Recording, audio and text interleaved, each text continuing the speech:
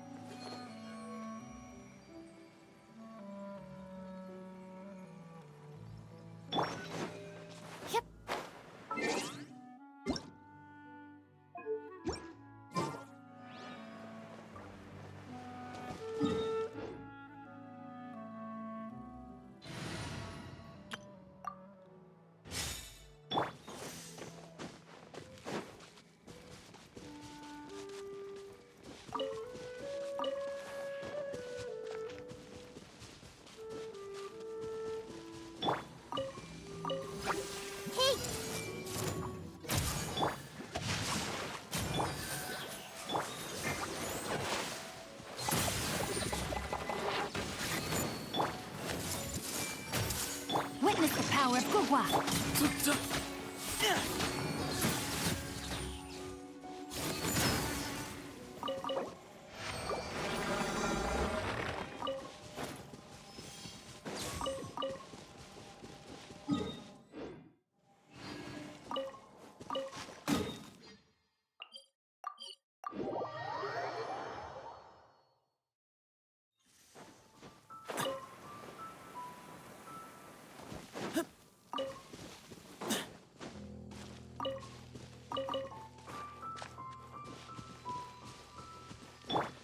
Let's dance.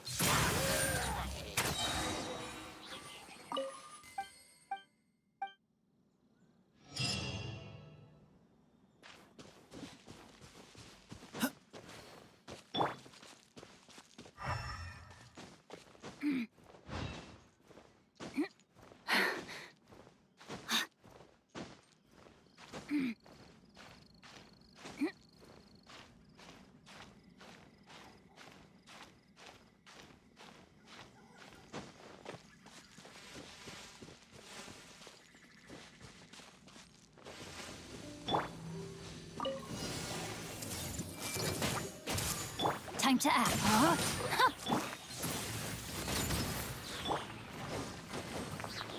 I see everything. Rain outlines your... Let the show be...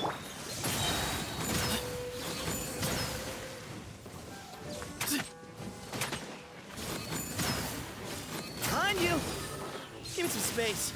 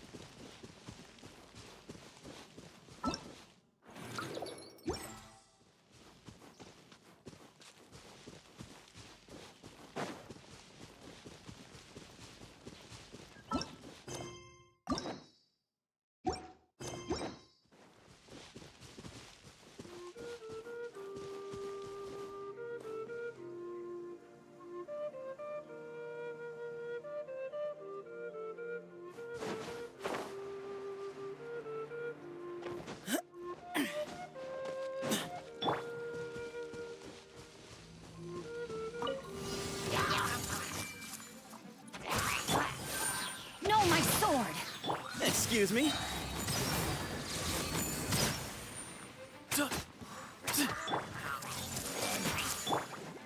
Rain outlines your... Way ahead! Let's dance. Huh.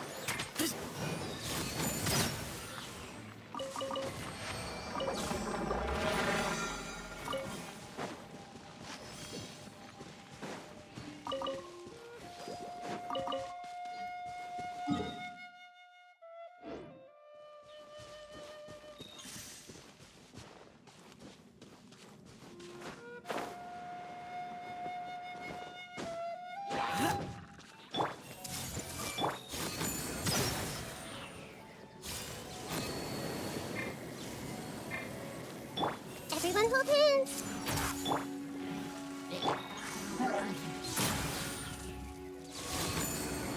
Behind you!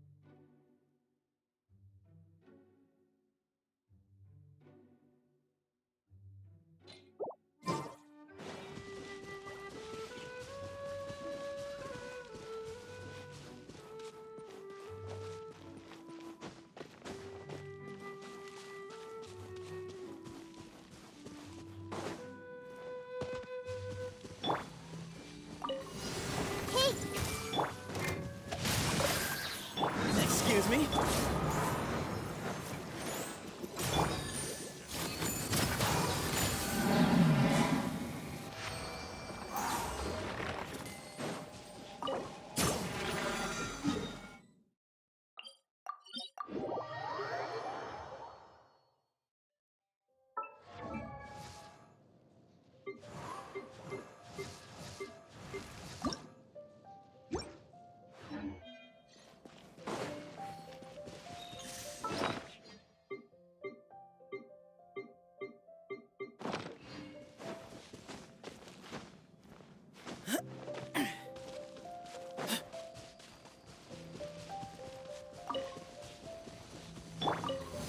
Everyone hold hands. No, my sword! Give me some space.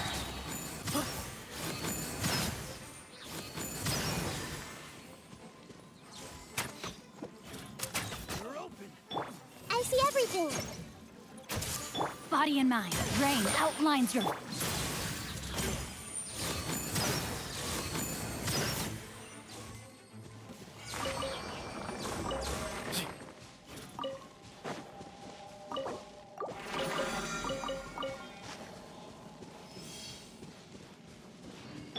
Hey, Way ahead of you. Behind you.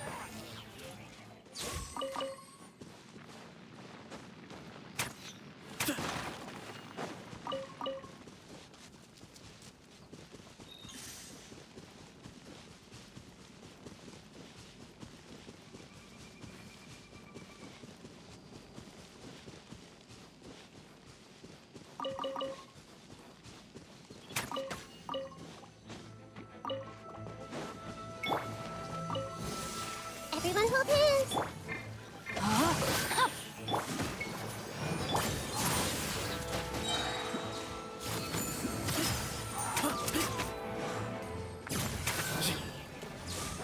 Give me some space.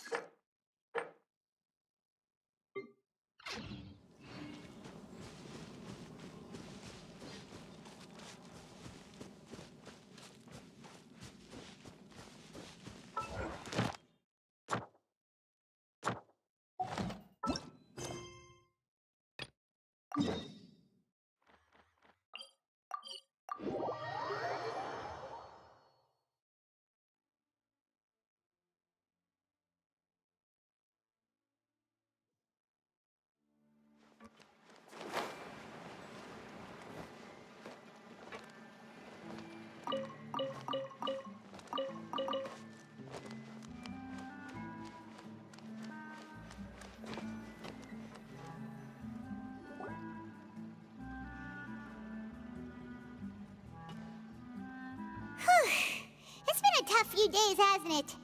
So much has been happening. Paimon didn't think the meetings would go on for so long, but everyone seemed pretty fired up, huh?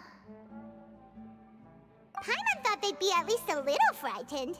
Well, Fremine was, now that Paimon thinks about it, but everyone else just looked a little surprised. Well... It's hard to say. Paimon doesn't have any experience with this sort of thing. But with you around, Paimon sure will do great. After all, you're the most reliable person in the world, aren't you? Huh?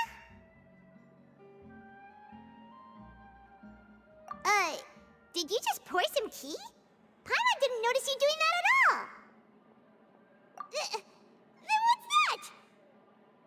Paimon's never seen that cup before. Don't be frightened. I'm just joining you two for tea. I merely refrained from saying anything till now. Who's that voice? But there's no one here. Ah, have you forgotten me already? Wait, you are familiar. You're the voice we heard from the sky in Sumeru. The voice from the sky, I fear that description is wrong. Though, not completely wrong. You're feeling lost now, just as you were feeling previously. I sensed that confusion and thus came to you. Guiding people is an irresistible hobby of mine, after all. Consider me a passerby, just accepting a commission from my friend's disciple on a whim. The prophecy. Yes, what has been prophesied will be fulfilled. You may view such things as the history of the future. What? Then is there any way we can stop it? I believe you have witnessed a failed attempt with your own eyes.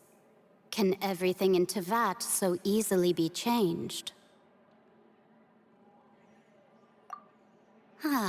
So you've caught on. Just as prophecies are usually only the future as seen from the perspectives of the gods, could things be happening in hidden corners where the gods' gaze does not fall?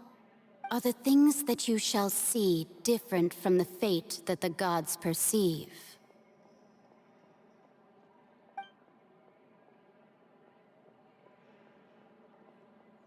What is she talking about? It all sounds really impressive and important and stuff, but it also sounds kind of scary.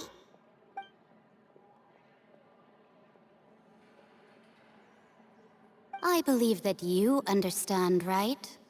Some things are insignificant, but others you must reach out to change. Ultimately, fate shall serve as your only guide, no matter what will happen in Teyvat's future. All you need to do is to play your part. This was good tea, by the way. Thank you for your hospitality. Well, that'll be all for today. The voice. It's gone.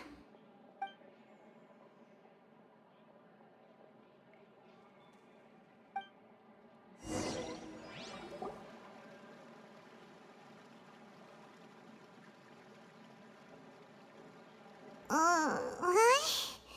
I want to hear someone talking.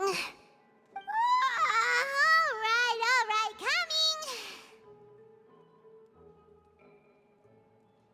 Hey, it's you who's getting lazy, okay? Well, I see I've walked in on some lively banter. Mona! fine, just fine. I went to take part in that Steambird panel. It turned out to be more interesting than I expected. Not all Fontanians are pessimistic about this. One journalist mentioned that sitting around and waiting for the end to come would be wrong, and that they should make their own rescue preparations. I agreed, so we had a brief chat with her. Did she have pink hair by any chance? Why, yes, it was Charlotte. I assume you've heard of her, no? That daredevil journalist? I'm in full support of her view. Prophecies are very important, but how can people allow their lives to be commandeered by just a few words?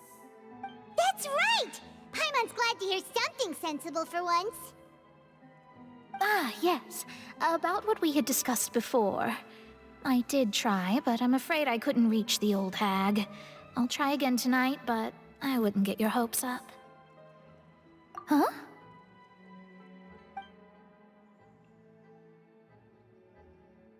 Goodness gracious.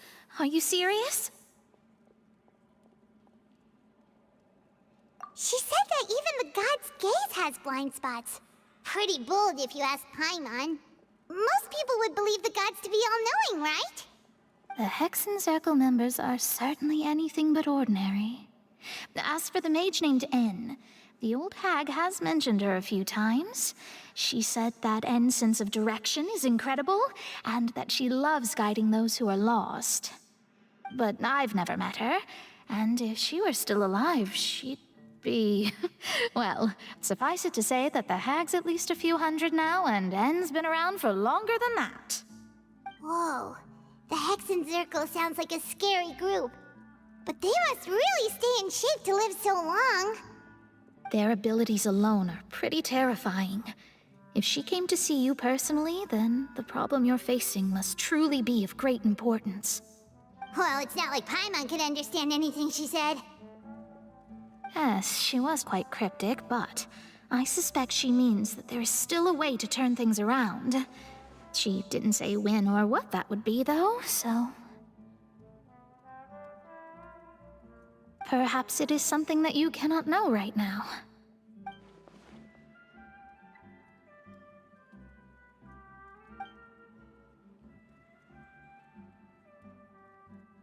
Traveler, Paimon, are you two all right? Oh, we're fine. We're just a little down right now. It kind of feels like the end is coming, you know? I see. I feel that same sense of desperation, too. I guess you could consider me someone who has often witnessed fate. So far as I have seen, it cannot be swayed. But even so, I still hope for, and believe in, miracles. Astrology is eternal and rational, but fate may not be. It is cruel, but it can also be beautiful. Perhaps that's what En was trying to tell you. Not to lose heart, and to believe that what you are seeing playing out before you is not yet set in stone. I did originally think of steering clear of all this, but I couldn't. Even if this is all futile, I still wish to help everyone. If we don't struggle to the last, then how can we face the end when it comes? Huh. You do have a point. There I go, talking about astrological principles again. Sorry about that. The moment I start talking about work-related stuff... I need to get going. It was worth trying to comfort you, even if only a little. I believe that you'll help those who are struggling in the same way I did. I suppose that might be why we always seem to meet by coincidence. Paimon feels kind of moved by what Mona said. But also kind of sad, too. Hey, Traveler. Paimon suddenly feels like going outside for a walk. Let's go. Let's walk around the city, shall we? There's a few spots we always like to walk by.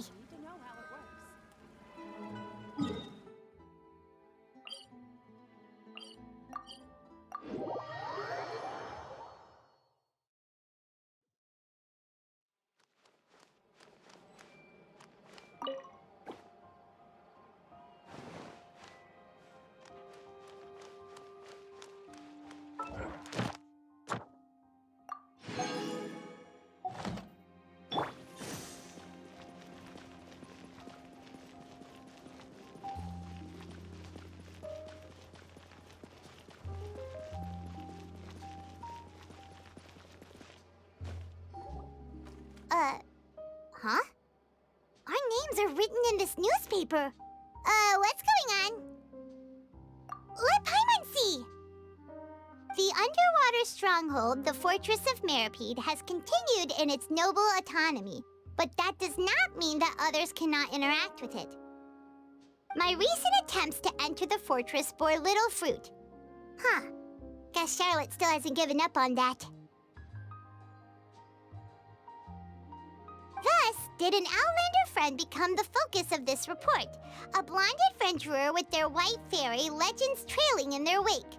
It is said that this mysterious traveler once visited the underwater fortress.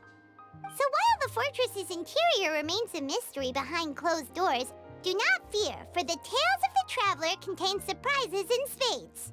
Journalist Charlotte's biggest scoop yet, the Traveler's Trail, World Walker. Huh.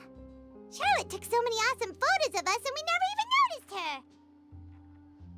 She hasn't been able to get a hold of anything at the fortress, so since we're easier to find, she's using us as the subject matter instead? Ugh, seriously? Well, fine. Those headlines and photos do look cool, so Paimon will forgive her this time.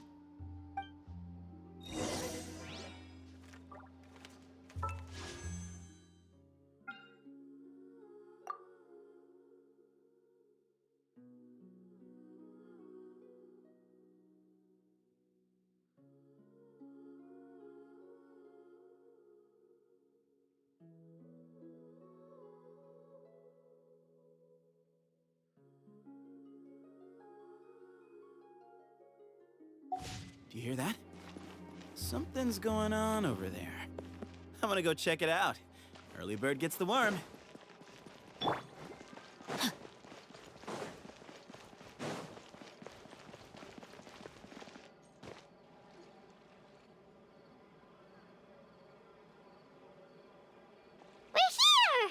here! Paimon's hungry. Should we go in and get something to eat?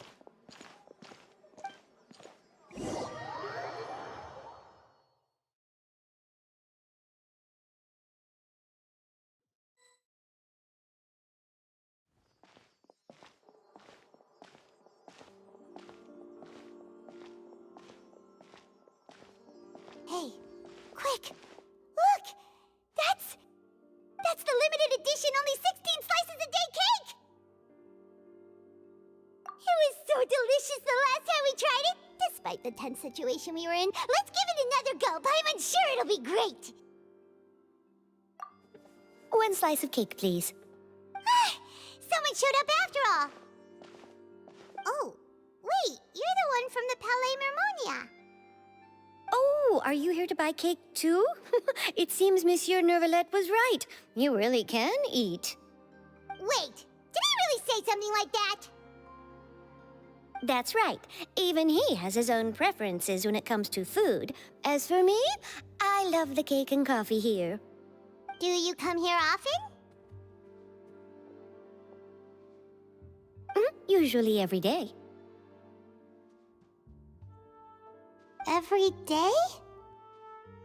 It's part of my daily schedule, apart from work. I shall have my cake and coffee.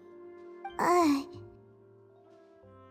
what if someone told you one day that this place would be closing soon, and you wouldn't get to eat cake here anymore? What would you think? But why would it close? Well, Paimon doesn't know either, but maybe the waters will rise tomorrow. You know, like in the prophecy. Oh, the prophecy. To be honest, I haven't paid much attention to that. No, still, even if there'd be no more cake tomorrow, that wouldn't keep me from having some today. No, it's the same for eating in general. You might not be able to eat tomorrow, but if you can do so today, then you should carry on. That's what people call living, you know. Huh. Don't be sad. Excuse me, could I have 2 more slices of cake to go? These 2 slices are for you. Sijuin said that this kind of expression you're making is what humans call being sad. Oh, you know Sijuin? I sure do. She was born before me, and she sometimes comes to the surface to teach us things about humans. She said that humans are creatures that are saddened easily, yes, and you can only lift their spirits by feeding them delicious food. So please try the cakes here. I've got something else to do, so I'll be going now. You two try to stay in a good mood after eating, all right? Bye.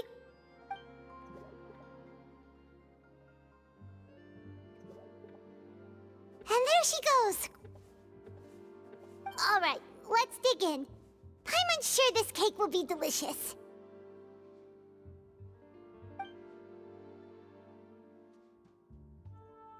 It's more delicious than last time, and the flavor gets even better with a sip of tea. It sure would be nice if we could come again tomorrow. Sure would be nice if we could always eat delicious food here.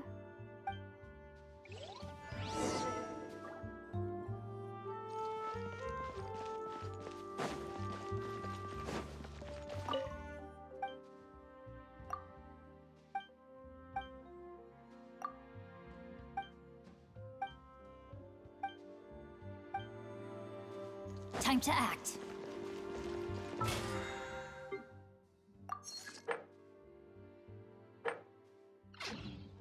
Body and mind.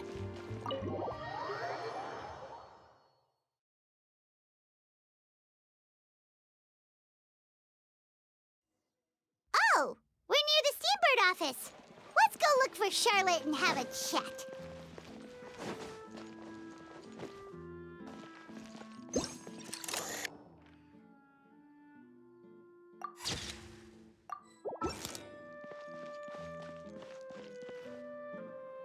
Wow! If it isn't the Traveler and Paimon! Oh, have you seen the article I wrote about you? Ha! You've got some nerve! You just used us to make some quick mora! Oh, you needn't worry about that. I heard that you were in Poisson some time back, so I sent you a letter to discuss just that. It appears you didn't receive it, though. It's all right, though. I've set aside the amount intended for you. I've even set the table with some food. Really? Oh, you're the best! You're almost a little too easy to win over, Paimon. If I were a journalist with ulterior motives, you'd be in trouble now, you know. Oh, Paimon knows you're not like that. Still, what brings you here all of a sudden? Were you looking for me? A friend of ours met you a while back, and when she mentioned it, we thought of coming to see you. Her name's Mona. Ah, so you know Miss Mona as well. She's a guest columnist for our paper. Really good one, too. She's so young and already such a brilliant astrologist. So she mentioned me? What did she say? She said that you're a real daredevil of a journalist. Nice. In which case, can this daredevil journalist dare to request an exclusive interview with the legendary Traveler and Paimon? Huh? So your article in the paper today doesn't count? Oh, of course it doesn't. That was more like live photography. What I'd like to do is dive deeper and ask you to talk about the things you've seen and experienced. Yeah, are we even qualified enough? Why not? If I say you're worth an interview, then you're worth it. But not right now, of course. I'll need a few days to prepare. Oh, in that case, we'll just chat when you have the time then? Oh, so that's a yes? Ooh, splendid! I'll tell the editor-in-chief immediately. I'll have to apply for lighting, a venue, some props, and... Whew, so much to get done now. Talk to you later. Wait, Charlotte, Paimon's still got a question for you. And what's that? If, just for example, Fontaine were to be flooded tomorrow, what would you do today?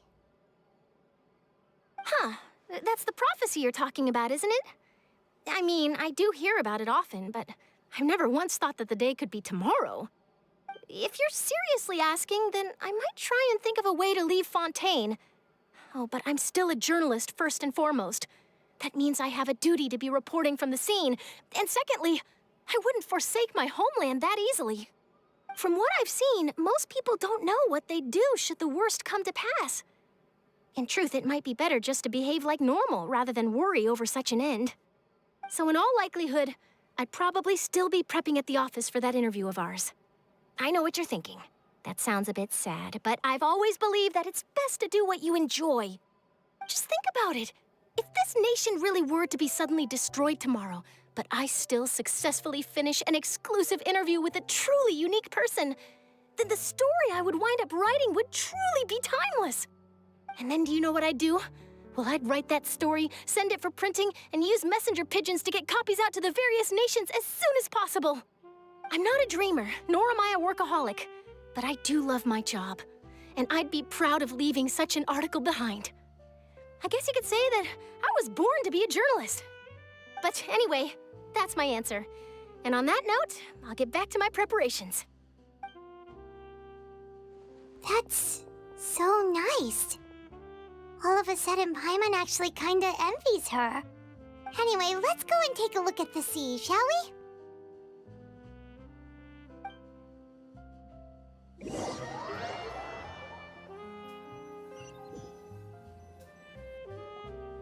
The sea breeze and scenery can be a pretty soothing combo, huh?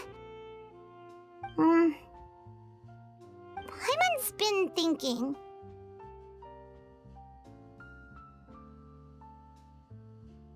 If it wasn't Fontaine, but all of Tevat that would be destroyed tomorrow, where would we go and what would we do? No, Paimon should ask, if you could choose, what would you like to do?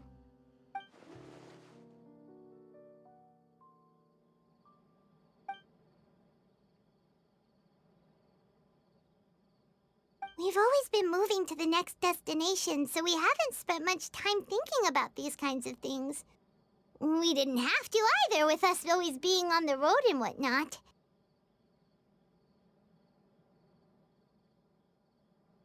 You mean, still traveling?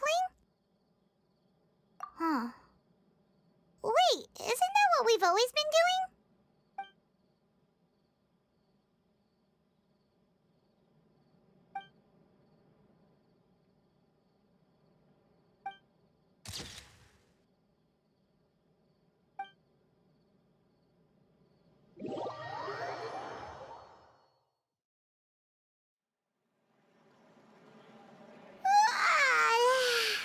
Feels like you'll grow mold if you stay here long enough. But it's still better than the Fortress of Meropide, that's for sure. It's not only damp there, but salty too. Ah, so the two of you are still here. Wonderful. Oh, you're from the Palais Mermonia, aren't you? Yes, I'm Isadora. Monsieur Nervillet sent me to look for you two before. I heard that afterward you went to the Fortress of Meropide. Not at all. I'm well aware that you're friends of his. Actually, I'm here to pass along a message from him. Yes, inside the Opera House. The Maréchaussée Phantom has declared the incident a small-scale riot. A riot? Well, that said, I don't personally think it was that serious. Lady Farina was watching a performance at the Opera House, and while she was resting during an intermission, some other audience members suddenly started harassing her, loudly accusing her of doing nothing about the prophecy crisis. And before she could respond, others started to join in. The crowd continued to grow, and protests against the Hydro Archon started to break out. So people have started to put the blame on Farina. Guess they finally found an outlet for the pressure they've been under due to the prophecy. I agree. People will naturally rely on gods, as is customary. But the moment people feel threatened, gods are also the first to be blamed. So what happened after that? Is Farina okay? Seeing that the situation was spiraling out of control and that further argument was pointless, she claimed that she'd gotten tired of this and left in a hurry. The Maréchaussée Phantom had their hands full maintaining order and did not catch where Lady Farina had gone. Only when things had stabilized did we realize that she had gone missing. So, you mean she's still missing? That's right. The Maréchaussée has dispatched many people to search for her, but we don't have any leads yet. that said, I don't think there's much to worry about. She is a god, after all. Even if she were to fall into the hands of rioters, what could ordinary people do to her? Good. Monsieur Nervillet sent me to tell you about the situation, but he didn't say anything else. Don't worry, this is more than enough to go on. Thanks for keeping us informed.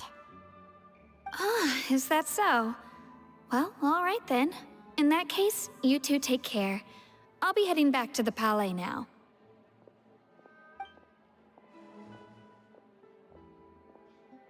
Well, sounds like we should hurry over to Poisson then. If we know Farina, she won't try to fix things in this situation.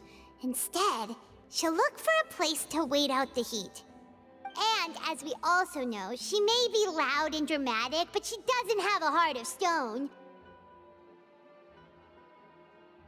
When Nervillet was talking to her in the Palais Mermonia, and she heard about Poisson, she couldn't hide her sadness and remorse. It would be hard for her to ignore being accused by the public today. Paimon thinks Farina's probably taken the opportunity to slip away to Poisson and try to relieve the sense of guilt that she's feeling. Huh! Well, what do you think? Paimon knows the answer, of course, but Paimon can do the analysis to back it up, too. Cool, huh?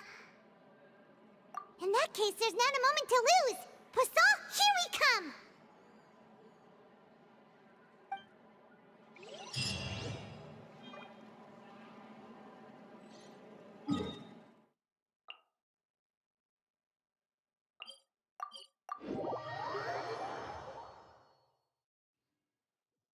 Time to act. Ad Astra. Thank you for Ad Astra.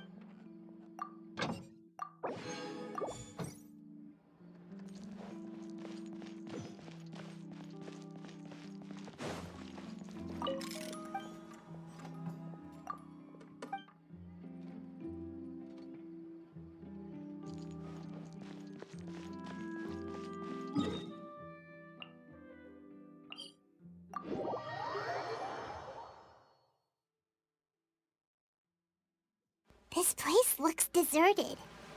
Guess all the survivors must have evacuated already. All that's left here are signs of death at station. Could Farina really be here? Let's try to find her as soon as possible.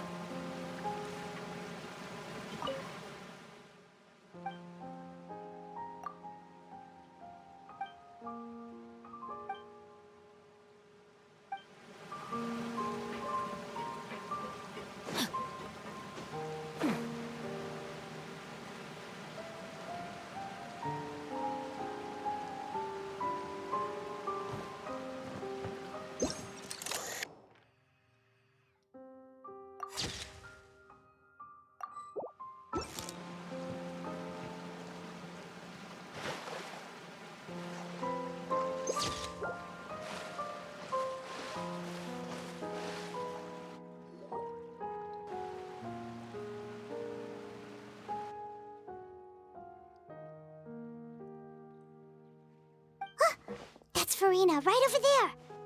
She really is here all on her own.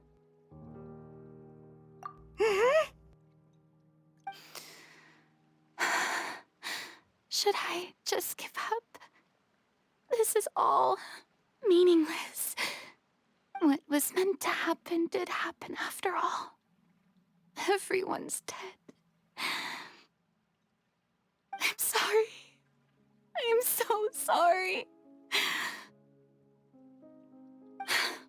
Give up, Farina. There's no point in holding out. I'm sorry. But what can I even do other than to repeat meaningless apologies over and over?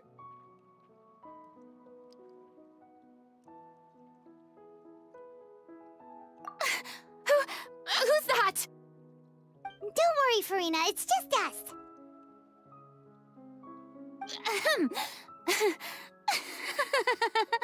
So it is you, blonde traveler from another land. Why, I almost thought you were someone from that mob of my ignorant subjects, come to kneel and beg for my forgiveness. Farina, you were crying just now, weren't you? The tear stains on your face are obvious. What do you mean, tear stains? Oh, I remember. The show at the Opera House earlier this morning was so moving. I'm still trying to process it. Who did that uncivilized rabble think they were? Disturbing my enjoyment of the arts.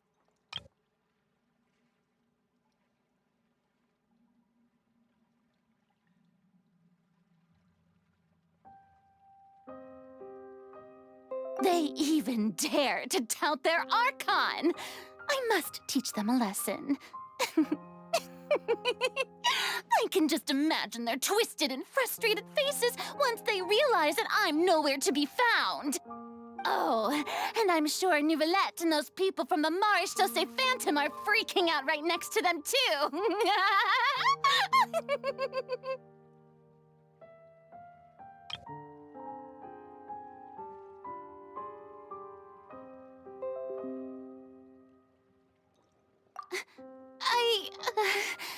Of course not! Hey, there she is! The Hydro Archon's over there! Quick, after her! Farina, those people seem to be after you. They are? They're just some rabid fans who want to cut the line because they haven't been able to meet me in person, aren't they? That's against the rules. I can't let them get their way. Farina just ran off! Quick, we have to catch up with her!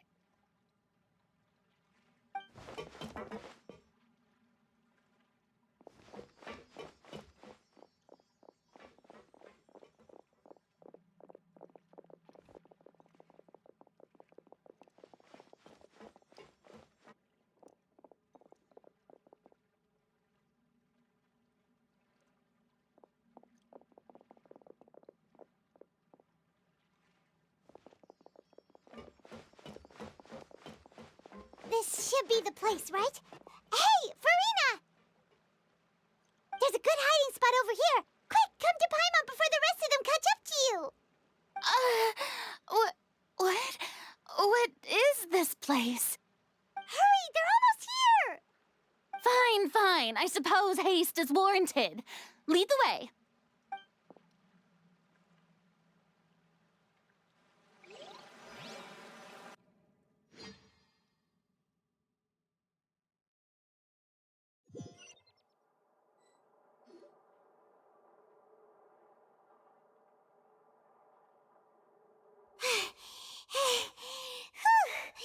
Paimon's exhausted.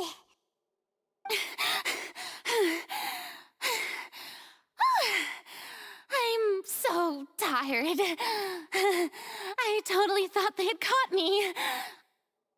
No, I mean, I merely gave in to the sheer enthusiasm they displayed.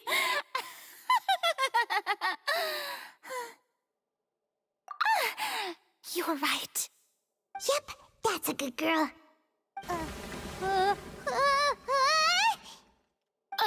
What's happening? The ground's shaking.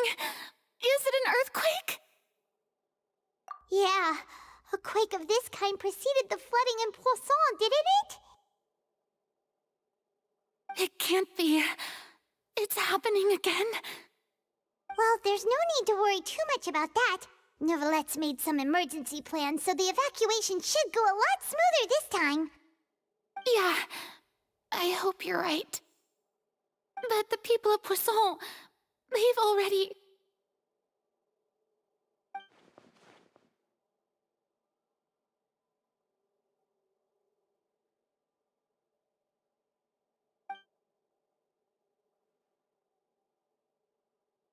It's true. I've been investigating the prophecy for hundreds of years. I once had informants all over Tevat, searching for clues and feeding information back to me. I've tried all kinds of ways, too, to hold back the sea, anything to keep the coastline from advancing. But all my efforts proved to be futile in the end. Really, the truth has been clear to me for a very long time. We cannot make an enemy of the divine. No matter what we do, the will of the heavenly principles will have its way, and the prophecy shall be fulfilled. Give up. I do love the sound of that phrase. It would mean finally coming to terms with fate, but also for me to finally be free. Indeed, I've thought about giving up so many times, especially after we almost lost Poisson. Fate is really unreasonable, isn't it? It has no heart and obeys no rules. The prophecy has only just started to come true, and so many people have already lost their lives. But just now, it all became clear to me. I still don't have the right to come to terms with fate on behalf of everyone else. As long as the final moment hasn't come, it's still not too late. Don't worry. I will keep hope alive for everyone until the very end. Well, that's enough for now. I got the impulse to play the stricken maiden, but honestly, considering my rank and station, that wasn't a good fit at all. Don't take any of what I just said seriously. How could I possibly let Fontaine fall to the whims of trivial prophecy? Come on! Paimon could have sworn you were actually being honest just now.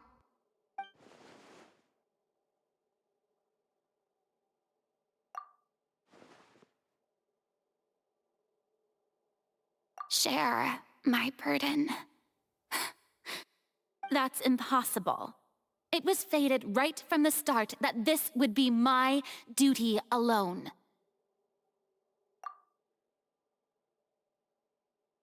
A witness. Yes, I've heard that you came to Tevat from beyond the stars, yes. In other words, you never belonged here. And if Tevat is, in its entirety, a show on a stage, then you're just a spectator, aren't you? If that's the case...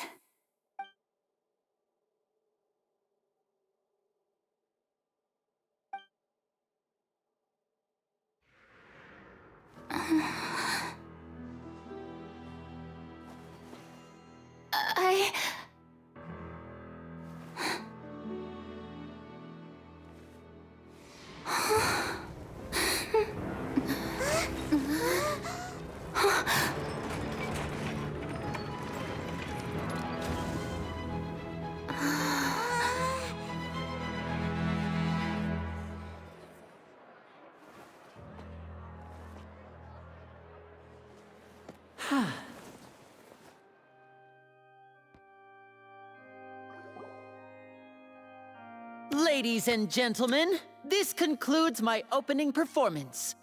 Now, without further ado, we may proceed to the trial of our god. So this is what it is. Yes, you deserve praise for the effort you took to raise the dramatic stakes.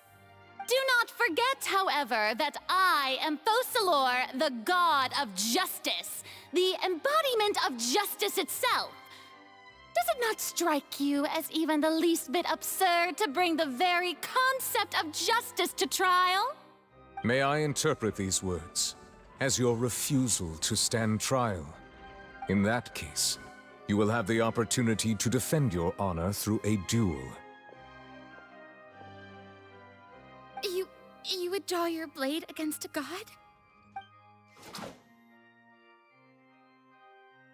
I see. It seems like you have made up your mind.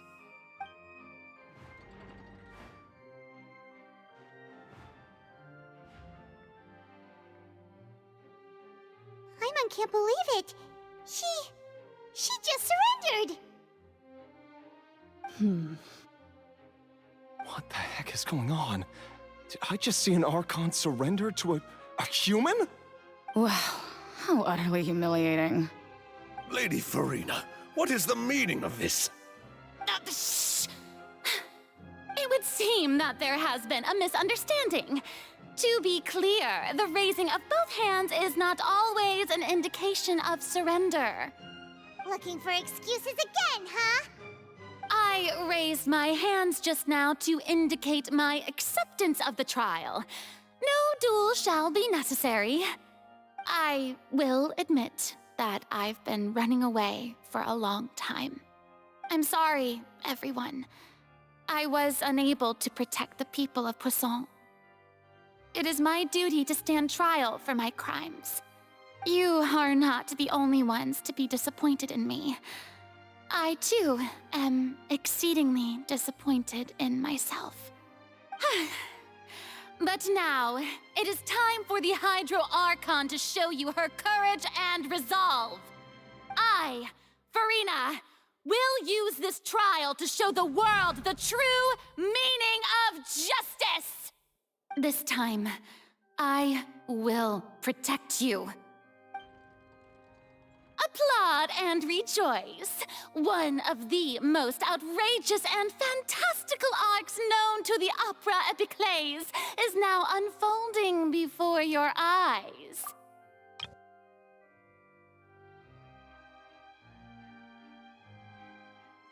Mark my words. This shall be one of the most exhilarating and brilliant shows ever to grace the stage of Fontaine. The trial of the Hydro Archon, Focalor, will now begin! Woohoo! Oh, now we're making history! Why does it feel like Farina just took over the whole thing? Like, come on! Didn't she just get forced to stand trial for her crimes? Also, even though she's still acting super dramatic, she is taking this seriously this time, right? All right, then. Who will be my opponent in this trial? The court asks the prosecutor to please take the stand.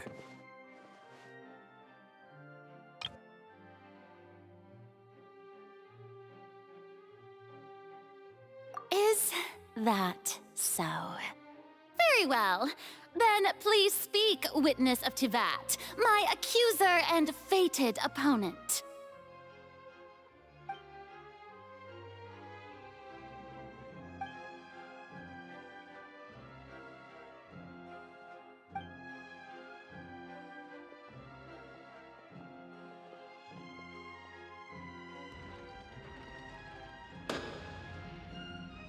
Also, please allow me to ask, as a final question before the trial begins. Just how much work did you do to force me onto this stage? Well, we did do a lot of prep after the meeting that day.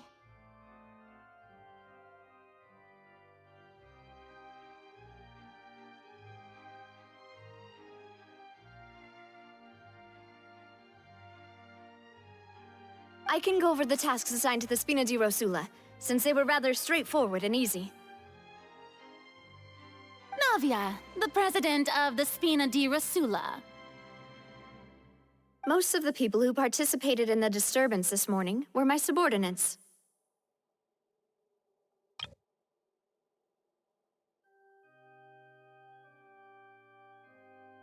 They changed into plain clothes and came to the Opera House as regular audience members, waiting for the perfect opportunity to incite insurrection against you. The people's resentment against their Archon has been building as more and more of the prophecy is fulfilled. A spark was all we needed to turn smoldering anger into a flame. Moreover, according to our understanding and analysis of you, when something like that occurred, you would likely flee the scene and head to Poisson by yourself. So, we arranged for a second group to lie in wait there. So, you mean, the ones who scoured the settlement for me were also from the Spina? And their goal was to force you to step into the giant magic box so you may personally participate in the greatest magic performance in all of Fontanian history. That's right. That house was a magic box, rather than someone's residence. As the super ultimate version of the setup that I used when I first performed at the Opera Epiclese, the volume of the box was increased by a whole order of magnitude, and the distance it traversed was the entire gap between Poisson and Aranias.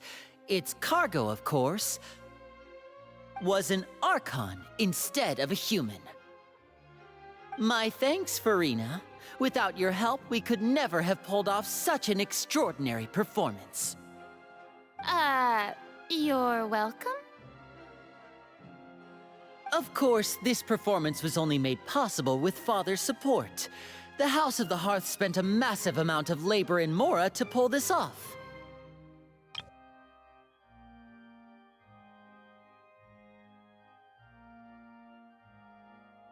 We had to select a location, construct the giant magic box, dig a tunnel, and open up a path through the water.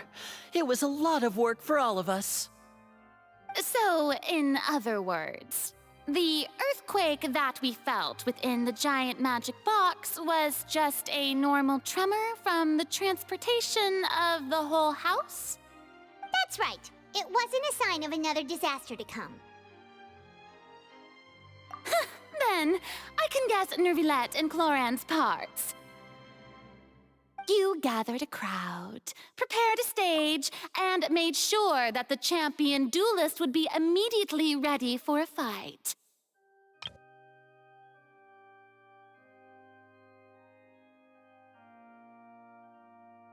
Also that as soon as I appeared on the stage, the trial may commence without a hitch.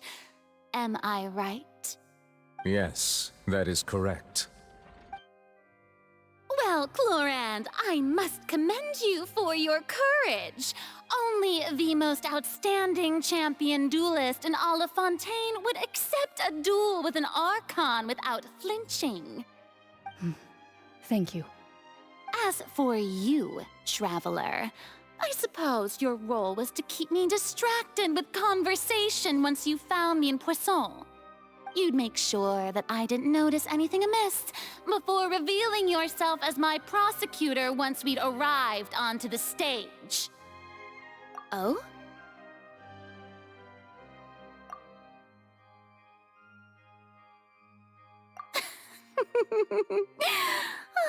Is that so? Then I suppose I must have missed my final chance.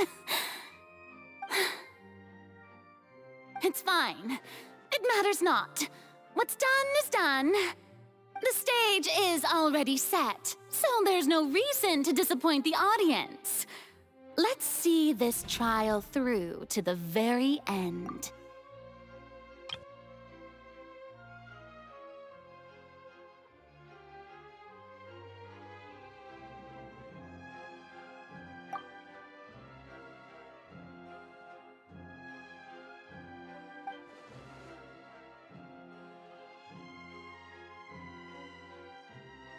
Madam Prosecutor, please allow me to pass this along. This is a document that Miss Charlotte applied for and received permission to share with you during the trial. According to her, it should speed up the proceedings. Huh? Charlotte wanted to give us something? Oh, so she's here too! Hey, Charlotte! Oh, let Paimon see. Isn't this the exclusive interview that she did with us before? So she's already finished it, huh? Wait, then that means this document is a perfect timeline of everything that's happened ever since we stepped foot in Fontaine! So in other words, we can refer to this anthology of evidence every time we want to use something from our journey as evidence for an argument! Let's quickly confirm the information in it. Just think of it as a refresher, alright? You defeated the Hydro Archon in the very first duels you took part in at the Opera House. That's one for the history books, all right. I didn't think that you'd wind up getting to the bottom of the case I'd been following all this time. I guess you could also see this as a happy coincidence. This is the first time Monsieur Neuvillette had a difference of opinion with the Oratrice. Even the Hydro Archon can't figure it out. A Fatui Harbinger. She's an extraordinary person. Her instinct must mean something. The fortress of Meripede was almost destroyed in a single day. That I didn't witness that scene personally will always be a source of professional regret, I think. According to Monsieur Neuvillette, both Child and that whale should have been in the primordial sea at that time. I nearly lost my awesome friend Navia. To be honest, that still gives me shivers. The words of someone as extraordinary as a witch can probably only be truly understood when something surreal happens to you.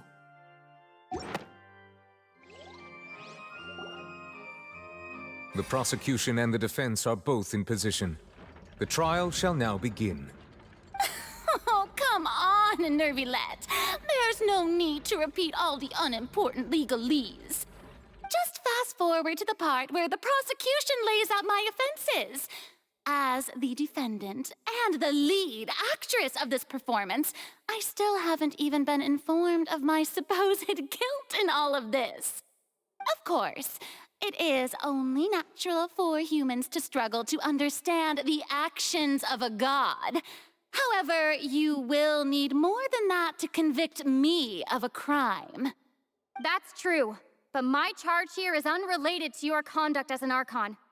Instead, I would like to charge you as a fraud who's never been the Archon in the first place. Wait, what was that? Lady Farina's a fraud? Hey, I came here thinking that we were going to try the Hydro Archon for forsaking her duty, but did I hear that right? She's not our Archon at all? Charge accepted. Lady Farina, do you plead guilty to the charge?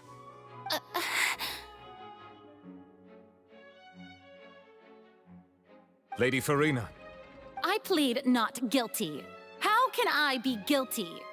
There is no way that I, Focalor, otherwise known as Farina de Fontaine, a member of the Seven and the Regina of all waters, kindreds, peoples, and laws of Fontaine, could be anything other than your true Archon. Yeah, even though Lady Farina can be rather eccentric, isn't it going too far to doubt her very identity? Yeah, I've never questioned her identity either. Sure, Lady Farina can be super irresponsible, but what grounds does that prosecutor have to make such a huge claim? I have cause to believe that common sense will prevail in this case. Many of the members of the audience have known me as the Hydro Archon ever since they were born. There would be no fooling their memory. See? Even the Oratrice has decided to show me its favor. Are you sure you want to commit to a charge that will never be upheld? If you wish to drop the case, I can promise you as the God of Justice that you will not have to face trial for making a false accusation. We will treat everything that's happened as a dramatic spectacle and move on with our lives. What do you say to that? Huh. An argument with near impossible odds, huh? We have to not only refute Farina's claims, but also overturn the long-held beliefs of the people. Well, I tried to give you the chance to surrender. If you must persist, then let me ask. If you believe I'm not the Archon, then what manner of being do you think I am? And if I was not the Archon, then how did I manage to live for over 500 years?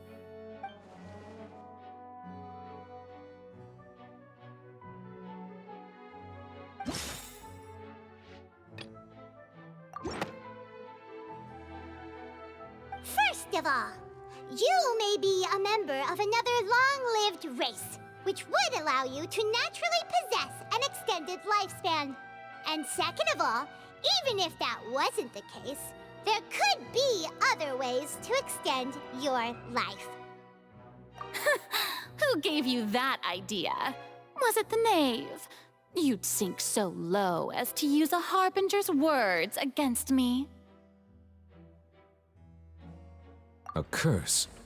I once thought it possible that the aura of an Archon might naturally resemble a type of curse. But in light of this claim, perhaps what I sensed was not your divinity, but a curse after all. Neverlet sensed it too, huh? Lady Farina is actually a human? Well, it is true that it's extremely difficult to tell humans and gods apart just by looking at them. It's not impossible.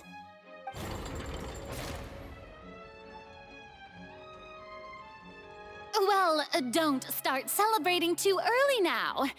Even if I have been carrying a curse like you said, how does that prove that I am merely a human being? Besides, everyone knows that the main difference between a human and a god is the possession of authority. Gods can do what humans cannot. That's why they're worshipped as gods. For centuries, manifestations of my authority have served the nation of Fontaine. One need only to turn their eyes towards the Oratrice Mécanique d'Analyse Cardinal in this very opera house, or consider the indemnitium that is used in every aspect of life.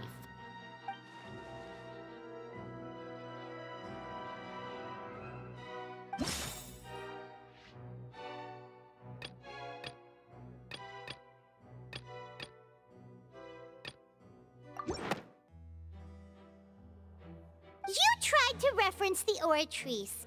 But weren't you as confused as all the rest of us when the Oratrice declared Child to be guilty without any proof? Otherwise, you should have come up with a good explanation for that by now. Didn't I make myself clear at the time? The decisions of the gods are naturally difficult for humans to comprehend. There is no need to provide an explanation. Lady Farina, I believe a reminder of your current circumstances is in order. While the court is in session, the principles of justice and the law must come before all else. While you are an Archon, you are also first and foremost the defendant in this trial. You will prove yourself unable to defend against the prosecution's charges if you continue to withhold vital information against the rules of the court. I never thought you'd use that kind of rhetoric against me. That was no trick of rhetoric, Lady Farina. I've merely reiterated the rules of the court. Rules that all should respect and follow. So, you neither knew why Child was declared guilty, nor did you understand the structure and operations of the Oratrice. Instead of having been created by you, the manifestations of authority you mentioned have been made by the real Hydro Archon, haven't they? The real Hydro Archon? Well, now you're really losing me. It is true that I did not know why the Oratrice gave out a guilty verdict that day. But the Oratrice handed out that verdict unilaterally, and it has been operating independently ever since it was first created. You can't argue that just because a divine creation is flawed, that the god behind it must also be no god at all. She's still throwing out all kinds of excuses. Seems like she's confident that we won't be able to produce proof that she has no power over the Oratrice. My power as an Archon. There are many ordinary citizens in the audience. How can I just carelessly demonstrate the formidable power of an Archon? If that poses a concern, I'm prepared to extend my protection to the audience. You don't need to go that far.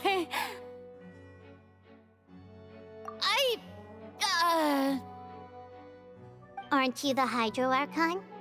Or is it that you can't even wield the power of Hydro, much less the authority of a god? Indemnitium! Yes, it's all because of Indemnitium! All Archons derive their power from the faith of the people, and I've converted the people's faith in justice into Indemnitium. Thus did I give up all of my divine power to provide everyone with energy for their daily lives. Have you ever seen a more magnanimous god? Isn't that a huge stretch? Yeah, no matter how generous an Archon can be, how could they give up all their power? Can a god with no power even still be called a god? It seems like nobody's buying Farina's excuse. Hey, come now, everyone. Please don't stare at me as if I was a liar. I'm still the same Farina you knew, right? The one that you loved. Shouldn't you want to believe in me? Please? You've got to believe me. If what the prosecutor said is true, she really has committed a grave offense. Did she deceive all of us? And all of our parents and grandparents too? And all of our ancestors? Ever since they were born? Enough. That's enough. Tell me then, if I'm not the real Hydro Archon, then who is? If you have no evidence of another Hydro Archon's existence, nor can you find anyone who can back up their claim to be such, then what grounds have you to say that I'm not actually the real deal? Wow, she came up with yet another argument.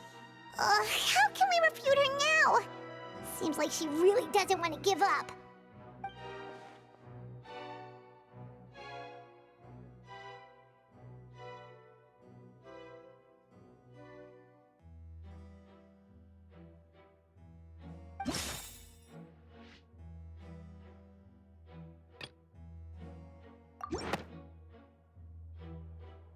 That doesn't sound right.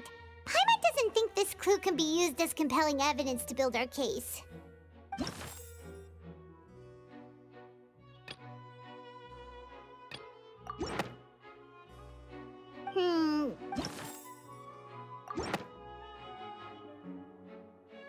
It has been established that all Fontanians can dissolve in water from the primordial sea. And that means... Since you insist on claiming to be a god and not a human, then there's a method that you can use right here and now to eliminate all suspicions of you being the latter. Miss Navia, please apply to serve as a temporary attorney for the prosecution before addressing the court. Though you act in partnership with the prosecutor, you must still adhere to proper procedure. Super sorry, Monsieur Chief Justice. I swear this really will be the last time that I'll speak out of turn. Now, I've brought some seawater from Poisson. As everyone knows, a massive flood struck the area not long ago, taking many lives, including those of some of my closest friends. So, Miss Farina, would you dare to touch some of this seawater? If we are to believe that you are indeed the real Hydro Archon, touching this seawater would have no effect on you. All it should do is strengthen your case.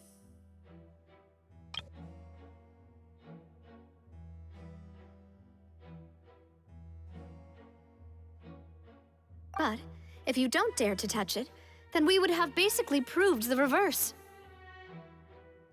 Oh, and I must remind you that after the disaster at Poisson, nobody wants to see any more people dissolve. I do hope you'll act prudently and choose the simpler path of admitting guilt. Navia from the Spina di Rasula. The Spina has governed Poisson for many years. I guess her suggestion is valid. If Lady Farina is indeed just a human, she's probably Fontanian like all the rest of us. Would she really dare to try?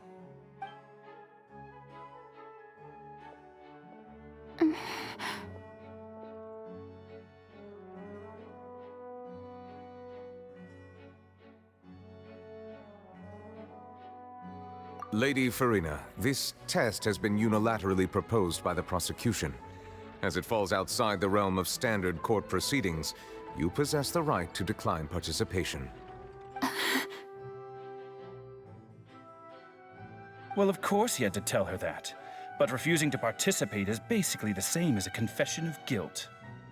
She's just staring at the water without saying a single word. It really does seem like she's quite terrified of it. That could only mean... What's going on? Is she really planning to... that's not what we thought she would... Due to the inherent risk of the test, Lady Farina, you may...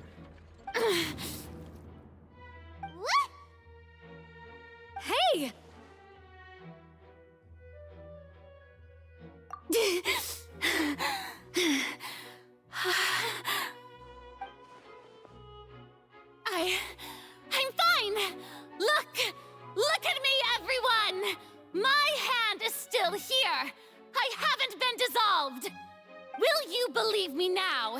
I really am your Archon. I'm nothing like a normal human who would fall apart as soon as they touch this water. Really, was this not the most obvious thing in the world? Miss Siegewien? If you are present, Miss Siegewien, please come forward and attend to the defendant. Siegewien?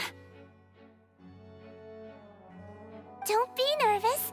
It'll just take a few seconds. Let me see.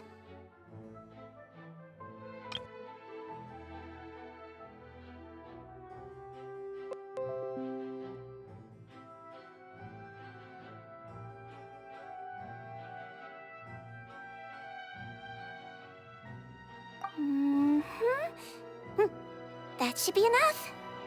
Please announce the results of your evaluation to the court, Miss Siegewien. As everyone doubtlessly saw, Miss Farina was displaying symptoms of hyperventilation and flushed skin. These indicate that she was experiencing the adverse effects of exposure to primordial seawater. The extent to which she was affected is the same as other humans when exposed to primordial seawater of a similar concentration. Thank you, Miss Siegewien. Lady Farina, you may return to the defendant's stand. Oh, wait. What did she just say? I didn't get dissolved. Shouldn't that be enough to prove my innocence? Well, considering your tendency to run from your problems, we did originally prepare a direct sample of the seawater around Poisson. However, after extensive discussion, we exchanged it for a sample that is not concentrated enough to dissolve an actual human. After all, on the off chance that something entirely unexpected might occur, we don't want anyone else to lose their life to the sea. Yeah, so out of regard for Farina's life, you secured a low-concentration sample and asked the head nurse to serve as an expert witness. It's a great thing that the direct sample wasn't actually used. Farina could have... I can't believe... You...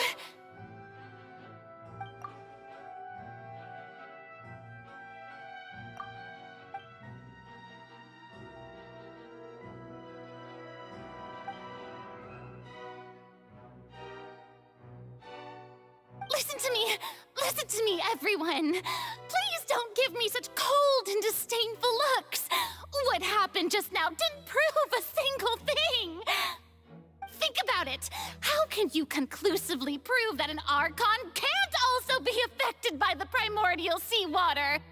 Also, if I was really just a human, why would I dare to just put my hand in that kind of water?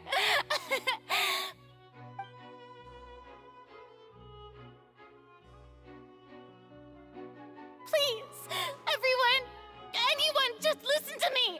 I swear, I really am your Archon!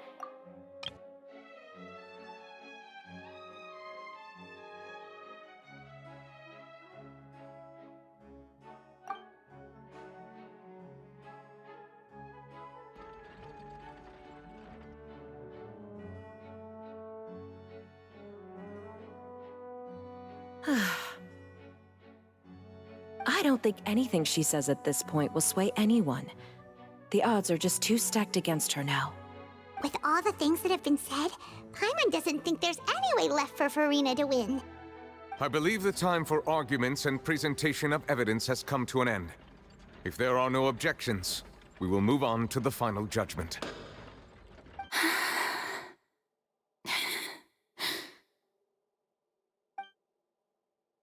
I don't think anything she says at this point will sway anyone. She's too stacked against her now.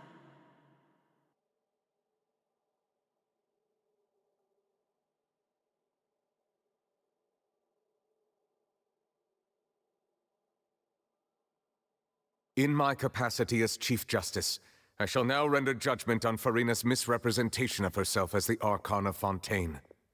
As a human who knowingly deceived her fellow citizens, Farina is... guilty.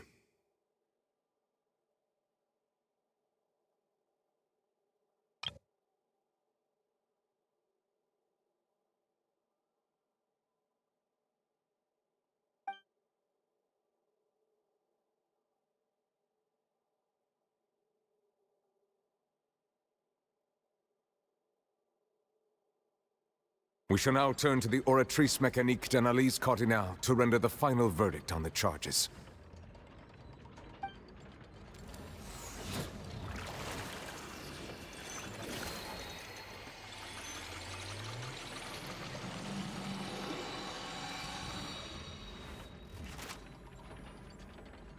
According to the judgment of the Oratrice Mécanique d'Analyse Cardinale, Farina is...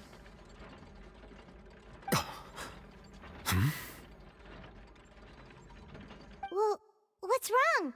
What's the Oratrice's verdict? No, the Oratrice also displays a guilty verdict. Isn't that correct then? However, the exact wording of the verdict is thus.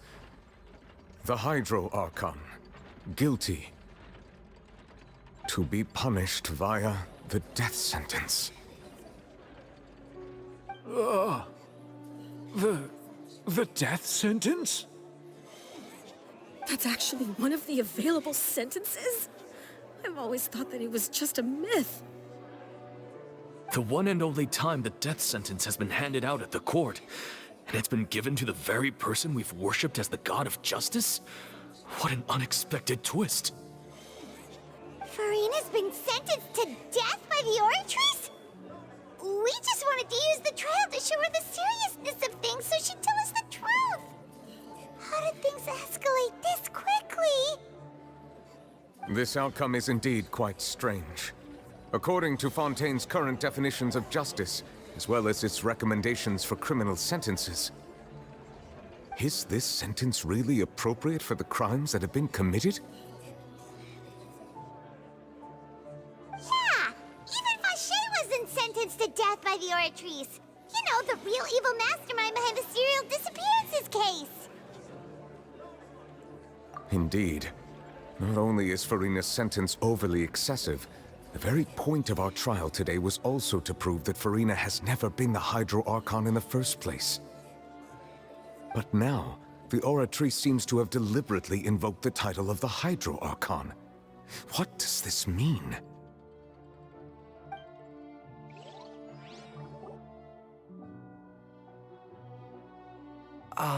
Excuse me, if I may interrupt. Is the trial still going? Fremine! Oh, you finally made it. I assume this means you've completed your mission? Mm-hmm. Any mission Father assigns to me will always be top priority.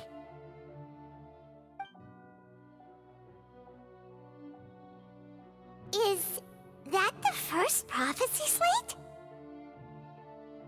Huh.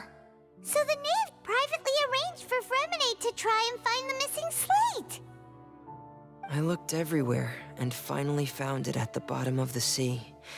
It took me a long time to get around some dangerous stretches of water. But has the trial already concluded?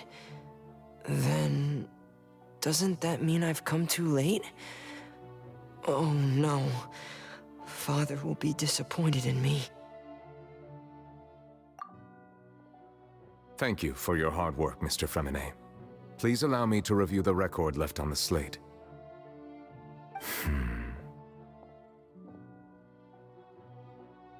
Traveler, I believe that you have already seen the other existing slates, and would like you to come here and confirm their contents.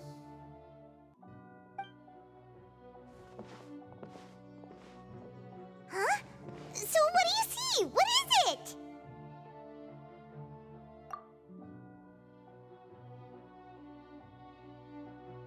I believe I've now made sense of the Hydro Archon's crime. It has to do with Fontaine's lost history.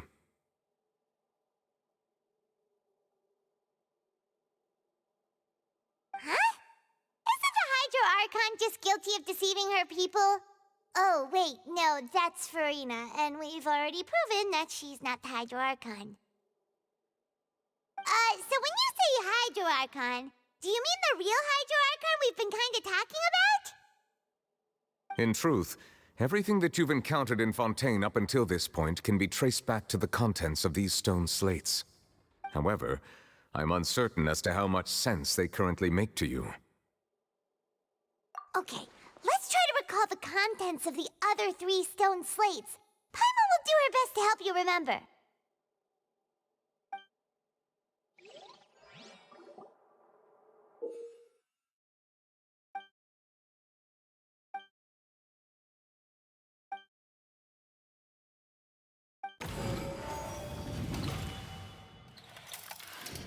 The first stone slate describes what you just said. It seems to show the previous Hydro Archon using her divine power, and then the Oceanids turn into humans. Does that mean that Fontainians are transformed Oceanids? Oh, Paimon wasn't expecting that. But if Oceanids can turn into humans, then perhaps this process can be reversed as well. The second stone slate shows Celestia floating in the sky, and the Hydro Archon and her people worshipping it together. But the heavens still brought judgment down upon them. This must be the point when the Hydro Archon and the Fontainians were branded with their original sin. Does this mean that the original sin and the Hydro Archon sin are the same thing? The third slate shows the Hydro Archon sinking into the sea surrounded by many people. Huh. That reminds Paimon, didn't we also watch that happen to someone else? Well, the fourth slate is the prophecy the Fontainians have been talking about. People dissolving into the sea, the Hydro Archon crying on her throne, and so on. We didn't believe that such a crazy disaster could happen at first, did we? But after that incident, it was just a question of when and not if.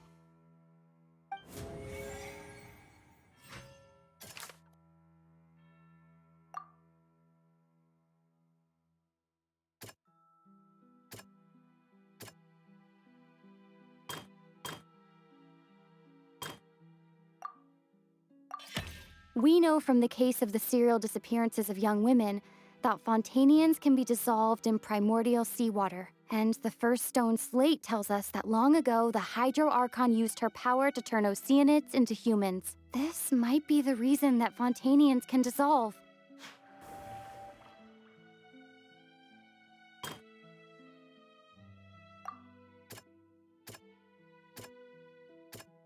That doesn't sound quite...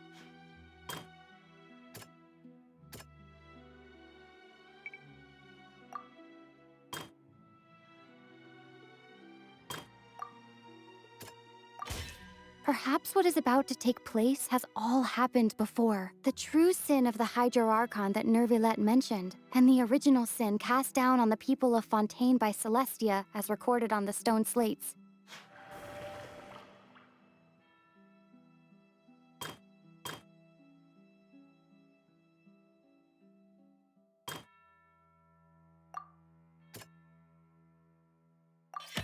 It's not as simple as falling into the sea. When Navia fell into the sea, her consciousness was subjected to judgment. The stone slates show the people gathered around the Hydro Archon in the sea. Could that be alluding to the same thing?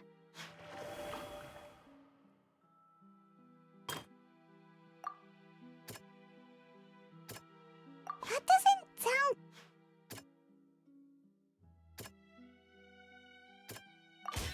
The prophecy from the stone slates found its way into society, but not many people believed it at first. The fortress of Meropide was nearly flooded with primordial seawater, which we know can cause Fontainians to dissolve.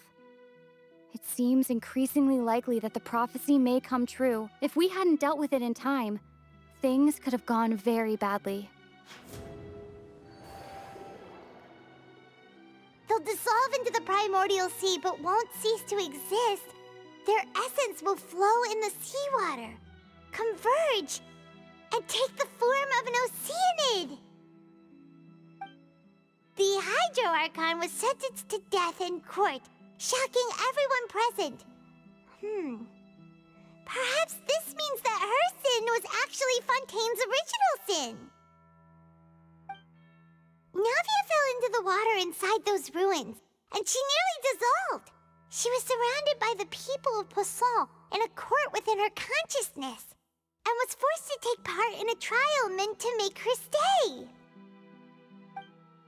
The eruption of the primordial sea at the fortress of Meripede was the surest sign that the prophecy was about to come to pass no matter what.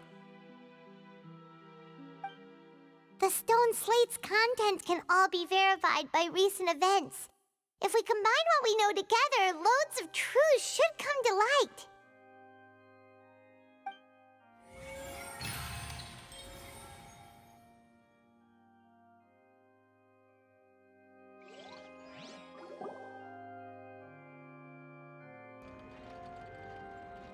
Huh? Oh, Paimon gets it now! So that's how you can make sense of it. But then it feels like we're going to have to share some truly shocking revelations. Let's hear them. Incredible. Linny, did you hear that? We're not real humans. All Fontanians were originally created by the late previous Hydro Archon, with Oceanids as their basis. The evidence for that can be found in how only Fontanians could dissolve in primordial seawater, and how all the girls Vacher dissolved were also turned into Oceanids. Oh, and according to Navia, when she was about to get dissolved, she also saw everyone gathered around for a trial, all of them in the shape of Oceanids. Indeed.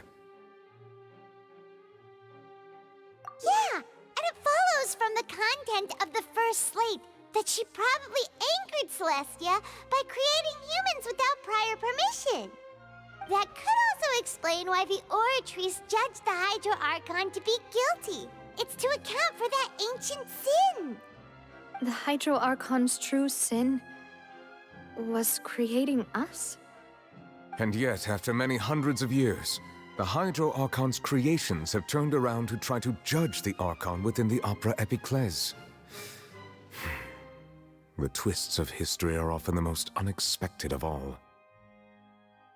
Yeah, isn't the image here just like when Navia fell into the sea? So wouldn't it be trying to show the image of the Hydro Archon also falling into the sea once the prophecy has been fulfilled in the fourth slate? In the end, the people will all be dissolved into the waters, and only the Hydro Archon will remain weeping on her throne. Only then will the sins of the people of Fontaine be washed away. Did Paimon get all that right? You've made some keen deductions. I must say, given how much you still don't know, it is impressive that you've already managed to connect so many pieces of the truth. However, while you were able to decode all the information on the slates, they've also been etched with an additional layer of hidden information using a different power source. When we were at the ruins, I tried to decipher the hidden information recorded in the slates. But since we only had 3 slates at the time, I was unable to come to a full conclusion. Now that the slate collection is complete, I shall make another attempt to decipher the narrative recorded within. If everything goes well, we should finally be informed of the unadulterated truth.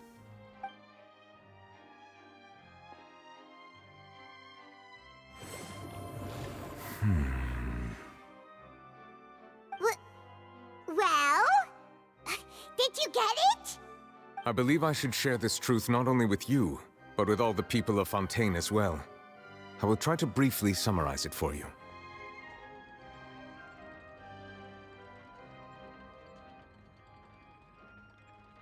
Your hypotheses regarding the origin of Fontanians and the sin of the Hydro Archon were both correct. In the Fontaine of old, the previous Hydro Archon sensed the yearning of her Oceanid familiars for life on land.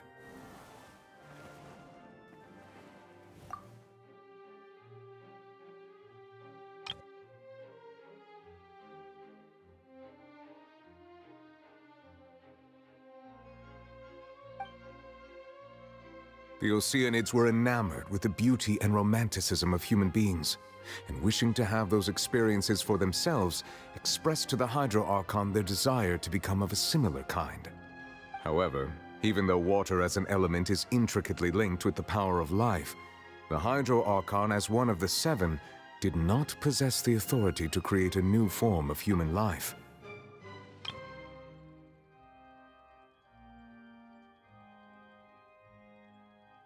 Not one to give in, she eventually found a way to create permanent humanoid bodies for her familiars by appropriating the power of this planet's primordial sea.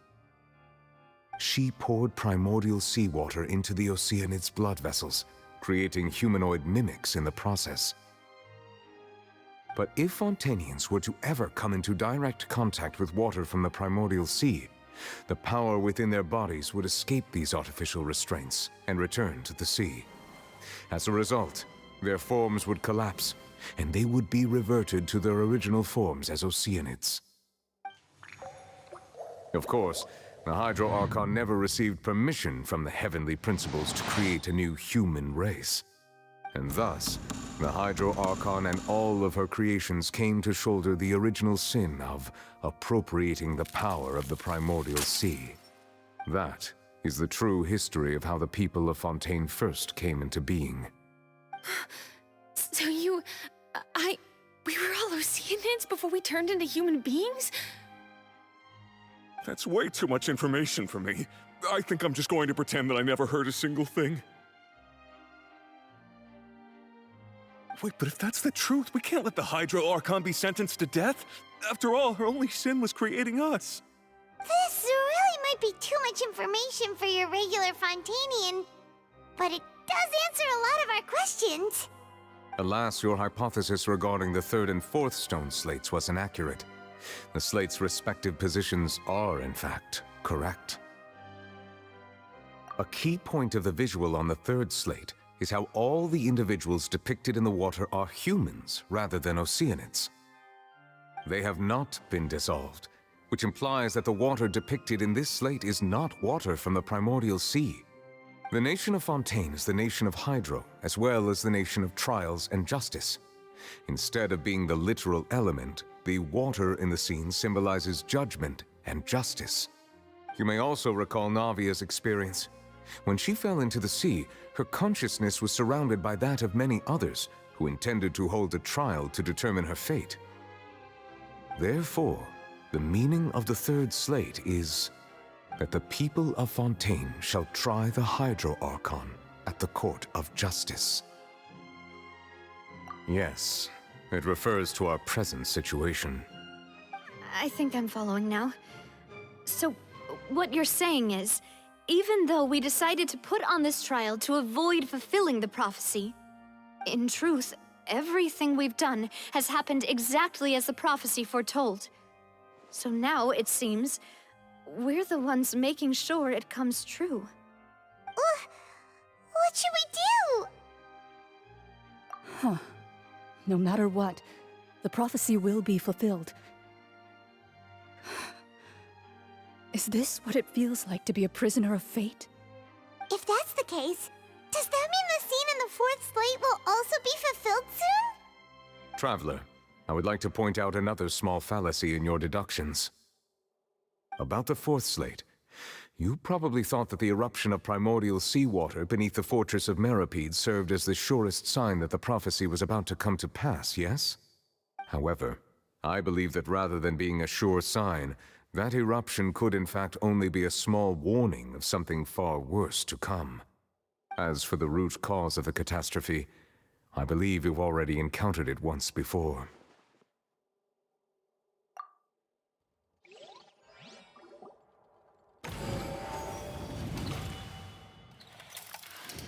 This eruption was just a small warning of the things to come. We must find the root cause of the disaster.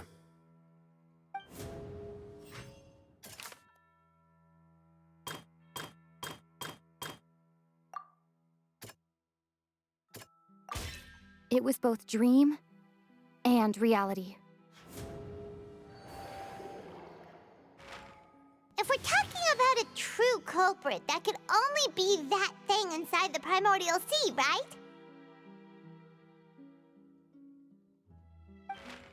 The truth, the original sin, the trial, and the root cause of the disaster.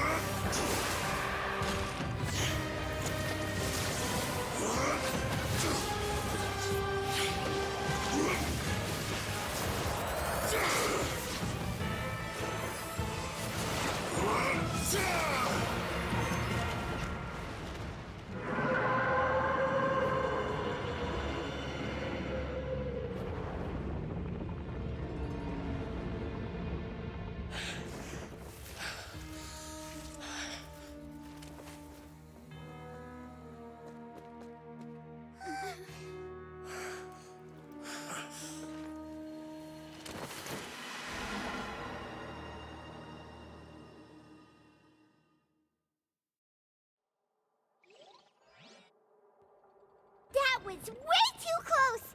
How did that thing just burst into the Opera House? Wait, was that the huge whale you saw in your dream? So we've met it at last. I understand very well why it has chosen to make an appearance here. That whale does not belong to Tevat. It is a monster that has traversed the stars, weeping all the while. It has been greedily consuming the energy from the planet's primordial sea, using it to grow. That is the main cause for the rising sea levels. And once it has finished consuming all of the energy contained within the sea, its next step will be... You said that when the Hydro Archon first created Fontanians out of Oceanids, she filled their blood vessels with primordial seawater. Precisely. That whale finds the blood of Fontanians nigh impossible to resist. Therefore, when it left the primordial sea, it decided to make its next stop a packed opera house full of food. Food in the form of Fontanians. We just barely managed to push it back, right? In that case, won't it come back to target the people again once it's managed to recover its strength? That is correct. Indeed, it is more accurate to say that we should thank that Harbinger for buying us some time. Without him, the whale would have likely come onto land far sooner. From the way he looked, he must have been fighting the creature for quite a long time. That battle maniac. We've always known that he had a special connection with that whale, but we definitely didn't expect it to help us out like this. Anyway, now that we know that this whale is the actual cause of the disaster recorded in the prophecy, all we need to do to stop the prophecy would be to find a way to beat it up, right? It is too late. It had already absorbed too much of the primordial sea's energy before we could notice it. At this point, it has become practically integrated with the sea itself. Even if the entirety of Tevat were to be destroyed, it could still survive and swim off towards some other world. That's not something I will accept. We've already done everything we can, and we even found the true culprit. We've come so far. You can't just tell me that the last hurdle is some impossible foe. That's just not fair. Indeed, that's not how a grand performance should end. I'll fight it to the end, no matter what. So the prophecy will be fulfilled no matter what, huh?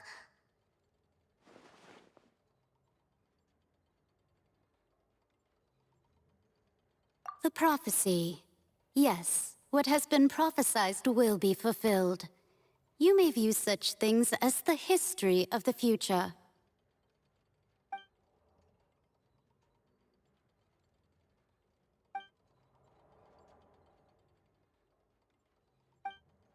Just as prophecies are usually only the future as seen from the perspectives of the gods, could things be happening in hidden corners where the gods' gaze does not fall?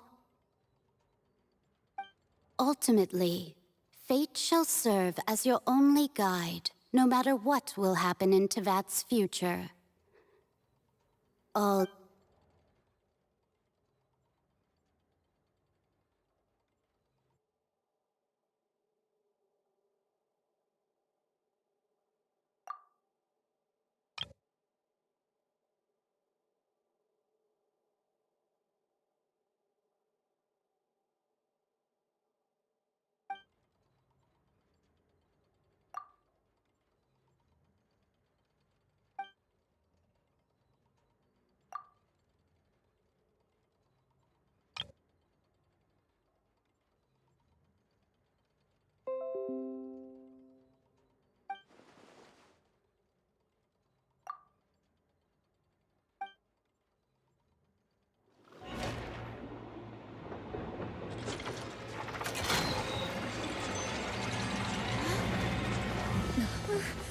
What's happening with the oratories?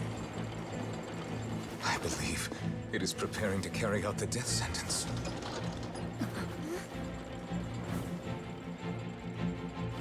Farina!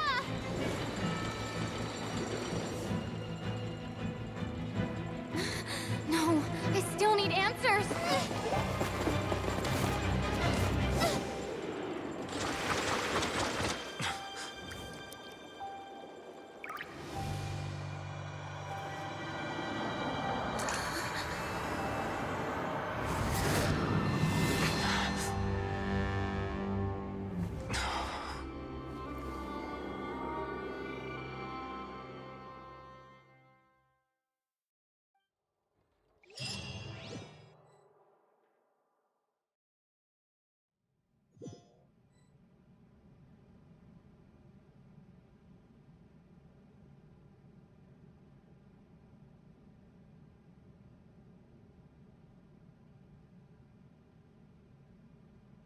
You...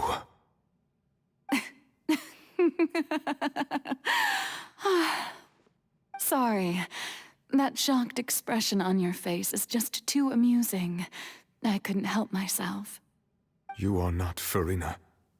Who are you? Ah, the sweet sound of bewilderment. Marvelous. A sure sign that my attempt to deceive everyone was a resounding success. But to answer your question, I am Focalor. You know, the god.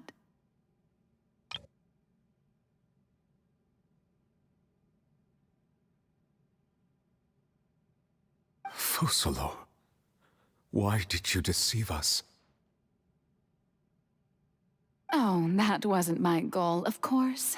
Goodness, no. But I had to fool everyone else too, if I was to stand any chance of deceiving the heavenly principles. Deceiving the heavenly principles?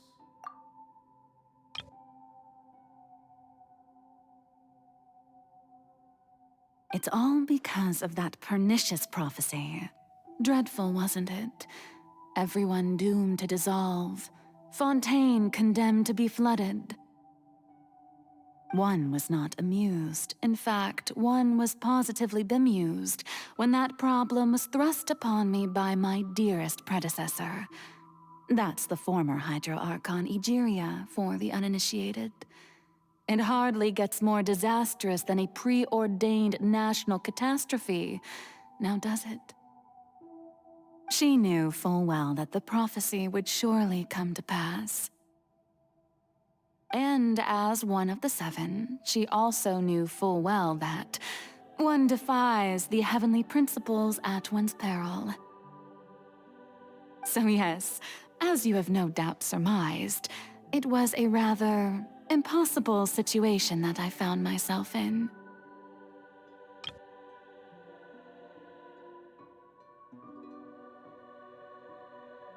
I spent a terribly long time mulling it over, alone on the ocean floor. And I was almost growing barnacles by the time I finally realized there was only one possible solution to this confounding conundrum. I had to outwit the heavenly principles, allow the prophecy to be fulfilled, ostensibly at least, while saving everyone at the same time. I'm a genius, I know. I can only assume that's why Egeria chose me as her successor. Although, looking back now, it was hardly the inheritance one dreams of. Between the task of saving the nation, the quotidian duties of the Hydro Archon, and not to mention the original sin of creating a new race of humans, I dare say she left me quite a colossal mess to clean up. But one can only play the hand one is dealt. I did not choose this, any more than I chose to be one of her Oceanid familiars. So you were also once one of the Oceanids, transformed into a human by Egeria's hand? Yes, I was.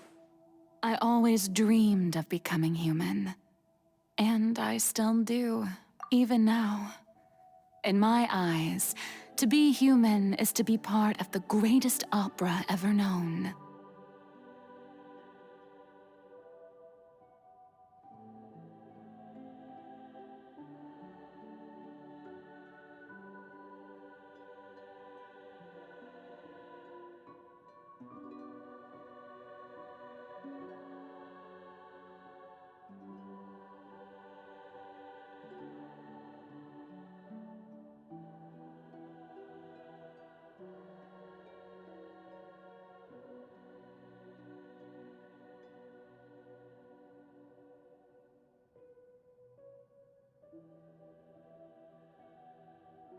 After becoming a god, I separated my divinity from my body and spirit, leaving behind only a self that was as naive and bewildered as my past self on her first day as a human being.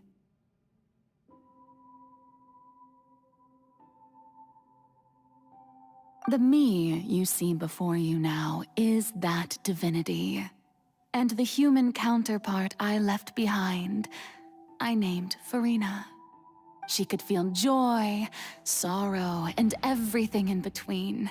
She could be as vain and conceited, or as meek and vulnerable as she wished. Her strengths were of a kind only a human could possess, as were her shortcomings. But in my eyes, Farina's humanity was what made her perfect. She was perfectly human in every way, the person I always wanted to be.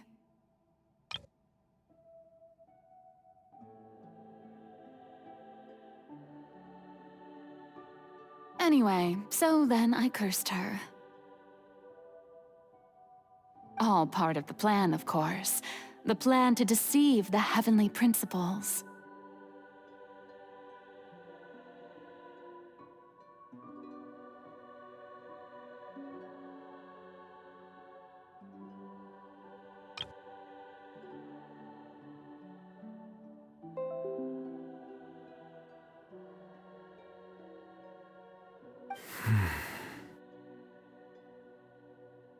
Do you still remember the final scene of the prophecy?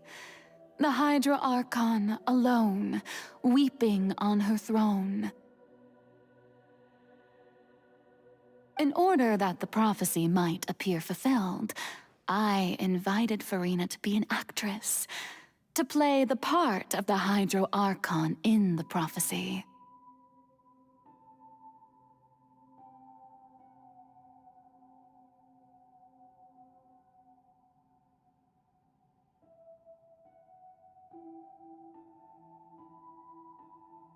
Under the curse I placed on her, so long as I, Focalor's divinity, continued to exist, she could not die. But nor was she free to live her life in the pursuit of happiness.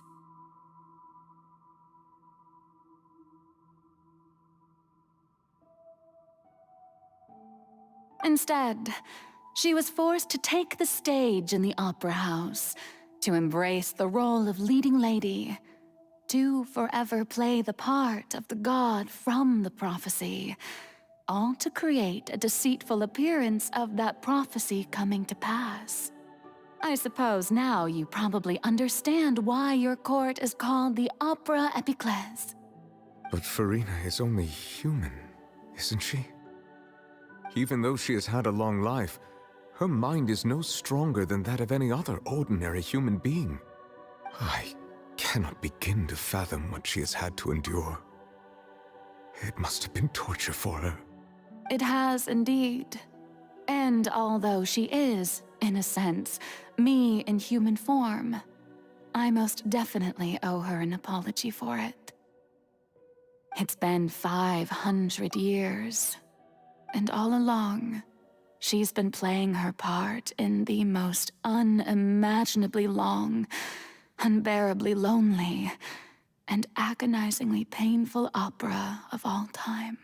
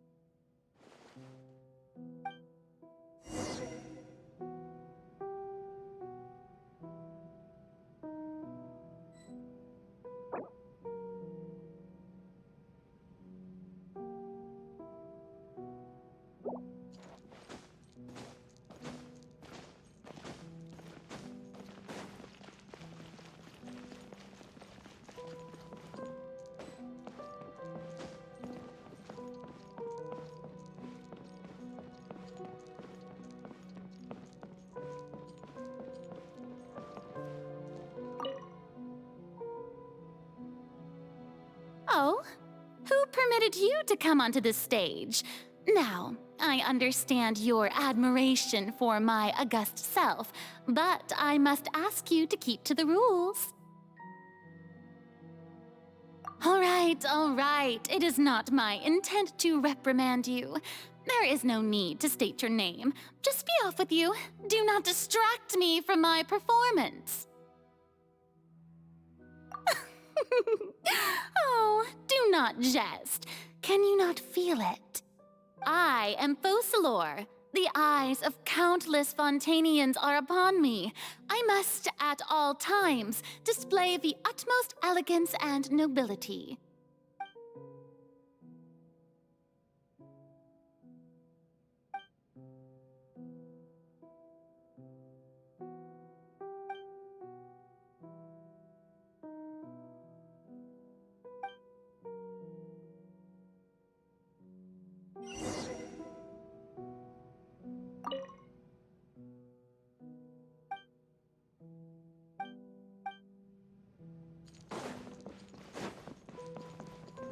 Dear audience, the performance is experiencing a technical difficulty, but worry not. The guards shall resolve it soon enough.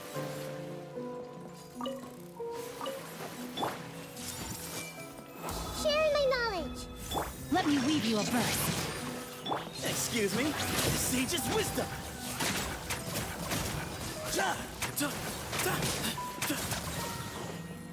Hey, what gives? The audience is still watching me, you know. Guards? Wait, where are the guards? Guards!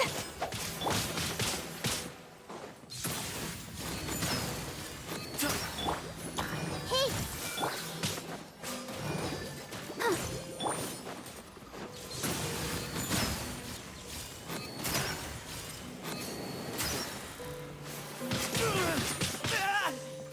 Way ahead of you. Come on, we can do it. Let's dance. The Temple of Wisdom.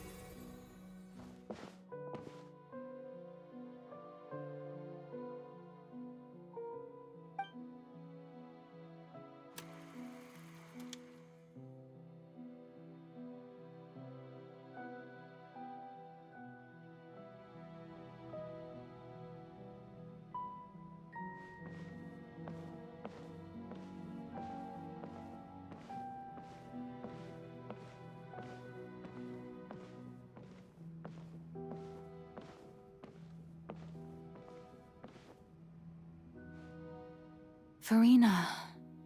Furina. Huh? Who's that? Who's calling me? Where are you? Be not nervous. Be not afraid. I am before you. Wait a moment. You're near me? How can this be?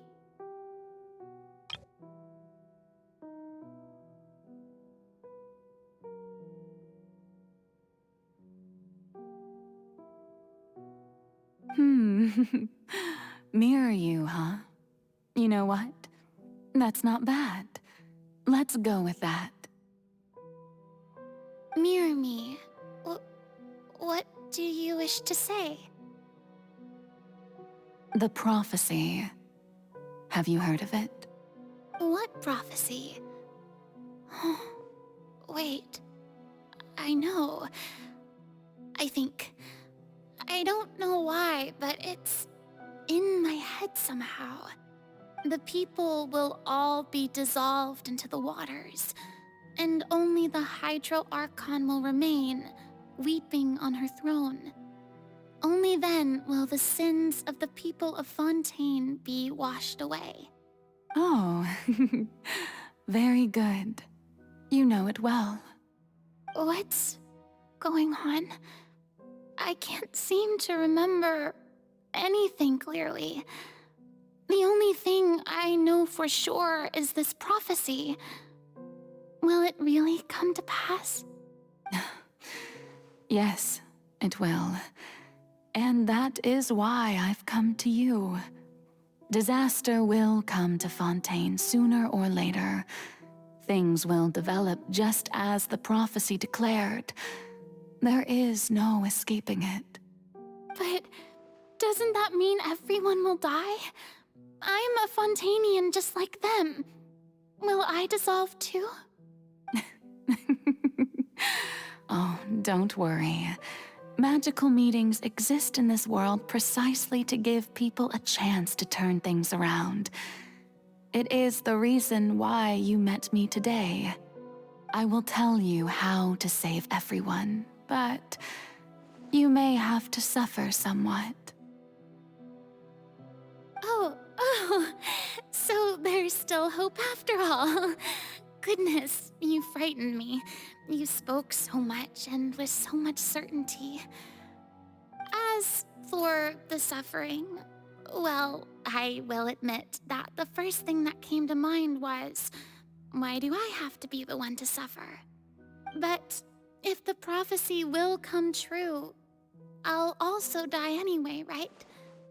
So if I've already met you as my magical meeting in this world, if there were scales, with all the people of Fontaine on one side and my pain on the other, is it not obvious where the scales should tilt? You truly are the perfect human, my ideal.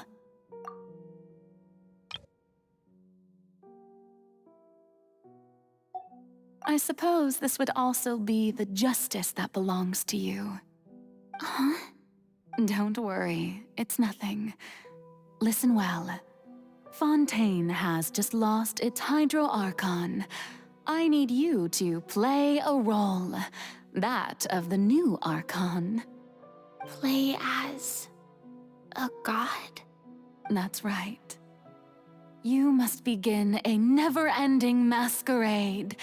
You must never let anyone suspect your identity. If you can keep it up, then I shall have my way of defying this prophecy. But should your identity be revealed, then all hope will be lost. But how will I do this? A human assuming the role of a god without being exposed. Don't worry. What you must do is not to turn yourself into a real god. You simply need to play the role of a god as humans imagine them to be. Being a human yourself, I'm sure you already know what such an entity would be like. Remember, your true challenge will not be pursuing divinity, but contending against humanity. I'm still not sure I understand, but I'll try. I'll try to do this. So, how long am I going to have to play this role? To accomplish this mission, you will have to stay on the stage for many, many years.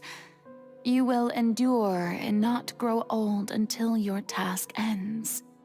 But I promise you, all will eventually end in a magnificent and dramatic trial, and everyone will be saved. A trial, huh? How exciting. I'll be looking forward to it.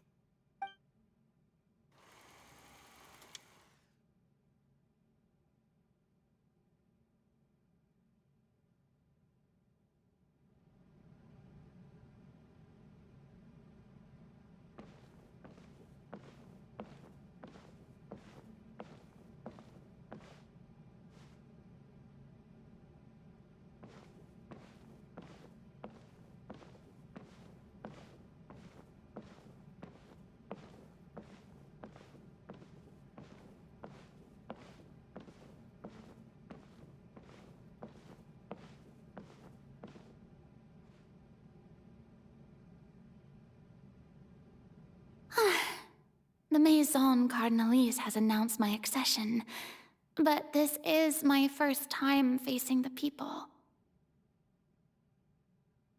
What should I say to most appear like a god? To be honest, I still don't know. Perhaps I should first try to act natural. Ladies and gentlemen, good evening, and welcome to the Opera Epiclese. I'm sure you've all heard about how I have taken on the role of Hydro Archon. Indeed, I am Verena de Fontaine, your new Archon.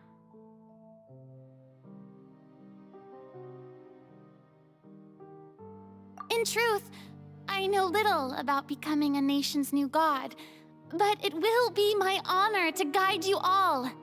As the god Focalor, the god of justice, I shall do all within my power to lead you into an age of fairness and justice. Once again, thank you all for coming. If you should have any questions or suggestions, please send them to the Maison Cardinalise. The future of Fontaine will require us to work together, after all. This should do it. I thought I might stammer, but thankfully, I was able to convey my thoughts just fine. Okay, and next. That's the new Hydro Archon. Is this some kind of joke by the Maison? I would have thought that a being that surpasses humanity would be a bit more assertive. Hey, did you hear that? She even told us to send her suggestions there at the end. Shouldn't gods be all-powerful? She's being so modest. What's the difference between her and an ordinary person, then? If you ask me, perhaps the succession didn't actually happen. She might just be a Maison-back puppet. Wait, what's going on? Why is everyone suspecting me of being a fake? Oh, this is bad. If I get exposed here, there'll be no saving the people from the prophecy. Right. Mirmi said that I just need to play the role of a god as humans imagine them to be. Calm down, Verena. Think. What do the people want? How would they imagine a god to speak and act? Assertive, with a strong sense of presence. One who can dispel all doubt. That is the character I'm fated to play.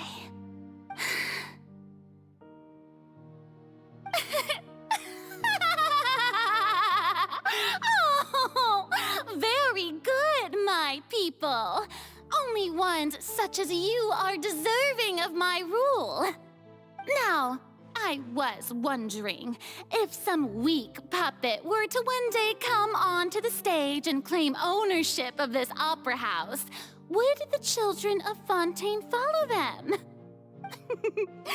Well, it seems that you would all see right through them. Having passed my test, you are qualified to witness wondrous trials alongside my august self, here in this opera house. You may consider my previous act a door gift of sorts. I thought it was a debut that suited the atmosphere. Now then, let us be reintroduced. Ah, so that was just a performance. How could I have forgotten that we were inside an opera house? Her personality. It's quite shocking, to be honest, but I suppose it's a better look than before. Such a fascinating and bold deity. How wonderful! Our future may yet be bright after all. It seems I've turned them around. Best follow this flow and restart my accession speech. My dear people, whether you acknowledge me or not, whether you trust me or nay, I say to you, keep faith in your ardor for justice. We have heard it said that this nation's sins can no longer be washed away. Well, I say that justice is most fragrant when it blooms amid sin. The scales of justice should not weigh heavy in the hands of its God. sword. On one side, it must carry fairness and justice. And on the other, praise and applause. May law be the prayer on our lips. May judgment be our worship. Let us light the fires and drink to the future of Fontaine! There is no trouble in this world that justice cannot solve.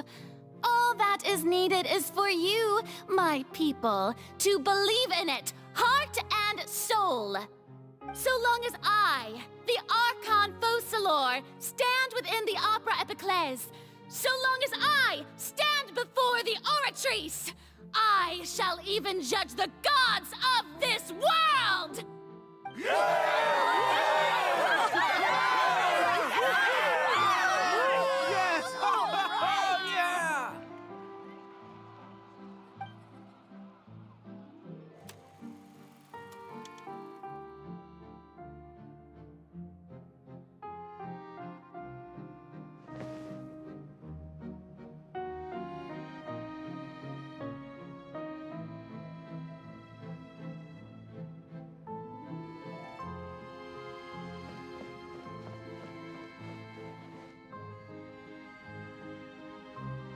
Lady Farina, here are today's case reports, as well as a summary of the follow-up for your perusal. Come now. Was I not just at the Opera House in person? Leave these kinds of things to Neuvillette. Besides, none of these trials were the one that I'm looking forward to the most. If I may be so impertinent, what kind of trial are you truly looking forward to?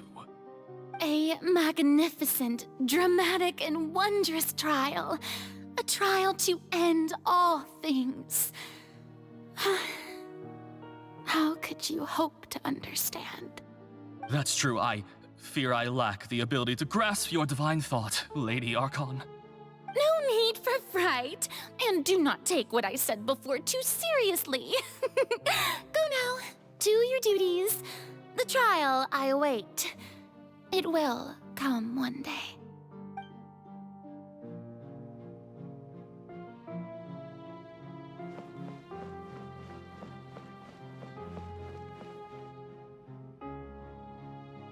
Lady Farina, I don't know what to say.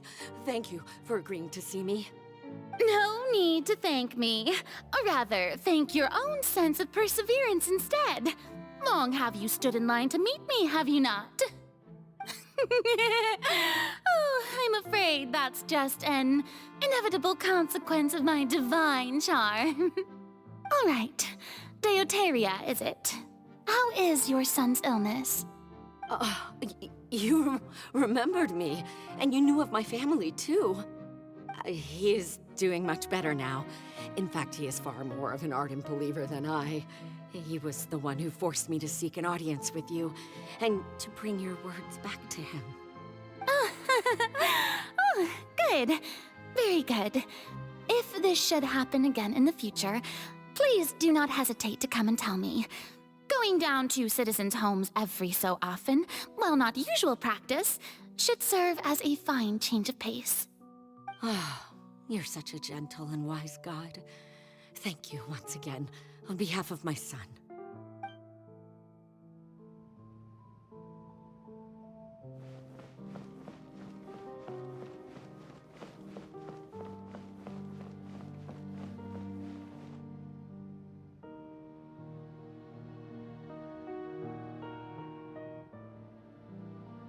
Lady Farina, here are the latest hydrological reports. As for the specific parameters you asked to take note of, I'm afraid things still don't look good. I see. It's as I thought, then. As your god, I did already expect this, but I wanted to see how far your human wisdom would allow you to analyze it. All manner of signs indicate that the prophecy will still come to pass. Forget it. That's not something you need to worry about right now. Well, as I understand it, the Fontaine Research Institute is also trying to find a way to counter the rising water levels. Really? Have they found anything? I'm afraid that they haven't found any effective solution thus far. Oh, is that so? Well, no wonder. This issue has reached the realm of the gods, after all. Still, their spirit is praiseworthy.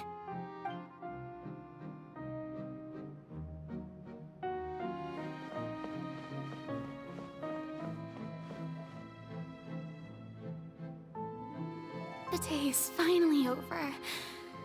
I haven't had a moment to breathe this whole time. But it's good to see that everything's getting on track. There are no longer any voices of suspicion. Maybe this is fine. I just need to keep going, and everyone will be saved. All right, Farina, don't think too hard about this. You need rest. Tomorrow's a new day.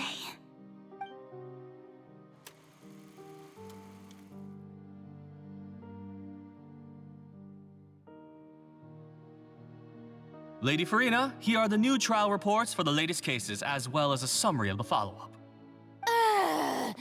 There'll be no need for that. I've seen them already. There's no need to go back over scenes I've witnessed in person before. Lady Farina, I've waited so long for this chance to see you in this manner. Indeed, my dear, loyal citizen.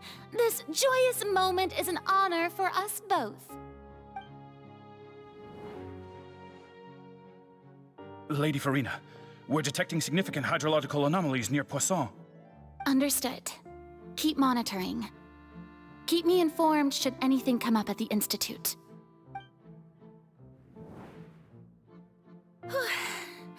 I don't think I let anything slip today. I must show the people that there is nothing to worry about. I just don't know when these days will end. I feel utterly exhausted. Best to rest early today, too.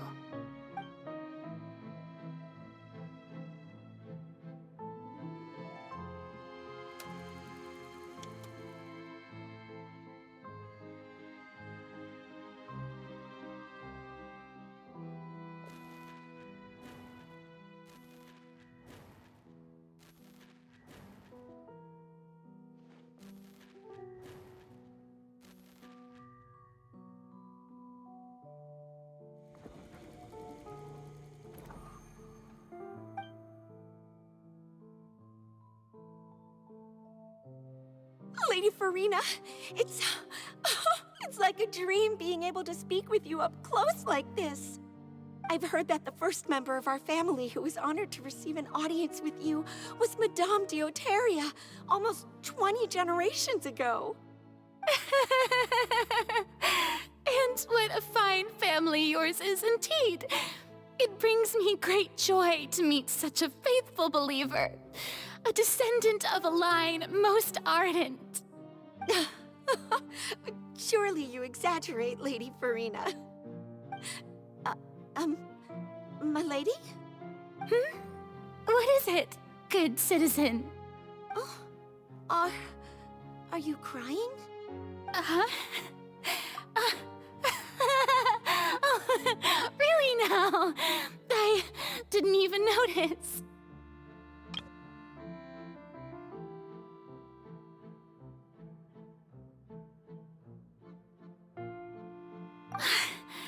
This must be the overflow of hydro from my person. Well, can't quite help being the god whose dominion is the waters, can I? No wonder. No wonder. A manifestation of your power, then. Oh, Archon, I am honored to have witnessed it. Honored indeed.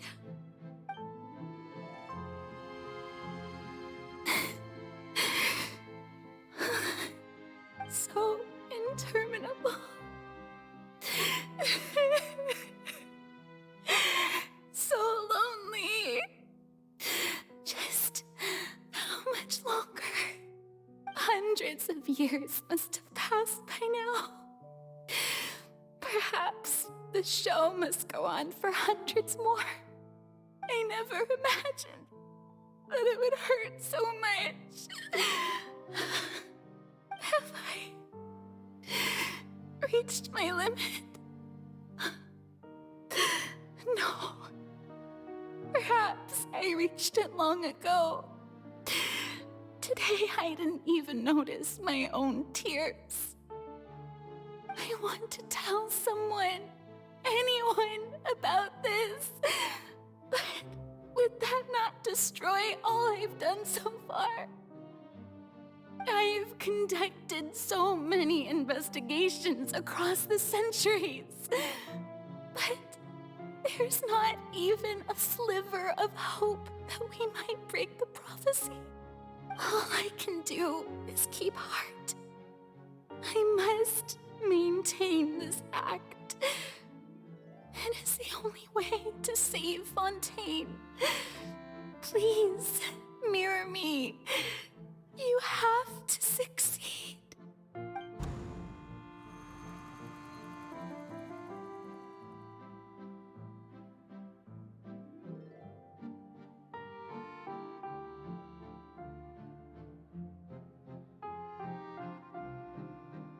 Farina, you don't have to shoulder this burden alone.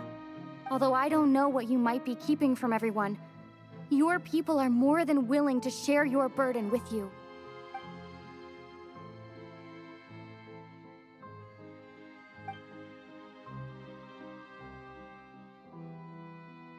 Share my burden. That's impossible. It was fated right from the start that this would be my duty alone. But even if your burden doesn't need to be shared, you can still choose to confide in someone. Just share it with me. I'm what you'd call a witness. A witness? Yes. I've heard that you came to Tevat from beyond the stars, yes. In other words, you never belonged here. And if Tevat is, in its entirety, a show on a stage, then you're just a spectator, aren't you? If that's the case... She's right. I could confide in her, couldn't I?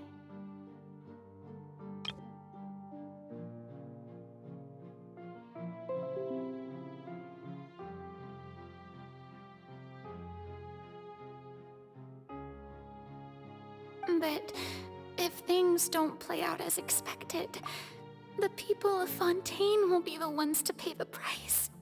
No, Farina. You shouldn't be selfish. But what if it's really all right? Farina, you've worked so hard for so long. Surely it would be okay to put yourself first for once. Just this once. Is it such an outrageous thing to do anyway? To find someone in whom you can confide your frustrations and sorrows? Surely it could not hurt. If you let this opportunity slip through your fingers, it might never come by again. Think about it long and hard.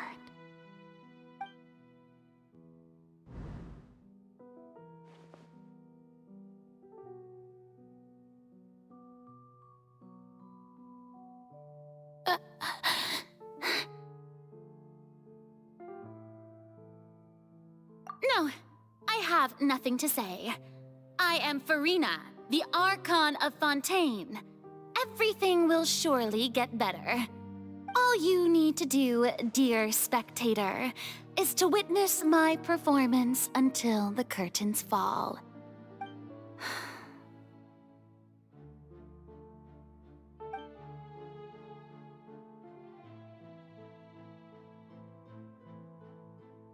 Fine.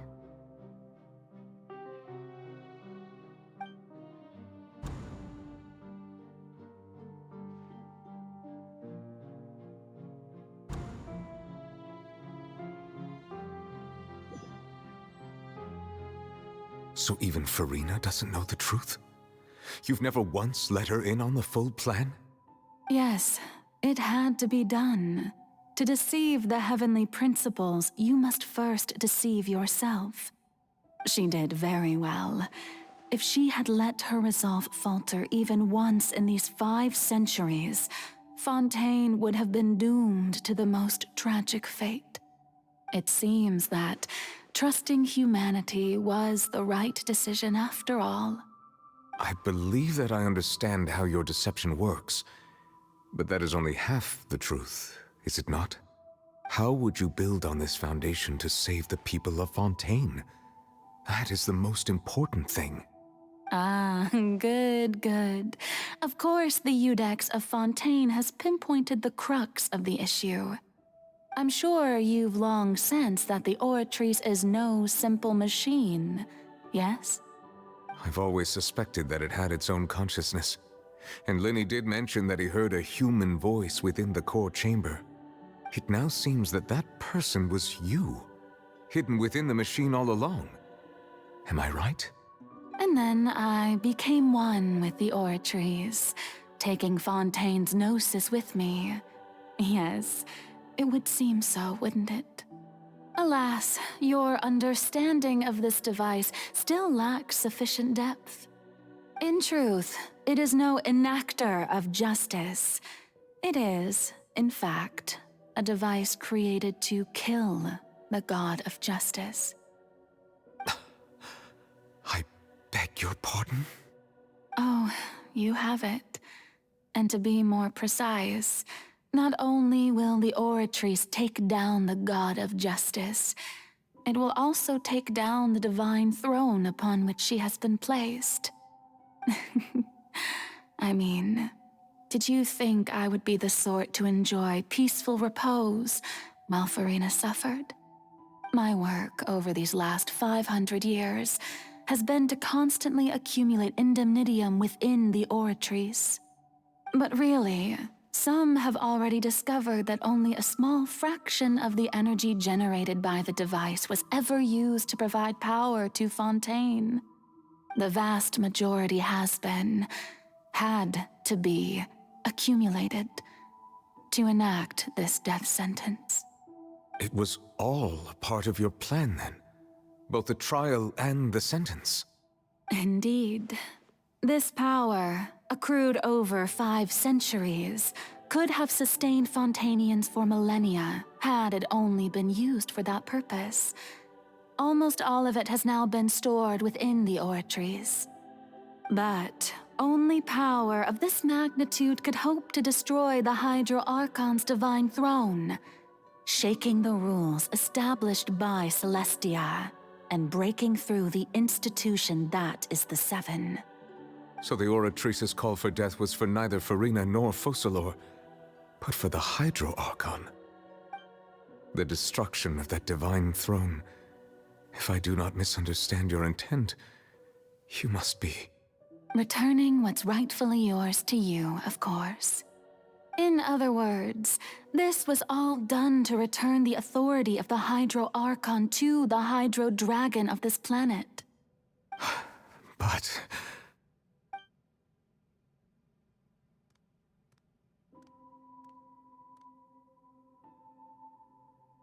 Oh, what? Getting sad again, are we? The authority of the ancient dragons shall soon be yours once more, O Hydro Dragon Sovereign. And this is the face you make. all you've done throughout the years is just so you can sacrifice yourself at the very end. I've never quite seen it that way, you know. Even now, I'm quite pleased at how well my deception worked.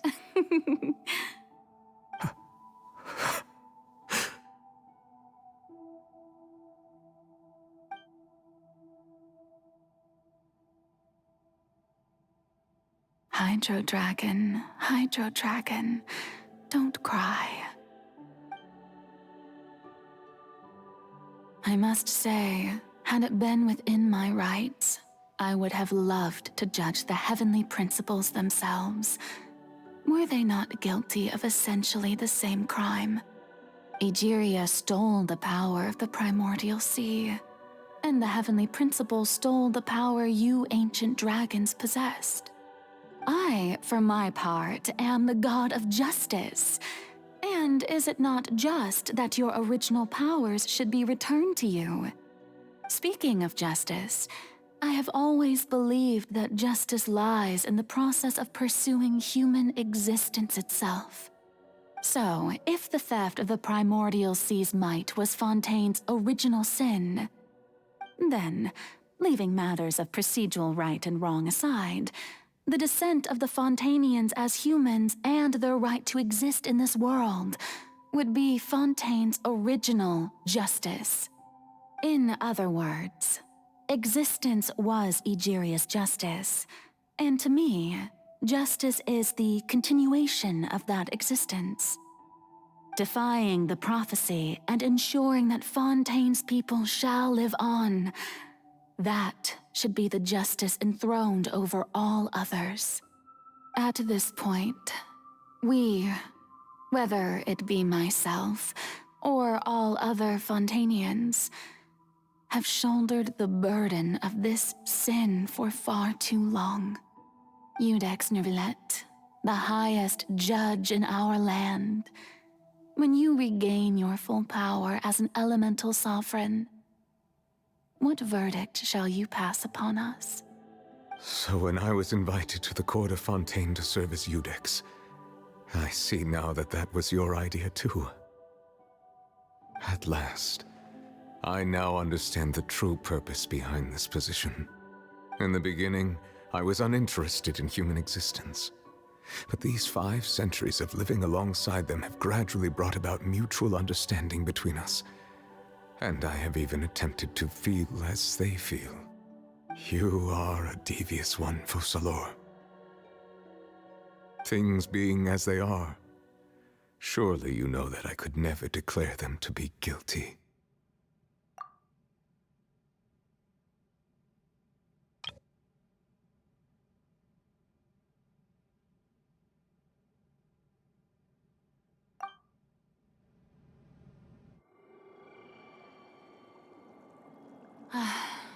The hour of my execution is almost here. For the sinner, the curtain call has come. I know I may not sound it, but faced with death, I find myself a little afraid. Perhaps this is one thing both gods and humans have in common.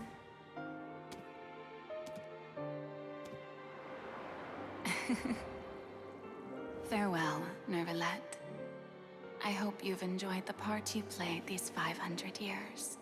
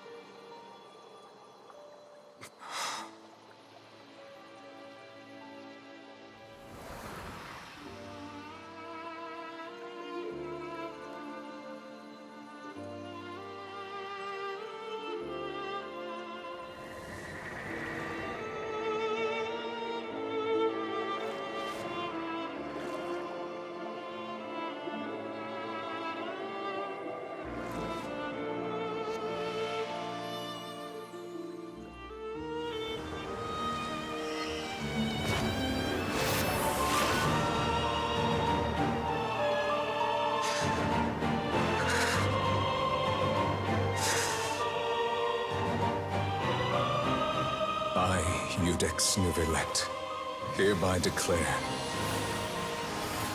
People of Fontaine, your sins are forgiven.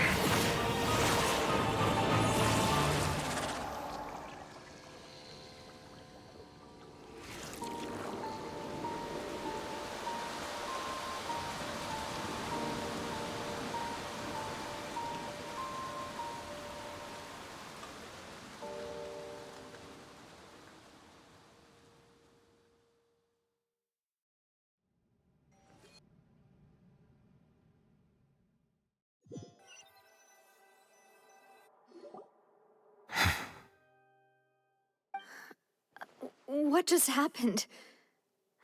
Has the death sentence been carried out? Was that bright light some sort of misdirection? I have a feeling that something huge just happened. But since we're all still alive and haven't been dissolved, I assume whatever happened was good for us. It's time to end this. We must mete out punishment to that beast. Didn't you say just a moment ago that it can't be defeated? I have gained the strength sufficient to deal with it. Through certain means, I now have the ability to separate the power of the Primordial Sea from that creature. We should seize the opportunity to pursue our quarry.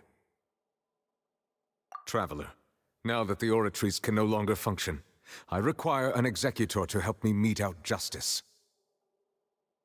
The root of the calamities befalling Fontaine, the beast that enacts the prophecy. Its name is the all-devouring narwhal. Come with me, traveler. The hour of execution has come.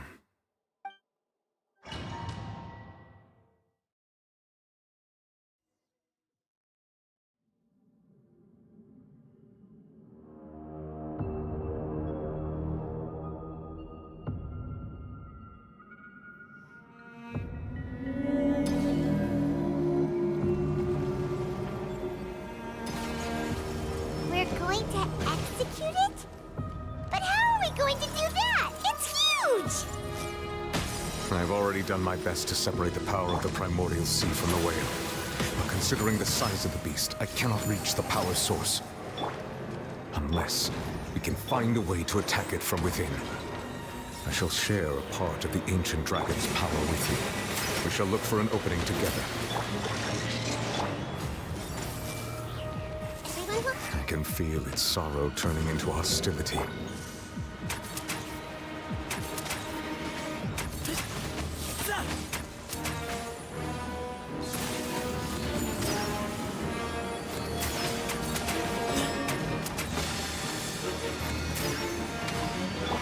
I see everything. I'll protect us.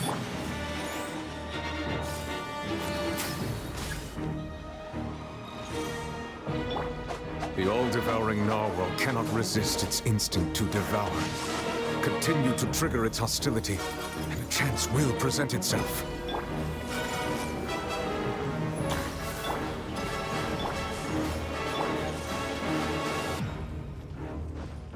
Give me some space.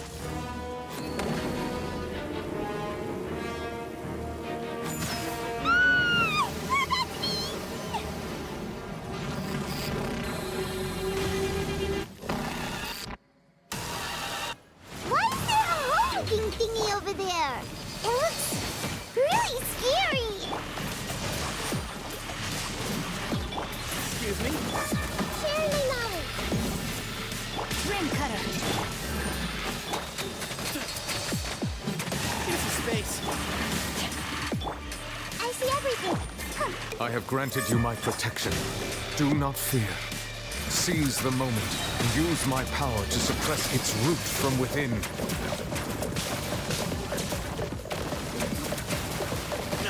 Where you heading?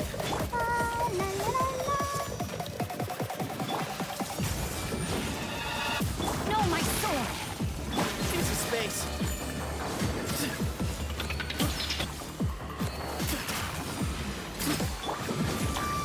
Everyone okay? Let me weave you up.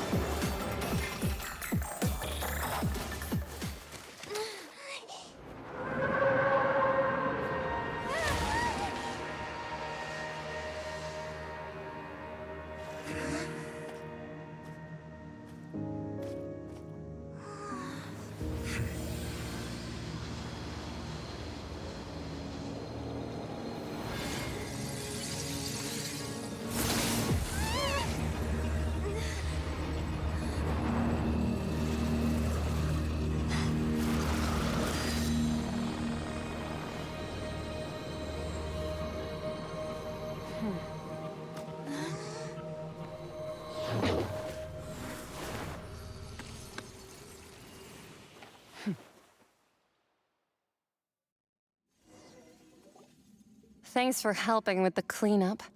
It should have been my job, but... oh well. It was just supposed to be a short private training session for me. I didn't think that my disciple and my master's pet would start brawling in the meantime. Well, actually, I had a feeling that it would happen at some point, but they bumped into one another earlier than I thought. What a blunder. I suppose I'll have to swing my sword 3 million times as penance. That power. Who are you exactly? Paimon has an idea. From what she said earlier, she must be Child's master. Skirk, right? It's just that he gave us the impression that she was the less talkative person. I simply did not have anything to say to the weak. But you, on the other hand, managed to defeat the all-devouring narwhal without using power from beyond this world. So you may speak to me as equals. I have to agree. It's a strange use of a planet's primordial waters just to raise an all-devouring narwhal. That kind of power is wasted on it. It's not cooperative, it eats too much, and I have more important things to do with my time than pet sitting. The only thing that creature has going for it is its looks. All in all, it fails as a pet. Miss Skirk? I think you might have missed the point. The point being? Well, being that this pet almost destroyed an entire nation. So what sort of person is your master?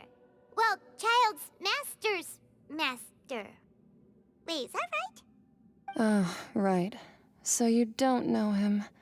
Sorry, I assumed you did. His name is Sertologi. Huh? I am unfamiliar with that name. Huh. So Master isn't sufficiently famous. How should I describe him then? Have you heard of the name The Fowl? The Fowl? Still nothing? Well, how about the Visionary? Vetterfalnir then? Or Gold Rhine-daughter? Ooh, that one we've heard! Rhine-daughter's part of the Hexen Circle. She's Albedo's mom, right? Oh, so you do know that name. To be honest, I also heard all of those names and titles from my master. I don't actually know them either. But I suppose you understand now, yes? My master is likely a similar sort to Rhine-daughter. They are both pursuing some form of perfection. Wait! Didn't you also mention a visionary person? Paimon didn't quite catch their name. Actually, never mind that. I believe it expedient to inform you that the all-devouring narwhal used up nearly all its strength fighting you. Such roiling hydro energies will prove difficult for the planet's deep seas to digest. As such, the fontaine back on the surface has most likely been thrown into chaos. In other words, the prophecy that you've been fretting over should now be in full swing. What?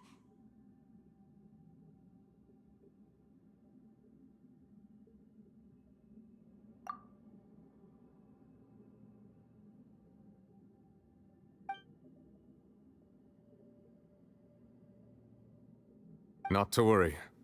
Focalor has already managed to deceive the heavenly principles.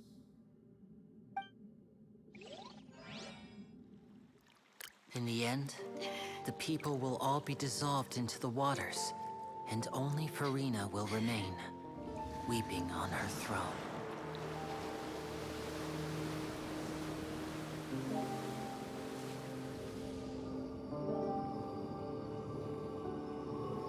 Only then will the sins of the people of Fontaine be washed away.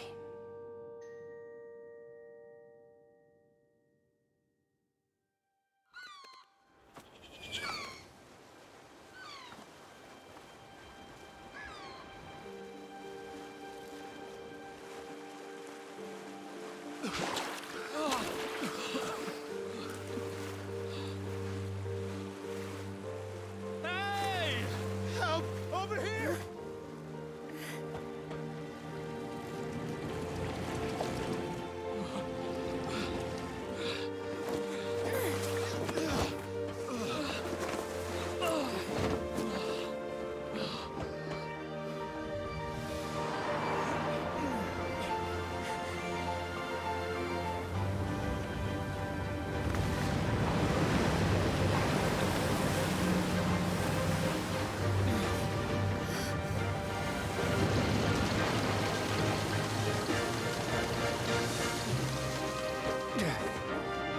Trans, initiate emergency rescue!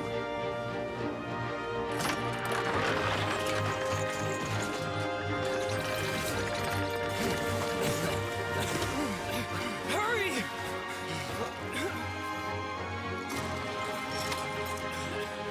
Hey, lend a hand!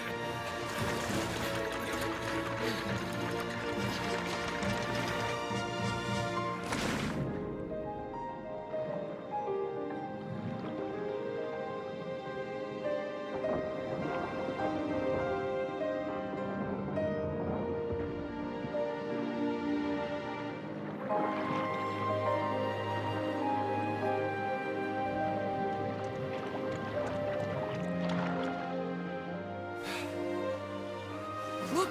The water's receding! It's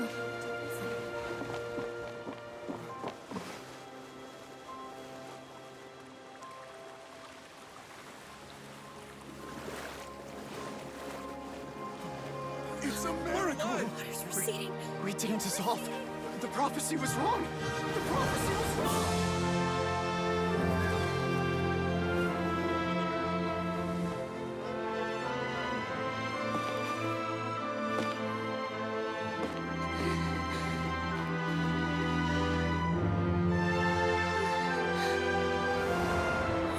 Are you all right?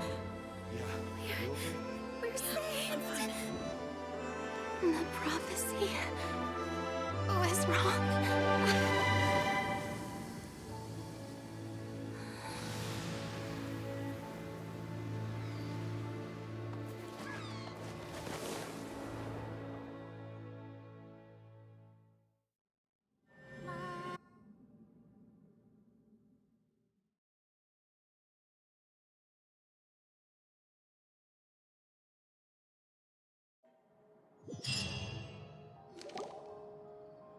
The soil renewed.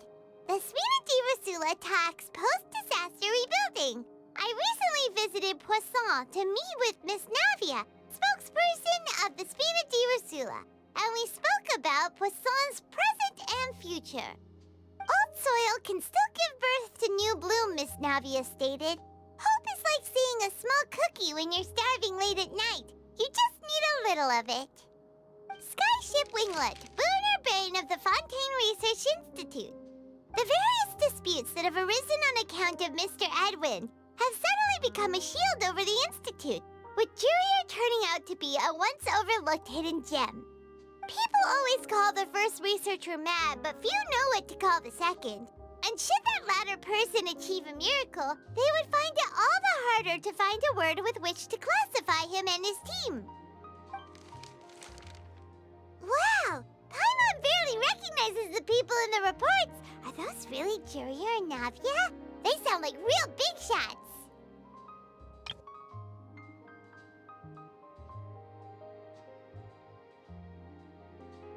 What do you think? Pretty enthralling, huh? The Steambird's idea was pretty simple. With the disaster just having passed, we would print a free edition packed to the margins with good news to calm people down.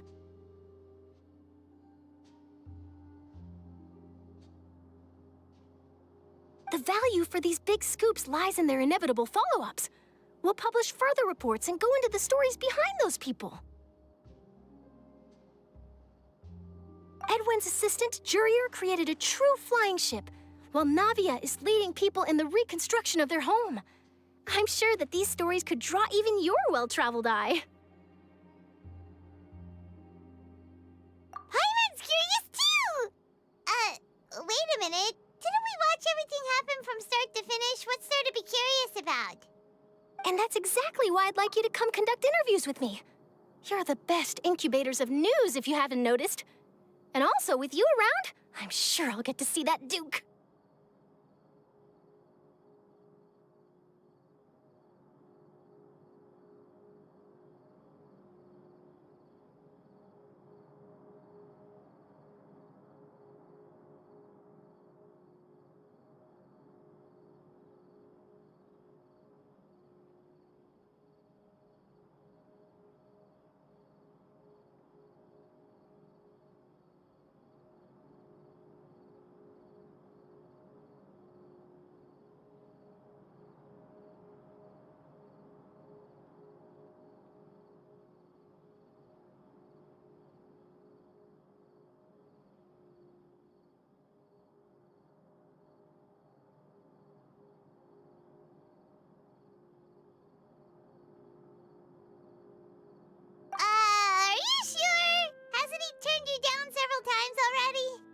Oh, this time will be different. Come on! Let's head to Poisson first, and then make a trip to the fortress. There are some things you'll only know when you get there.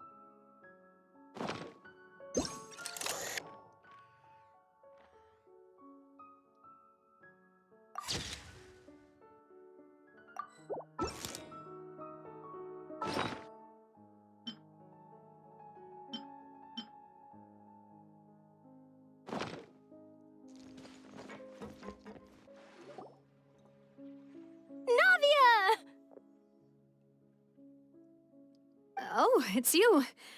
What brings you all here? Hey, we're just having a look around. I'm here to update myself on how things are going here. Oh, the Fatui are here too. Let me introduce you. This is Mr. Garunt Snezhevich. He represented the Knave in sending us a large amount of supplies, and is helping with our work. Our residents are hard at work as well. Thanks to everyone, work is progressing nicely. We've lost a lot of people, but we're moving forward. That will have to be enough. Hello, Miss Charlotte. I'm a big fan of yours. I especially like that article you wrote last year about Fontaine's stray cats. But if you don't mind, could you not emphasize our role too much in your report? It's not charity we're doing here. We just happen to share the same interests as the Spina. I get where you're coming from. I'll keep it as simple as possible. Or would you be willing to feature as friendly neighbors?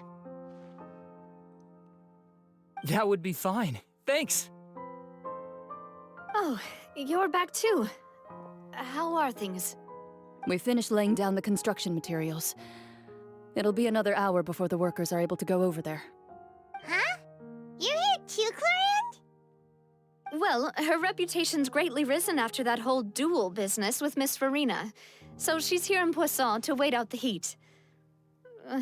All right. She really came here to help me out. There's too much to consider in the reconstruction of Poisson. The Spina has need of more decision-makers. And, well, I do already happen to be connected to Mr. Callis. Oh, wait just a moment. Do you mind me asking a few questions? You know, about how you felt before the duel, about what it was like facing down a god. There's lots of exciting material there, I bet. Forget it.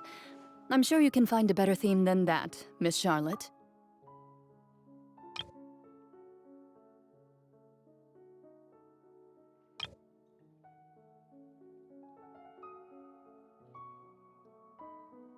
I see you're the same as always. Couldn't you do me a favor, for Navia's sake? Well, if we're talking about doing things for my sake, you might as well just take a few more photos of me. Or of the Traveler. It's better than wasting time persuading Clorinde, at any rate. Of course I will. I'm not gonna let her off that easy. All right, then everyone who wants to be in the photo, gather up. And smile.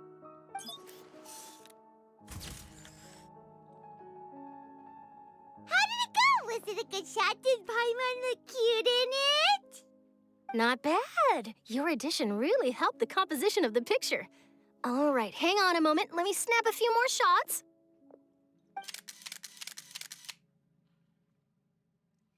All right, that should do it. I'll be back here later anyway, so let's call it a day. You're very quick. Speed is of the essence when it comes to the news, and freshness is the key. Also, not to brag, but I'm pretty good at building connections. Who knows? I might eventually get that interview with you after all, Miss Clarand.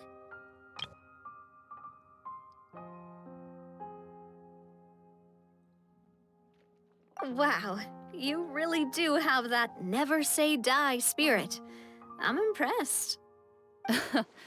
I'll hazard a guess that this is how you got that interview at the Fortress of Maripede.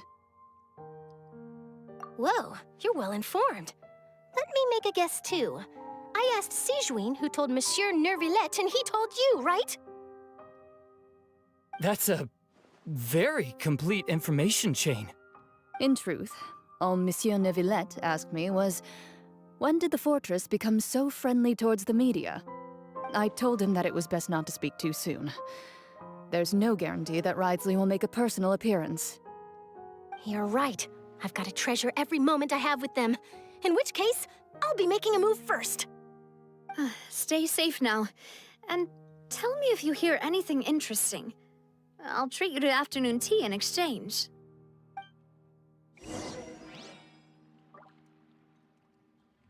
You seem curious about the Fortress. Of course. That Ridesley. I still remember going down to the Fortress to grill him for information on my father's case. Boy, did he take me for a ride. Without telling me anything, of course. But he did invite you to tea, didn't he? 2 large pots of it, in fact. It was good tea, though. I have to agree. The tea there is very good. Speaking of that, would you like to have some today? I mean, you've got time, right? Well, I'd be partial to some shortbread. Wow, it's like we've got a menu or something. Sure. Good. What flavor of biscuits would you like, Mr. Snezhevich? Me? I'm fine with anything. But I would prefer chocolate, should you have it. All right. Leave it to me. I'll go over the newly arrived supplies with you later, Mr. Snezhevich. We should be able to finish the preparatory work today. That works great for me. Huh. Is it just me, or did you get a new lipstick? I did. It was a gift from Sijuin. Want to give it a try?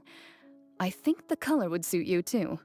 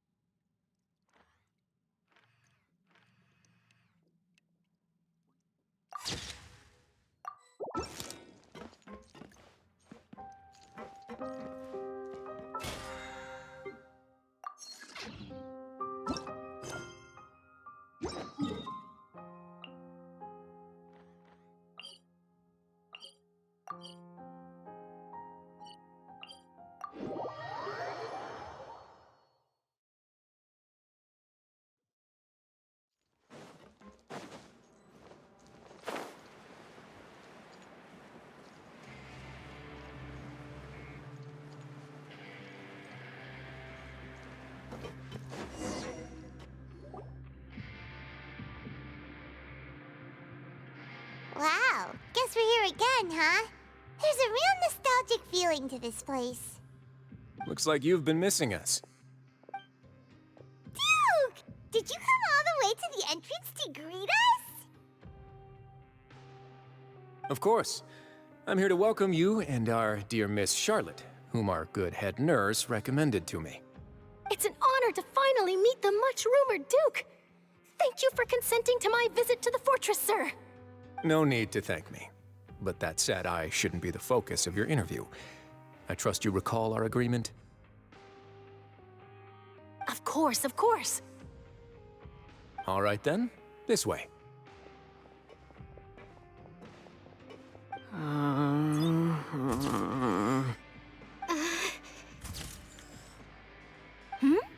Hey, no need to be so nervous. I've already taken all the photos we need.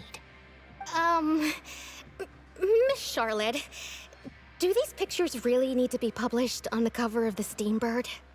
It would seem that Miss Lorvine doesn't want her face to appear beside that of Mr. Jurier, Sir, please don't say things like that. But it looks like dear Mr. Jurier denies it. Might this interview be very important to you, then? No, I just...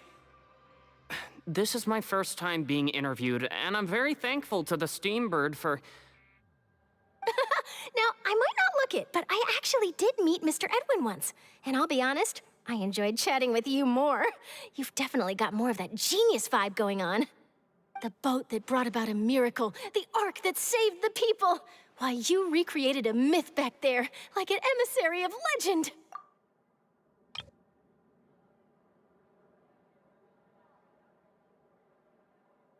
Still, if I might ask, where's that flying ship now? Huh! Looks like Charlotte's trying to get herself another exclusive scoop. I have to apologize, but that ship is presently in the bowels of our factory. I'm afraid it won't be easy for you to get a shot of it. Really? Well, then in that case, could I have an interview with you to make up for that loss?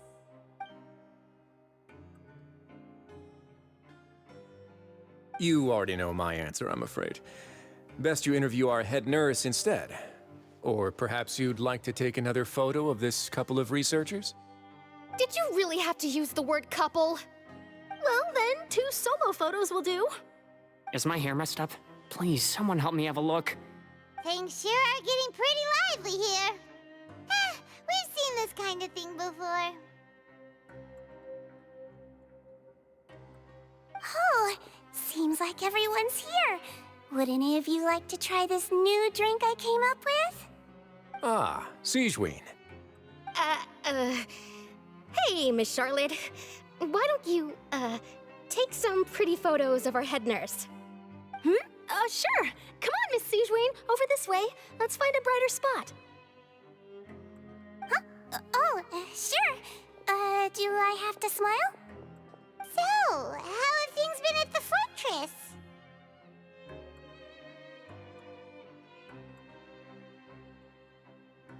Same old, as you can see. Fontaine's undergone some changes, but this place is still more or less the same. Other than that flying ship, it got a tad too much attention, I think. That's why I decided to let the interview go through. We should direct more public opinions toward the behind-the-scenes heroes. Am I right, Mr. Jurier? Miss Lorvine? You're too kind, sir. I believe that you too should have your day in the sun.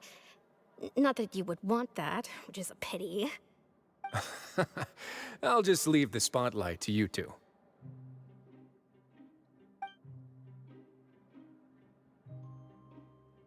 I see. Lots of things happened that day, huh? Anyway, regarding that Harbinger, I'm not sure you remember, but his 3 young followers are still waiting for his return. He sure did win them over, huh? I'll tell them that there's good news and bad news. The good being that their boss seems fine, and the bad being that they must face extended sentences for abetting his escape. Oh, actually, what about you? Are things gonna change for you too? What change can there be? The fortress will keep chugging along, and so will my duties.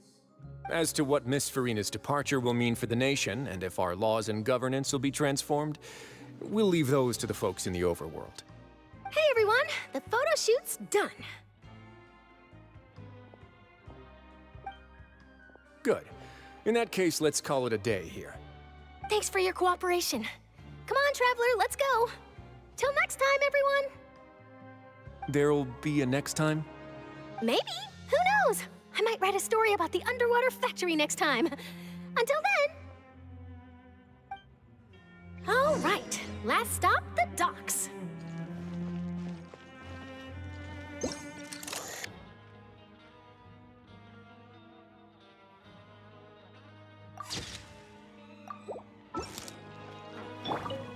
Oh, you know, I'd love to see you in one of Charlotte's photo shoots one day. Is that really necessary? Our line of work doesn't really require much photographing. It's precisely because we don't need the picture that they'll have value as keepsakes. You don't really look all that opposed to the idea, you know. Maybe I'm just happy that I managed to once again avoid the spotlight. I think this interview went well either way. Yes, you successfully kept prying eyes away by using Mr. Jurier and Miss Lorvine as shields. Very good. You should be happy for them. They have a bright future ahead of them.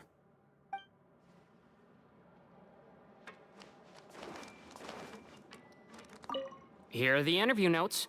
They mentioned that the flying ship may have many uses in the future, and the journalist asked me what I thought of them. Seriously, how would I know anything about that? Flight is just flight. Whether people want to use a flying ship to broadcast good news or organize weddings is none of my beeswax. A wedding? Huh.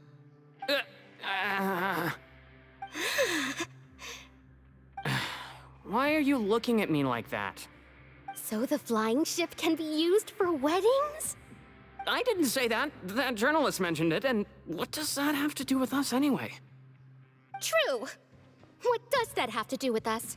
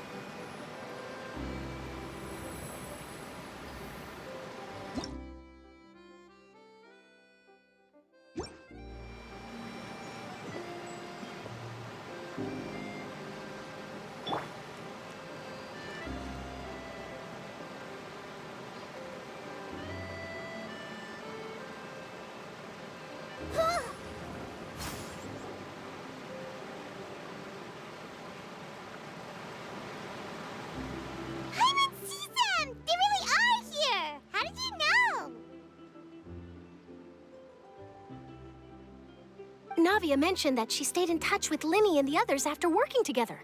Apparently, they've been at the docks distributing these strange pockets the whole time since. Traveler, Paimon. Ah, and Miss Charlotte, too. Would you like a magic pocket? What sort of gadget is it?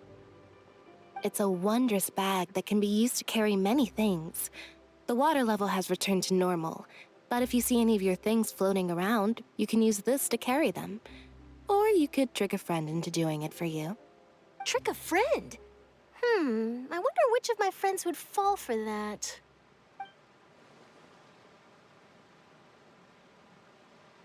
You could just make a friend like Fremine here. Isn't that right, Fremine? Is this what you meant by, I'll help you make some more friends? To be honest, that sounds pretty sweet. Could I have your contact, please? Sure. Please, write down my address. Lynette sure is working hard to help Fremine socialize. He was the one who proposed doing this. He even wants to assist in our magic shows. Yes, I was planning to first introduce Pear as an assistant, and later Fremine himself. In the future, I think we can leave underwater escape magic to him too. That said, would anyone want to see a diver escape underwater? Oh, it'll work out. Every journey begins with the first step. He'll become a part of our show eventually. Lynette, could you come over? Miss Charlotte says she wants to take a picture of us. Got it. My, that Charlotte is rather perceptive. She got rid of everyone the moment she realized I had something to say to you. So, how have things been, Traveler? Father says that you did a great deal during the latest events. She's very grateful for your contributions to Fontaine. That's all right. We were more than happy to help. So, Oh, I guess you haven't heard. Well, after Lady Farina left, Father and Monsieur Neuvillette opened negotiations, during which he gave Fontaine's gnosis to her as a diplomatic gift. A diplomatic gift? A gnosis? Yes, I was quite surprised at first myself. But when I thought it over, there were actually a number of things going for it. It could have been done as an apology for the incident with Lord Child, or as thanks for his help in tying the all-devouring narwhal down. Furthermore, Father did also lend significant aid to Fontaine and Poisson. Well, that's true, but this is a gnosis we're talking about. Doesn't this seem a bit irresponsible? I would agree, but I've also heard that it seems that Monsieur Neuvillette has had a significant change of heart regarding the matter. So there's some reason for this that only Neuvillette knows about? I suspect you'll have to ask him about that yourself. Ah, yes, speaking of which, I did see him strolling around the entrance to the Fortress of Meripede a while back. Isn't he real busy and stuff? Paimon didn't think he'd have the time for that. But back to the topic. The gnosis was given to the knave, right?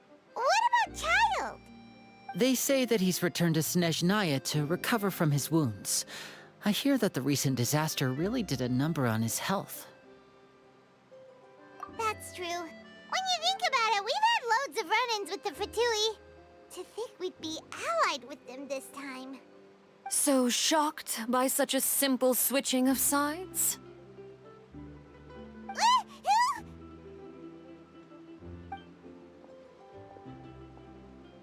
Father! Well, well, what do you know? Come to the docks to see how my children are doing and meet the Traveler by chance. Please do not pay my accomplishments in Fontaine too much mind. I would have done them regardless. Are you going to take the gnosis back to Snezhnaya? That is our duty as harbingers, yes. Don't be too preoccupied with sides. The goal of the Fatui concerns not a single place or person, but the entire world. With such a grand goal in mind, it is inevitable that we must wear many masks. Switching my masks is something I've always done. Well, that depends on many things. No one truly knows what the future holds. What good is honesty if you can't rely on it forever? As for you, I very much look forward to our next collaboration. Good things cannot be achieved alone, and you've proved yourselves to be great partners. A vision? All right. I'll remember to return it. Thank you for keeping it safe for him this entire time. And that's a wrap for me. Huh? You're... Greetings, Miss Journalist. Hello. If I'm not mistaken, there are diplomatic channels I'll need to report to take a photo of you. That is correct. So forgive me, but I will not be able to serve as a subject in your article. However, feel free to write as much as you'd like about our dear magicians and our upcoming rookie talent. I will. The sea breeze is quite pleasant. I shall continue my walk while the weather remains so agreeable. Farewell. Farewell, Father. Oh, she has such an intimidating presence. I didn't even dare to take a picture. Thankfully, I've already wrapped up all my pre-scheduled interviews. Thank you all. This'll be more than enough for me to write about, I'm sure. Don't be too nervous. Why don't you take a magic pocket before you go? Here, Traveler, Paimon, you take one too. To move things about? That's right. Funny. I was giving out magic pockets when we first met too. And what do you know? I'm doing the exact same thing right now. So many things have happened, but the pockets are still the pockets. I guess this must be life. We will all follow our own paths, and serendipity will lead you to your fated friends. All right then. We'll be handing out pockets in some other districts later, so we'll get going now. Have a good day, you two.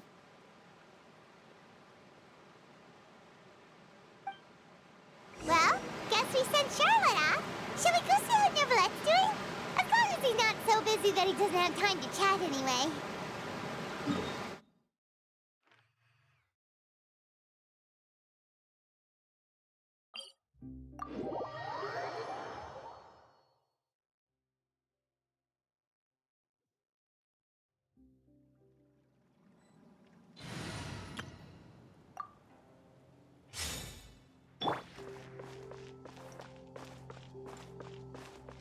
One with nature.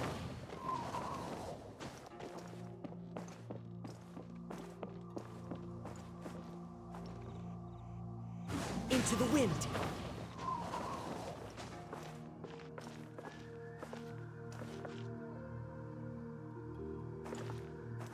The wind knows me.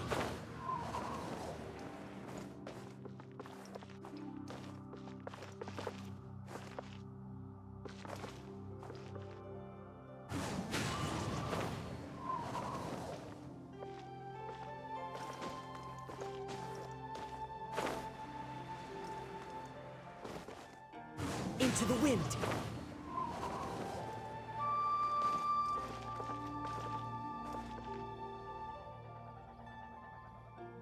The wind knows me.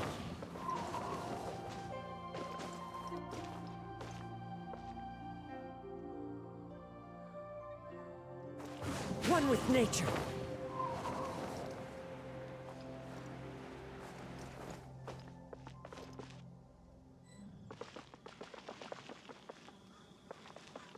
Into the wind.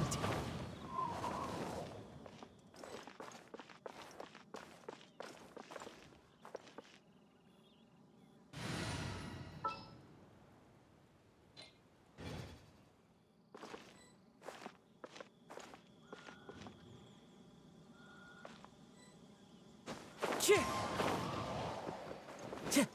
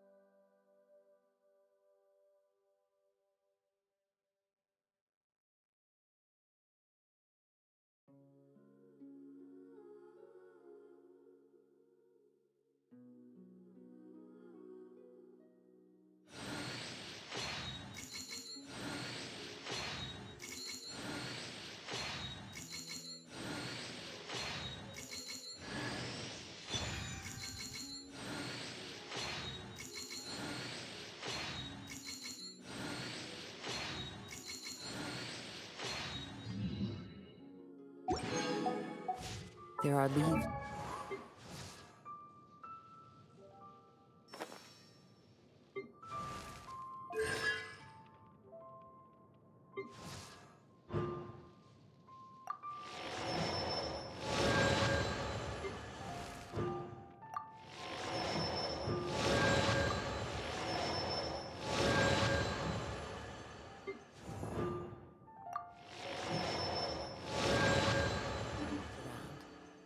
And I know just the tune to accompany them, if you wish to hear it. Don't disappoint me.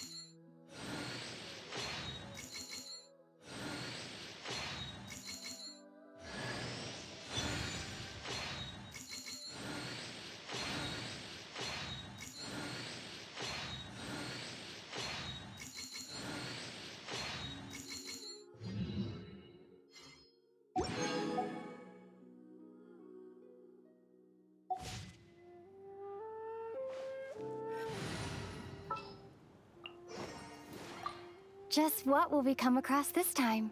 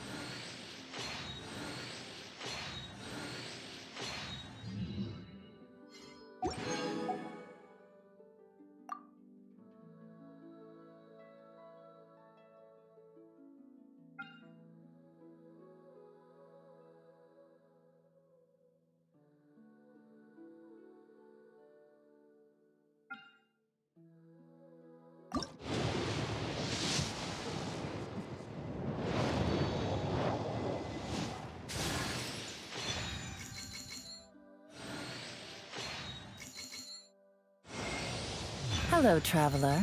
Call me Yelan. I think you may need my help, and I just so happen to be interested in some information you have. In other words, you scratch my back, I'll scratch yours.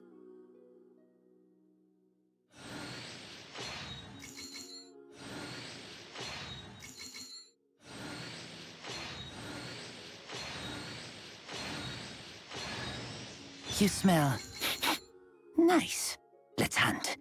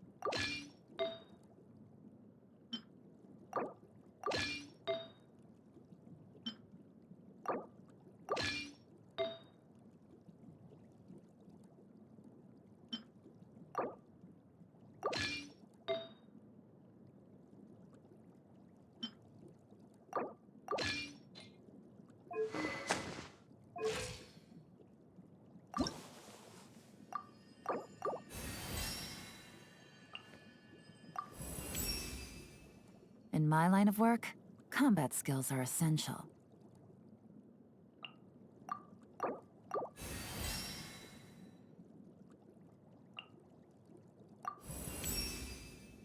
Sometimes, you have to strike hard and fast at just the right moment to expose the lies while avoiding any unwanted interference.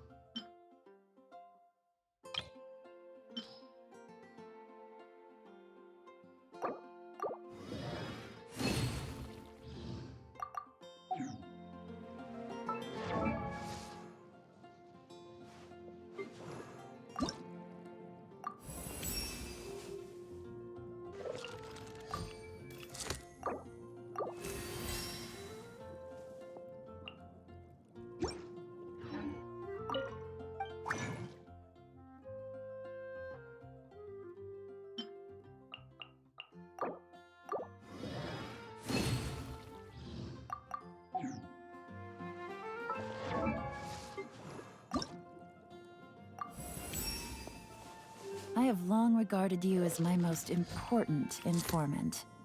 Naturally, I need to be fully prepared to face whatever risks come with the final answer when you bring it to me. Come on, let's go get it.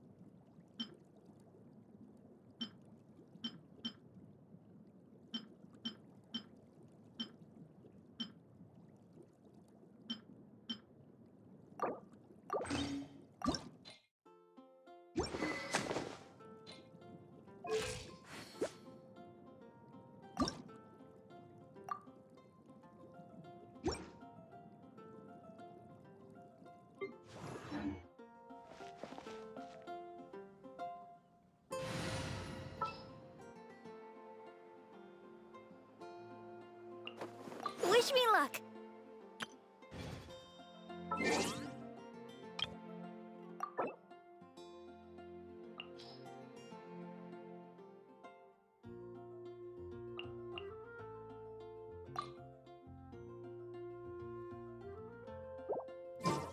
I wonder when I'll be as tall as my...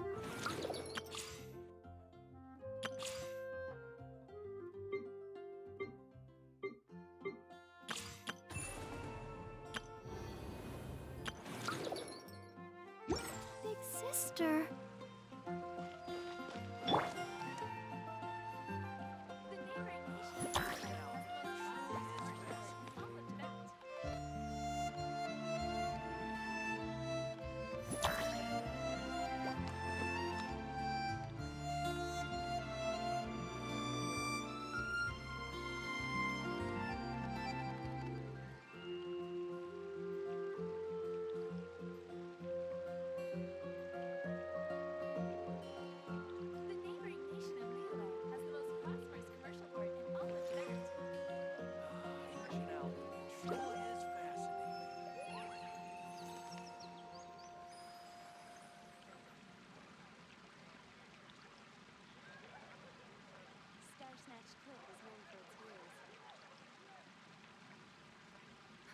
Which should I choose?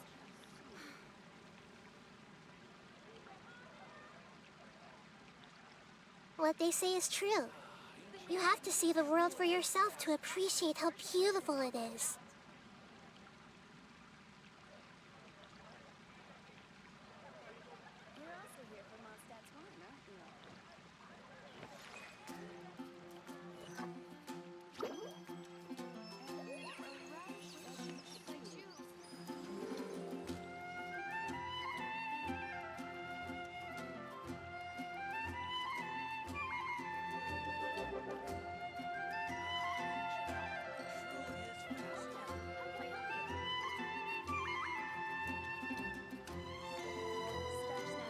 If you're not sure what to do next, how about I take you on a walk? Which should I choose?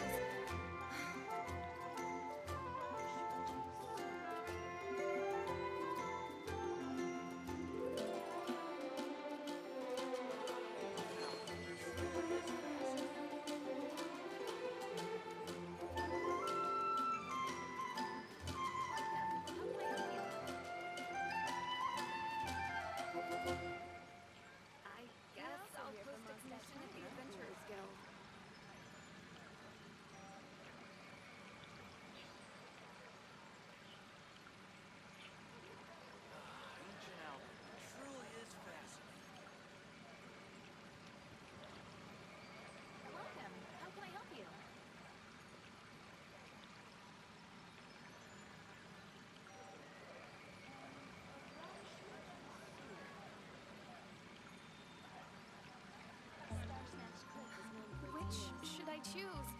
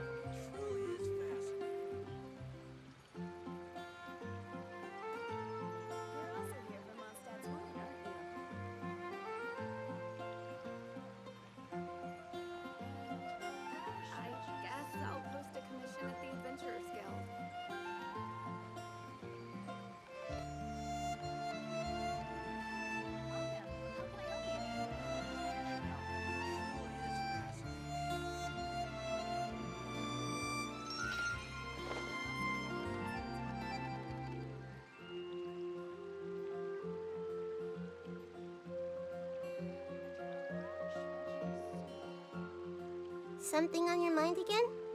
Let's work through it together. Two heads are better than one.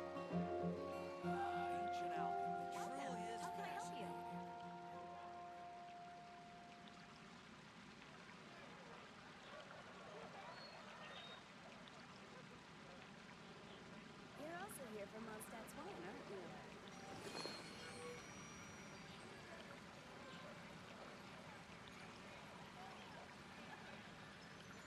Which should I choose? The neighboring nation of Lilo has the most prosperous commercial port in all of Tibet. Star Snatch Cliff is known for its views.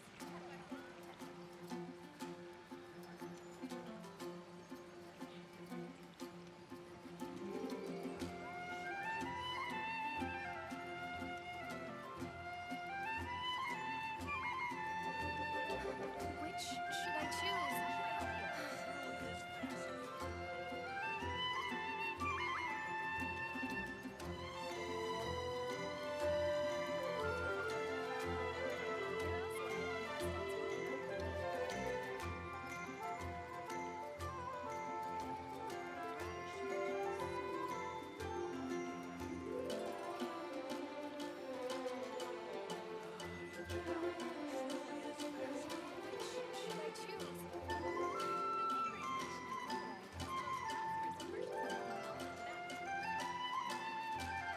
Star Snatch Cliff is known for its views.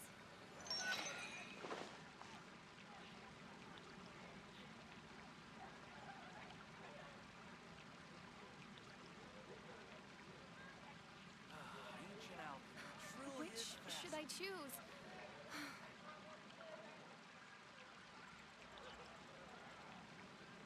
If you're not sure what to do next, how about I take you on a walk? The neighboring nation of Lilo has the most prosperous commercial port in all of Tibet. Star Snatch Cliff is known for its views. Ancient alchemy truly is fascinating. I guess I'll post a commission at the Adventurers Guild.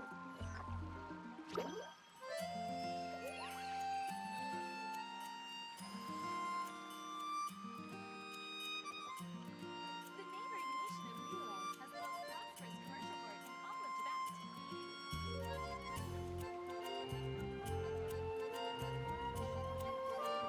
Snatch Cliff is known for its views.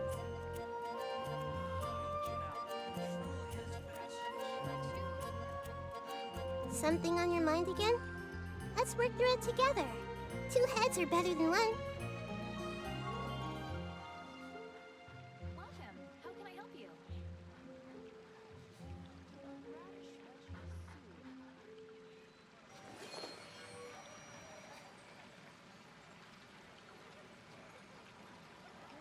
Ancient alchemy truly is fascinating. Guess I'll post a commission at the Adventurers Guild.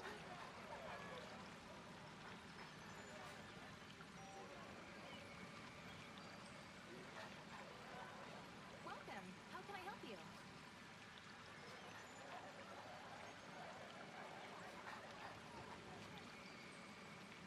Star Snatch Cliff is known for its views. Ancient alchemy truly is fascinating. I guess I'll post a commission at the Adventurers Guild.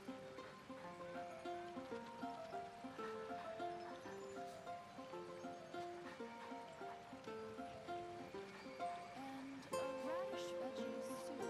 Welcome. How can I help you?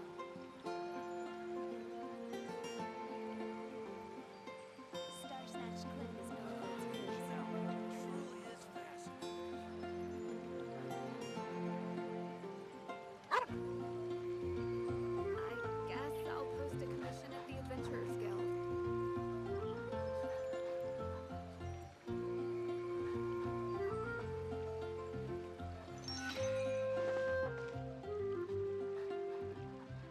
The neighboring nation of Lilo has the most prosperous commercial port in all of Tibet.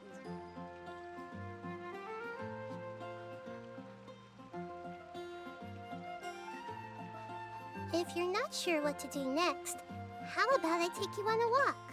I guess I'll post a commission at the Adventurers Guild.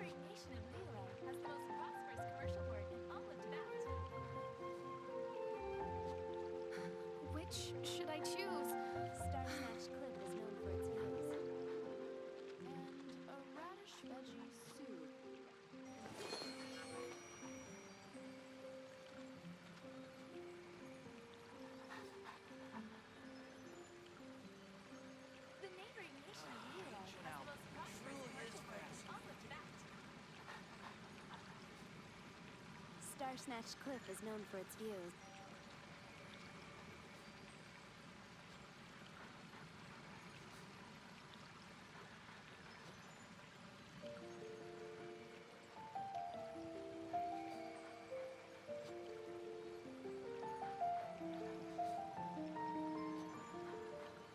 Welcome. How can I help you? Ancient alchemy truly is fascinating.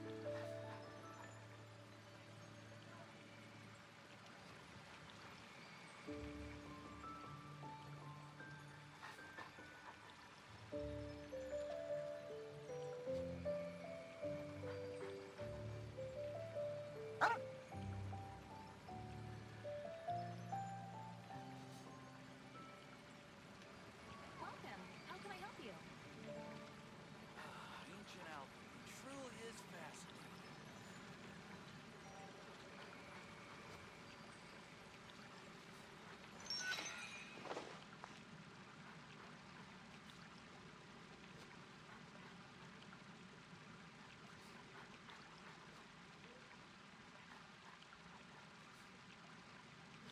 Welcome. How can I help you?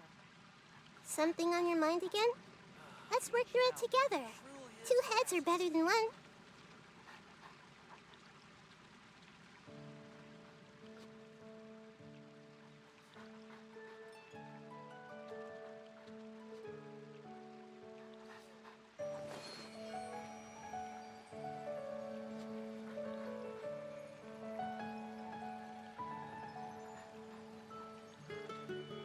The neighboring nation of Relay has the most prosperous commercial port in all of Tibet.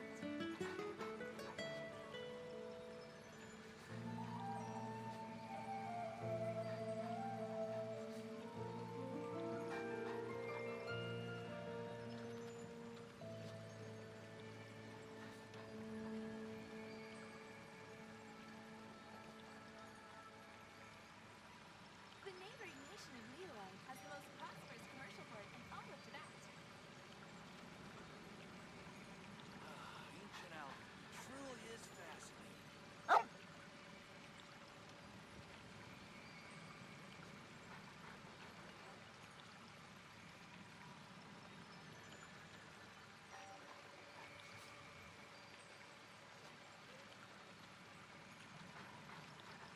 Welcome. How can I help you?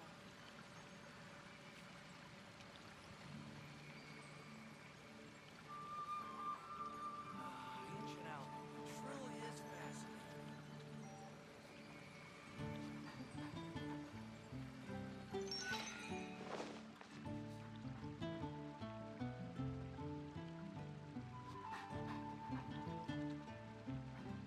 Welcome. How can I help you? What they say is true.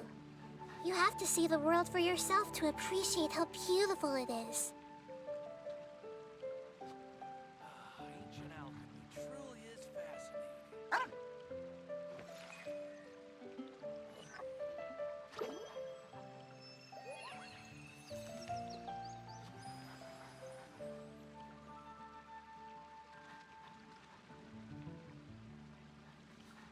The neighboring nation of Relay has the most prosperous commercial port in all of Tibet.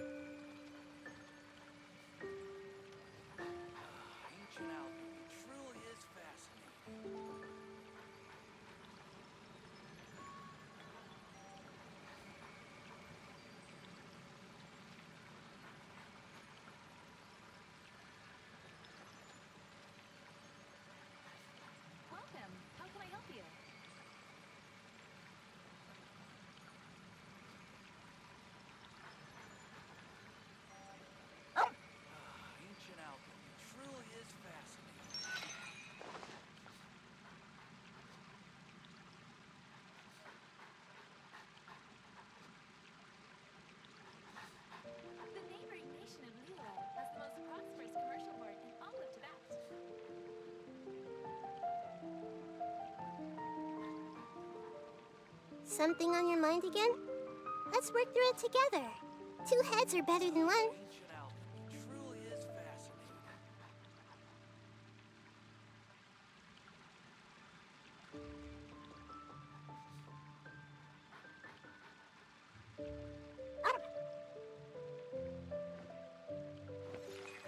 The neighboring nation of Liyue has the most prosperous commercial port in all of Tibet.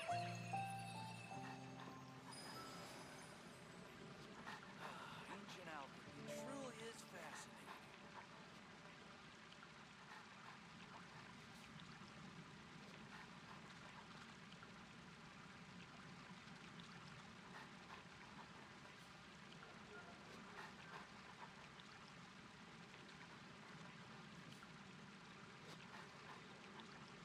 What they say is true. You have to see the world for yourself to appreciate how beautiful it is.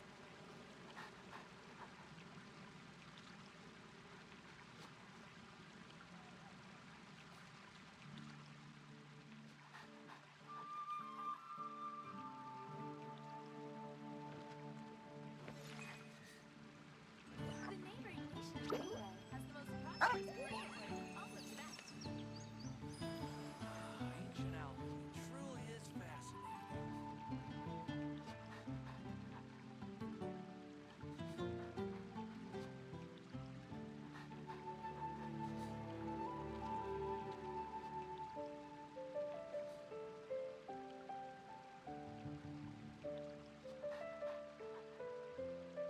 Something on your mind again? Let's work through it together.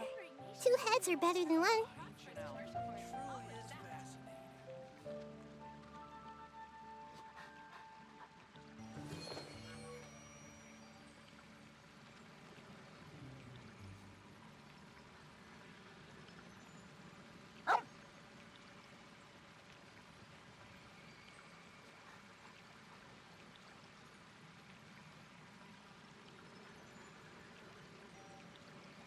The neighboring nation of Liyue has the most prosperous commercial port in all of Tibet. Ancient alchemy truly is fascinating.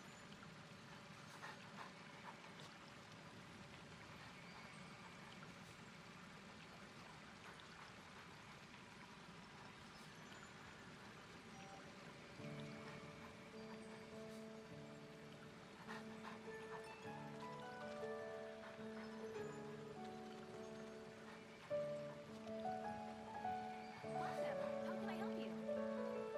Ancient alchemy truly is fascinating.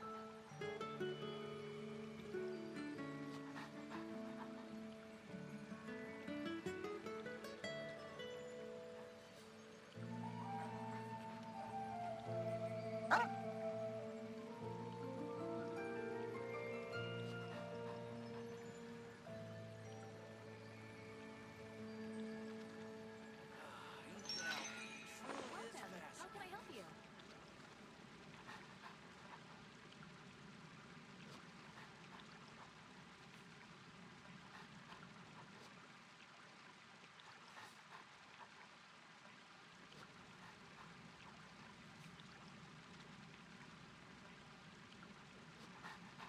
If you're not sure what to do next, how about I take you on a walk? How can I help you?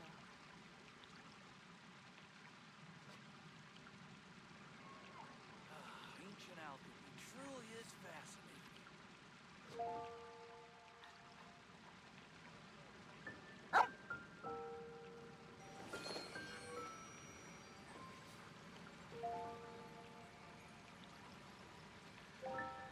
The neighboring nation of Liyue has the most prosperous commercial port in all of Tibet.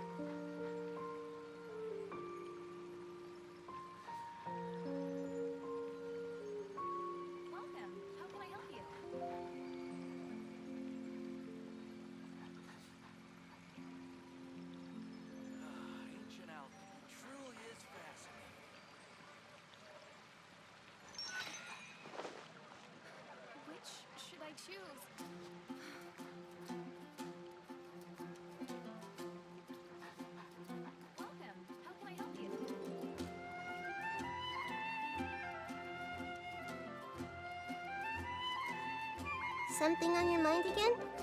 Let's work through it together. Two heads are better than one.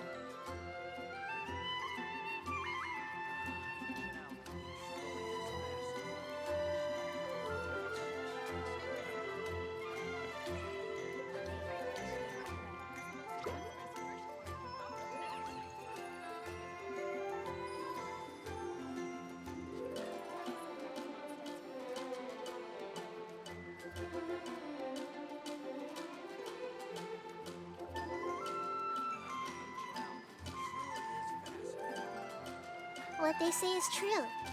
You have to see the world for yourself to appreciate how beautiful it is. Welcome. How can I help you? Star Snatch Cliff is known for its views.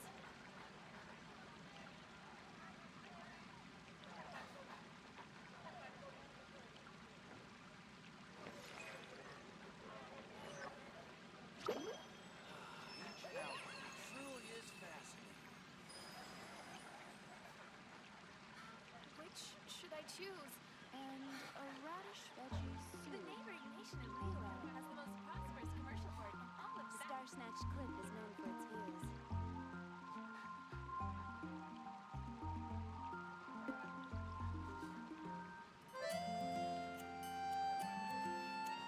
Something on your mind again? Let's work through it together. Two heads are better than one. Which should I choose? Welcome. How can I help you? Star Snatch Cliff is known for its views.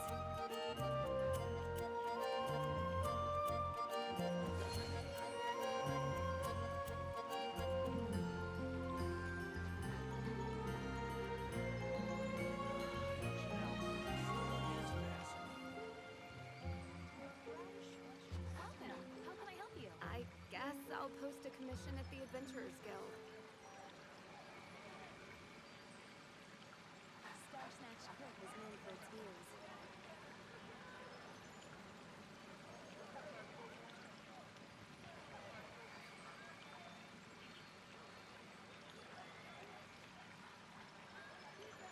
Welcome. How can I help you?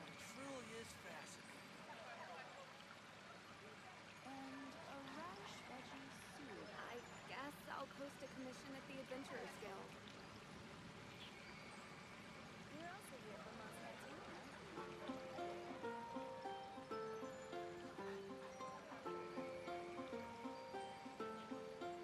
Welcome. How can I help you?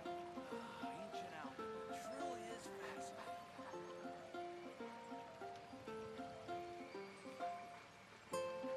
Which should I choose? And a radish veggie soup. Star Snatch Cliff.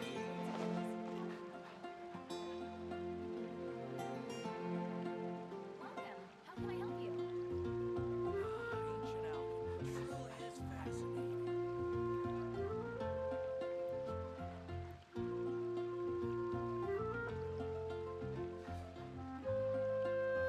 Which should I choose? Star Snatch Cliff is known What they say is true. You have to see the world for yourself to appreciate how beautiful it is. Ancient Alchemy truly is fascinating.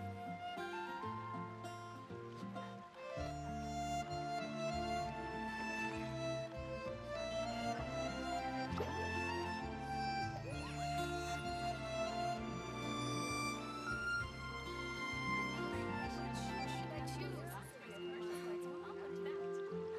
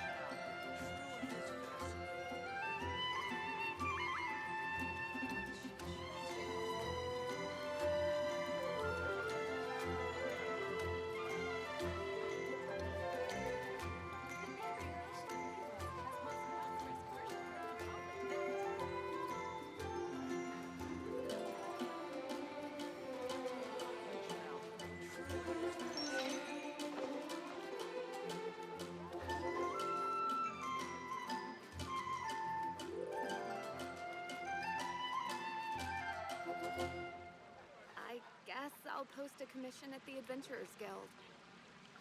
If you're not sure what to do next, how about I take you on a walk? The neighboring nation of Liyue has the most prosperous commercial port in all of Tibet. It truly is fascinating. And a radish veggie soup. Which should I choose?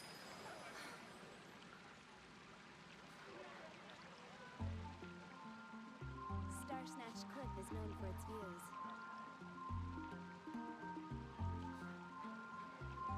Welcome. How can I help you?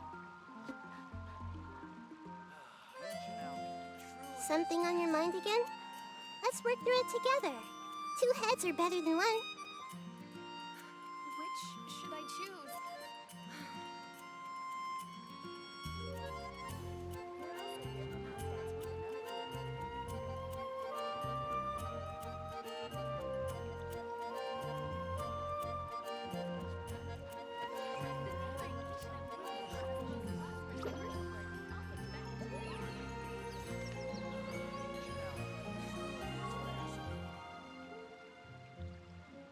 I guess I'll post a commission at the Adventurers Guild.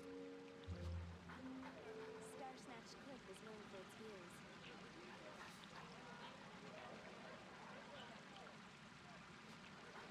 Welcome. How can I help you? What they say is true. You have to see the world for yourself to appreciate how beautiful it is. Ancient alchemy Which truly should is I choose? fascinating.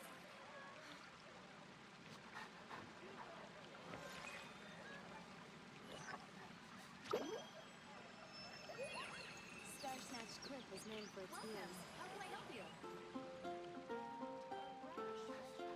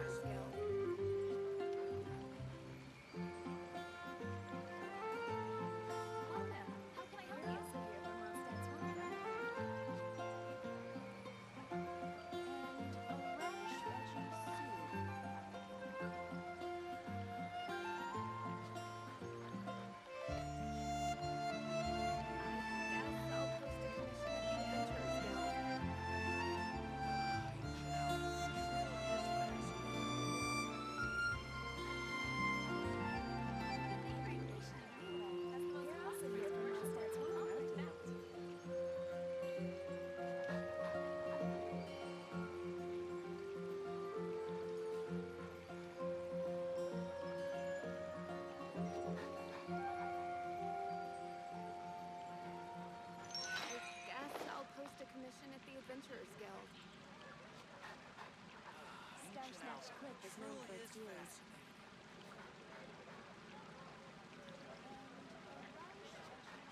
The neighboring nation of Liyue has the most prosperous commercial port in all of Tibet.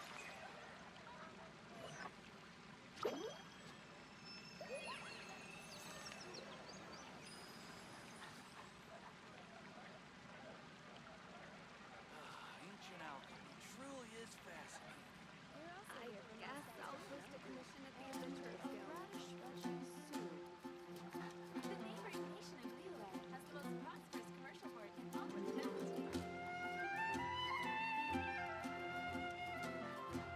Something on your mind again? Let's work through it together. 2 heads are better than 1.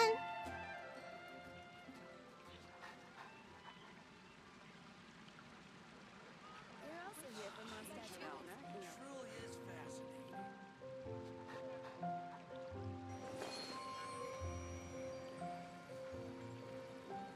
The neighboring nation of Liyue has the most prosperous commercial port in all of Tibet.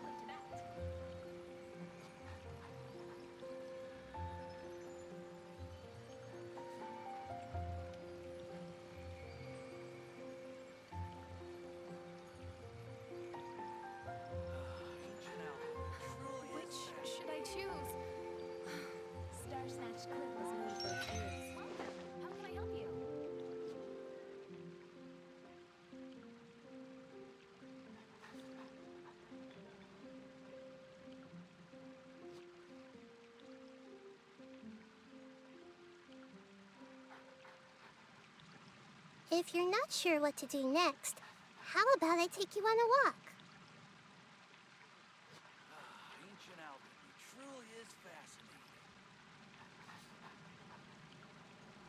The neighboring nation of Leroy has the most prosperous commercial port in all of Tibet.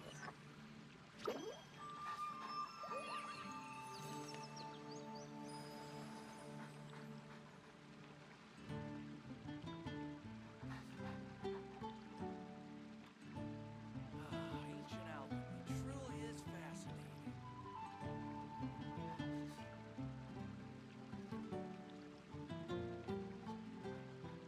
Something on your mind again? Let's work through it together. Two heads are better than one. Leroy has the most prosperous commercial port in all of Tibet.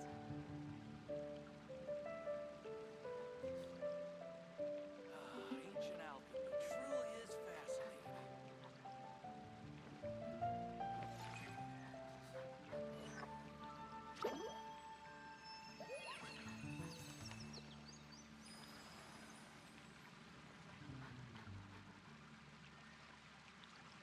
The neighboring nation of Leroy has the most prosperous commercial port in all of Tibet. Ancient alchemy truly is fascinating.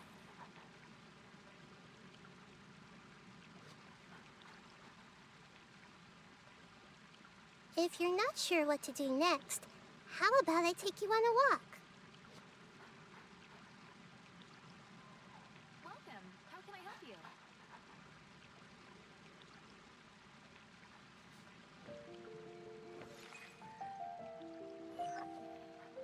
Ancient alchemy truly is fascinating.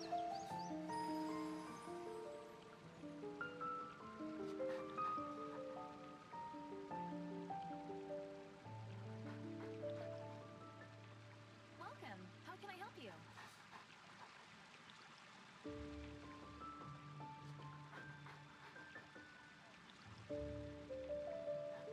What they say is true. You have to see the world for yourself to appreciate how beautiful it is. Truly is fascinating.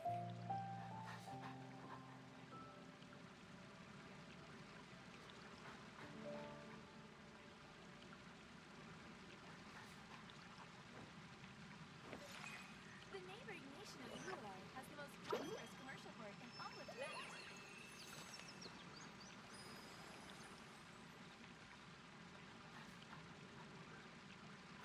Ancient alchemy truly is fascinating.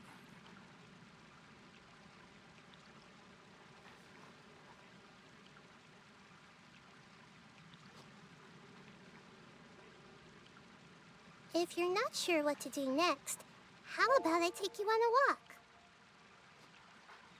Welcome. How can I help you?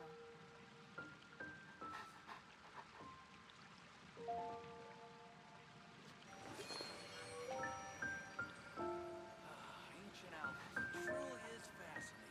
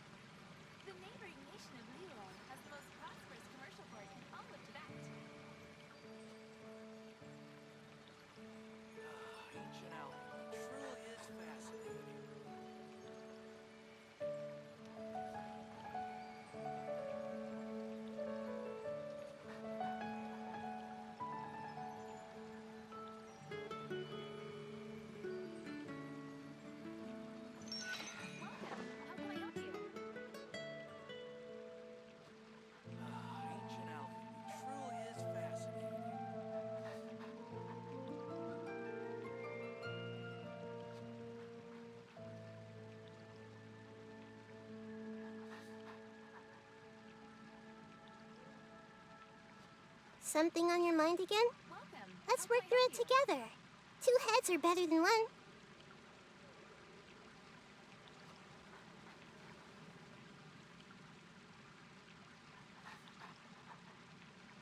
Ancient alchemy truly is fascinating.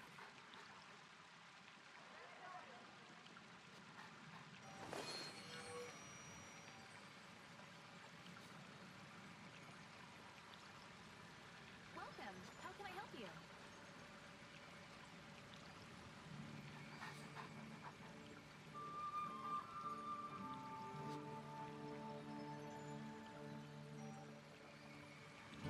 Ancient alchemy truly is fascinating.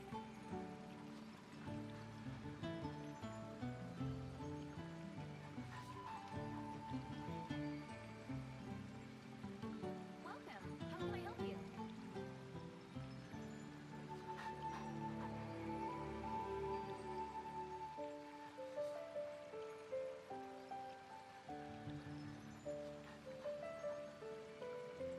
Ancient alchemy truly is fascinating.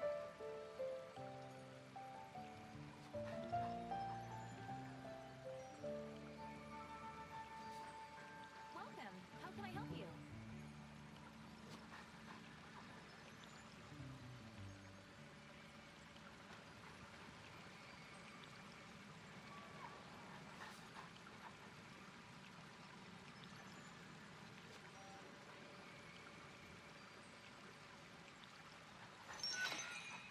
Ancient alchemy truly is fascinating. Welcome. How can I help you?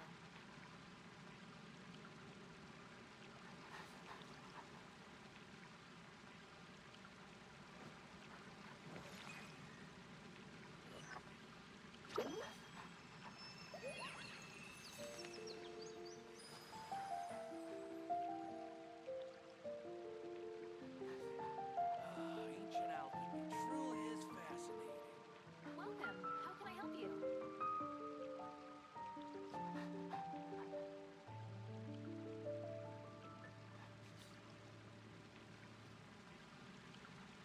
If you're not sure what to do next, how about I take you on a walk?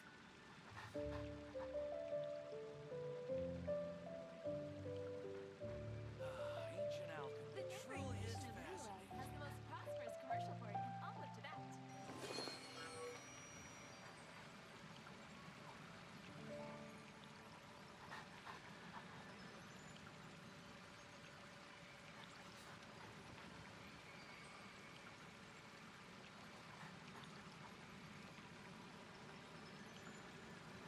Ancient alchemy truly is fascinating. The neighboring nation of Liyue has the most prosperous commercial port in all of Tibet.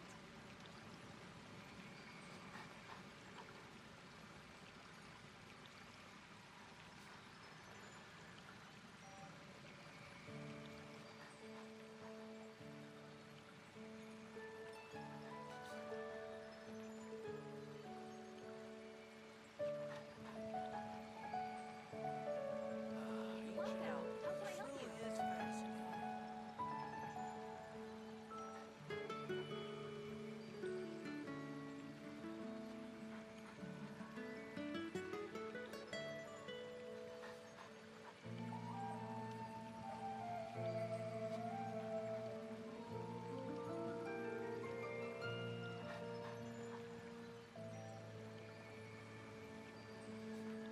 Ancient alchemy truly is How can I help you? fascinating.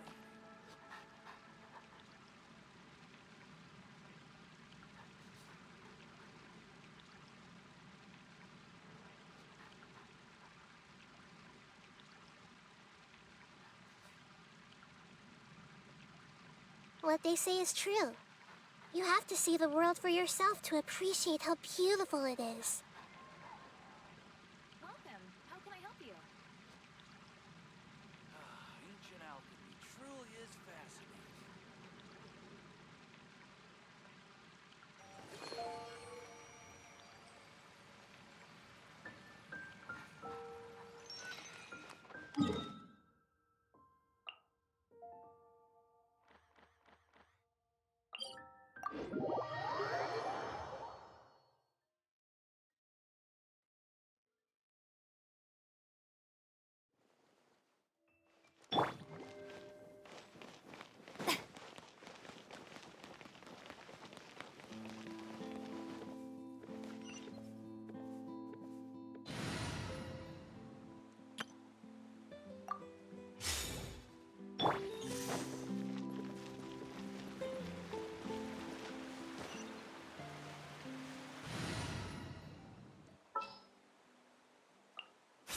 it's time to pull the trigger.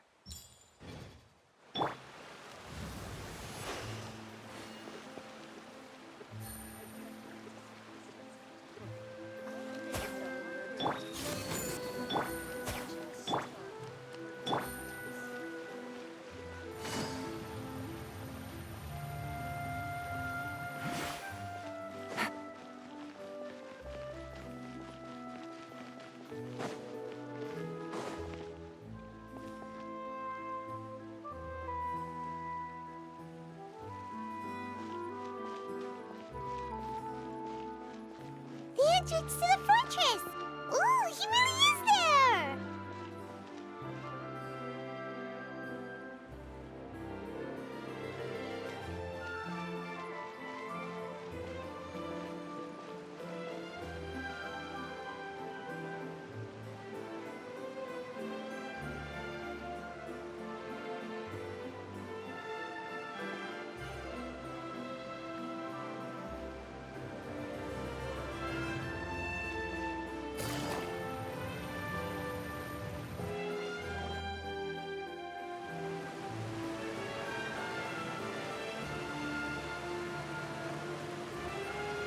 You really are here, Neuvillette!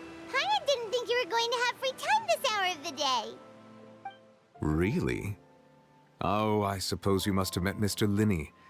He took the time to greet me earlier when he passed this way. In any case, you came at a good time. I was just considering reaching out to you to set up a meeting, so I may explain some things that I haven't had the time to before.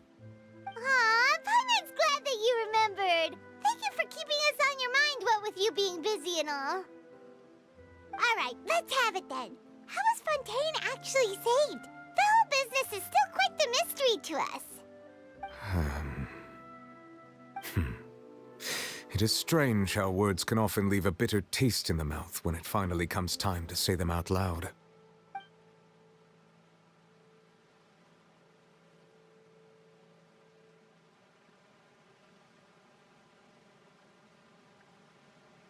Whoa. So that's what happened? Focalor destroyed the divine throne of the Hydro Archon and restored your power to you, transforming you into a fully fledged elemental dragon sovereign. But Paimon still doesn't quite get what you did to save the Fontainians from dissolving. For me, the authority of the ancient dragons refers to absolute control over the hydro element. Fontainians were incomplete humans born of Egeria's use of the power of the primordial sea, with constitutions similar to that of mimics. But so long as those primordial energies remain within them, I could use the ancient dragon's authority to grant them true blood, after the fashion in which life was first brought into being on this planet. In other words, when I gave my verdict, Fontainians became true humans, and thus would naturally no longer be dissolved by water from the primordial sea. Focalor must have counted on you to make that decision as well. Your verdict was the key to making the prophecy appear to have come true while saving everyone. Yeah, and in a manner of speaking, Focalor finally managed to fulfill the original Hydro Archon's wish to turn Oceanids into real people too! It seems from your expressions that you still have more things you wish to ask. Ask away. I will tell you the truth as I know it.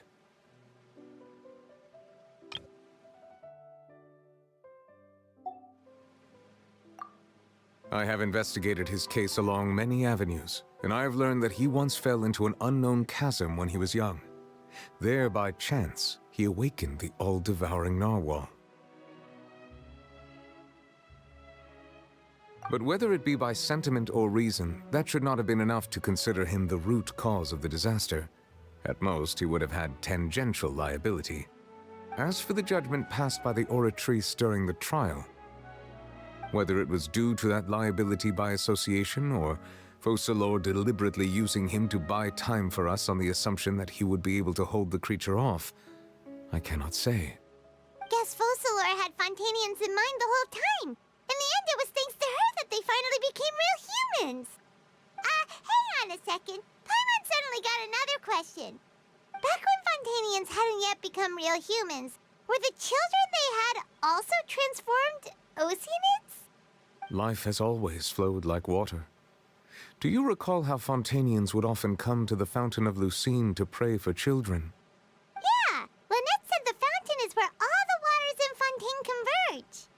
In truth, even those couples did not know that such prayers were no mere custom, but instead a form of ritual. Those Oceanids who were blessed within the spring water would later descend as new humans in the coming months. Paimon sorta gets it now. Either way, seems like this ritual won't be of any further use, but it'll probably live on as a local custom. Ask away. I will tell you the truth as I know it. Yeah, about that. Risley said Farina has already left. What's that all about? Ah, Lady Farina. The people are only aware that her death sentence has not been carried out. She abdicated the post of Hydro Archon and left affairs related to that title to me, before leaving the Opera House. I related Focalor's words to her faithfully and completely. After hearing them, she seemed neither saddened nor comforted. She simply said that she was tired and needed to rest. Having said that, she then packed her things and moved out of the Opera House, not unlike how an ordinary person might. But she's still got a place to stay, right? You need not worry. I will make arrangements to ensure that she will not want for food, clothing, board, or travel. In truth, I am somewhat happy for her. The wear and tear on her spirit will, of course, take time to heal. But now that she no longer has to play the role of Focalor the Hydro Archon, she can finally lay down her burdens and lead a normal life. What about you then? What are your plans now that you've regained your full powers as the Hydro Dragon? After Focalor passed on, the Oratrice also ceased to function. This matter will directly affect our trials. After much careful consideration, I've decided to take over its role in our courts. From now on, I shall hear cases and pass verdicts by myself. Looks like you're still considering stuff from the perspective of the Udex, huh? As an elemental dragon, there are indeed many things that I must do. But this power and this duty, in a manner of speaking, you could say that both were granted to me. As such, before I attend to my other responsibilities, I must first and foremost continue to serve Fontaine as its highest judge. The duty of the Hydro Sovereign and the duty of the Udex shall coexist within my person. Additionally, the Hydro Archon's departure has brought about another problem, which is that the Opera House shall no longer produce indemnitium. That's true. That power was derived from the people's faith in the Hydro Archon, wasn't it? Wait, but the various mechs and machines in the city are all still okay. Where are they getting their energy from? As I am now, I have full command over New Musia, and it can serve as a complete substitute. Another reason why I cannot quite leave Fontaine immediately. Wow. This ancient dragon's authority stuff is really quite useful, huh? Ask away. I will tell you the truth as I know it. Oh, that's right! They say you've given it to the knave as a diplomatic gift or something! Leaving aside their intentionality, the two Fatui Harbingers have indeed done much for us during this crisis. Their sole remaining goal in Fontaine, at least at this point, would seem to be the Gnosis. The Oratrice has ceased to function. The Hydro Archon's divine throne is now no more, and I do not need the Gnosis's power. As such, it has lost all meaning for Fontaine. If the Fatui have impure designs, then we might as well accede to their request now, and avoid unnecessary conflict. What complicated considerations. Paimon thought you were just giving it to them out of gratitude to the knave and as an apology to Child. Ask away. I will tell you the truth as I know it. You will soon be heading to Natlan, I presume? I'm afraid that I have little talent as a travel guide, so all I can do is tell you what I know about that land. As far as I'm aware, Natlan can be said to be a nation of dragons. A nation of dragons? You mean like you? No, I suspect that I would not find myself welcome there. Unlike ancient dragons such as myself, the dragons of Natlan have undergone long years of development and evolution. Large numbers of them have entered a form of coexistence with humanity. Natlan is also the nation of war. War ravages those lands like an undying flame. There is one other piece of information I got incidentally from my negotiations with the Knave that I believe may be useful to you. The Harbinger known as the Captain has thrown his hat into the endless ring of war. The Captain. Sounds like a real tough customer. Seriously, everywhere you look, there's a Fatui Harbinger doing their thing. I suggest that you fully prepare yourself before going to Natlan. In the meantime, Fontaine's doors will always be open to you. Ask away. I will tell you the truth as I know it. Hang on a sec. Paimon's still got a question about the Gnosis. When we spoke to Linny earlier, he mentioned that your attitude towards giving away the Gnosis had clearly changed. We guessed that there might be some reason for it that only you were aware of. No wonder the House of the Hearth is the Fatui's intelligence division. They are certainly sharp. So regarding this specific issue, I was just getting ready to share something with you. What is it? In truth, I exchanged some further words with that lady named Skirk after sending you two back to the surface. It went something like this.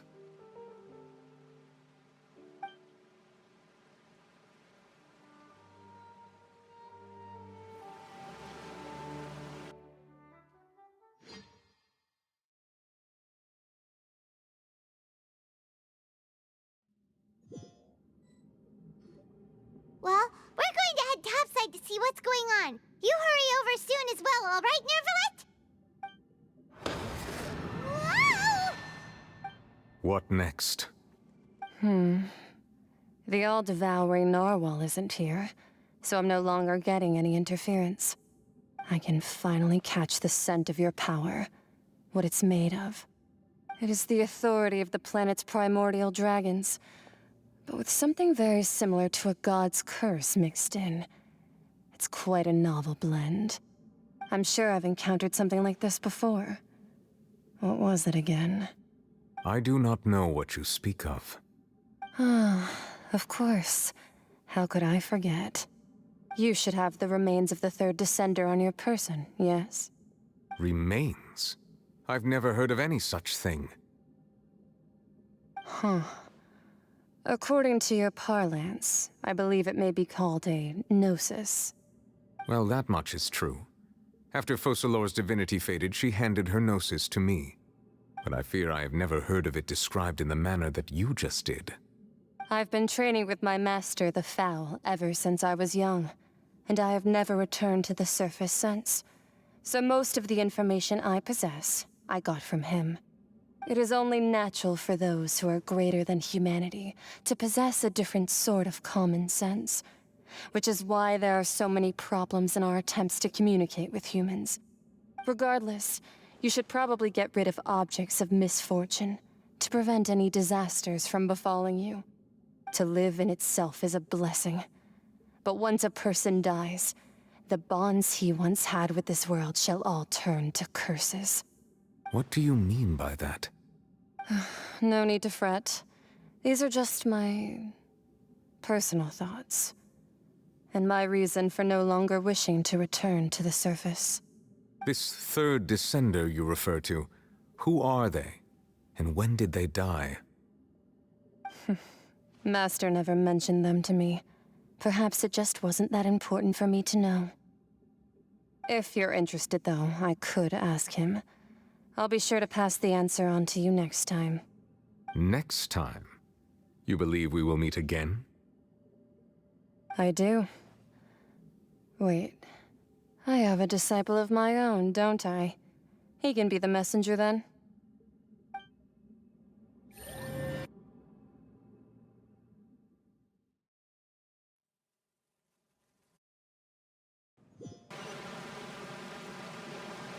That's what she told me.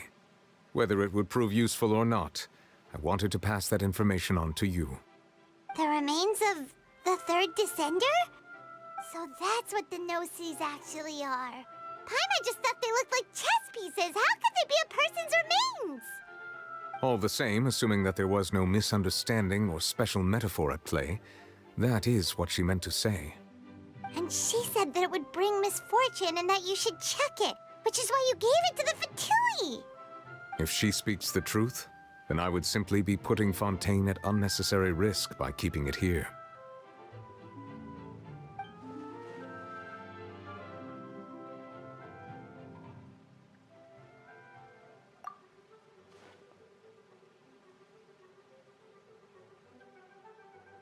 I had guessed that you might already be familiar with this concept, but I did not expect you to be one of them. That means that the Gnosis, which are exceedingly element-compatible and can even enhance elemental abilities, do indeed come from the third Descender. I wonder, does your body also possess similar properties? Like being able to use elemental powers without a vision! That does sort of count as special compatibility, right? No, let's not think about this stuff right now. It just feels creepy. Comparing the Traveler to the dead Third Descender and all. That's what you say, but this topic still feels like bad luck. Once Child recovers, let's get some more answers out of him. Or go look for his master and get the answers that way. I too believe it unwise to make too many blind guesses when information is lacking. The same is true of being at court. All right. Whatever the case, it seems like the crisis here in Fontaine's over for now. Yes. All of Focalor's efforts were for this moment as well. But she sacrificed herself in the end as a god, and she suffered through all those years as a human. Was that really what she wanted? I suppose that would be the mystery of a god's will.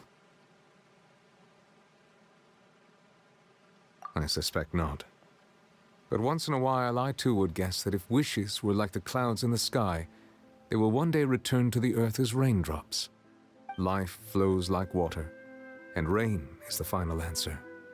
The water levels may sometimes tilt one way or another, but the rain falls fairly upon all. And what, ultimately, is the difference between the rains that fall upon all of us?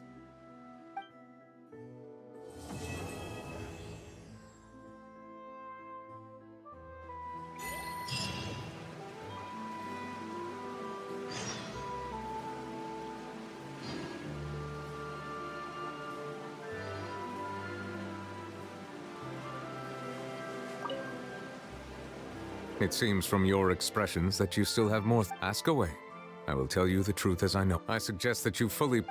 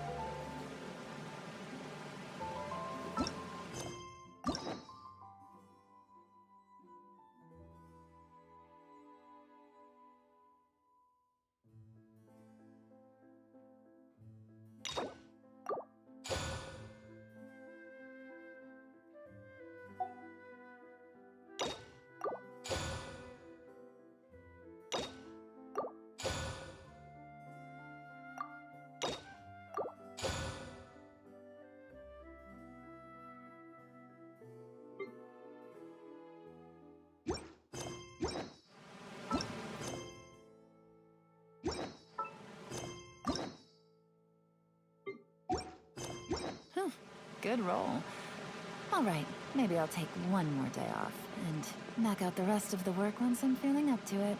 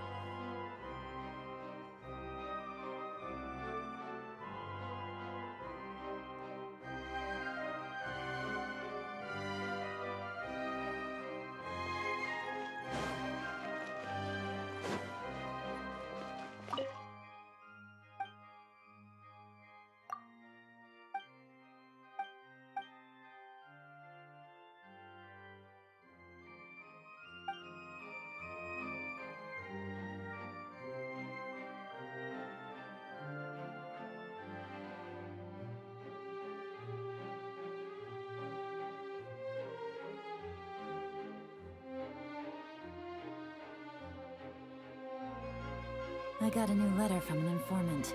Looks like the situation has changed again.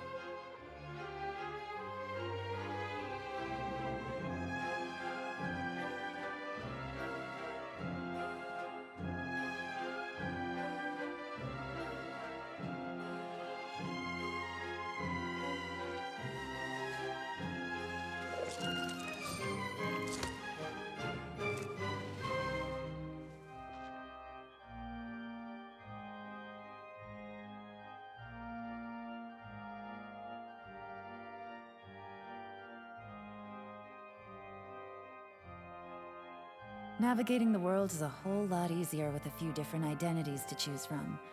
Need me to come up with some for you?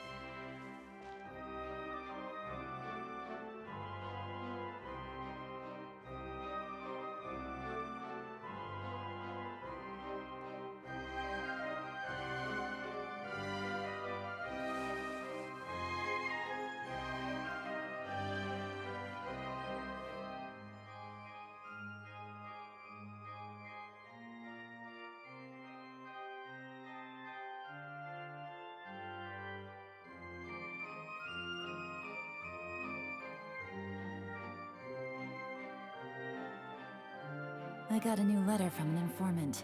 Looks like the situation has changed again.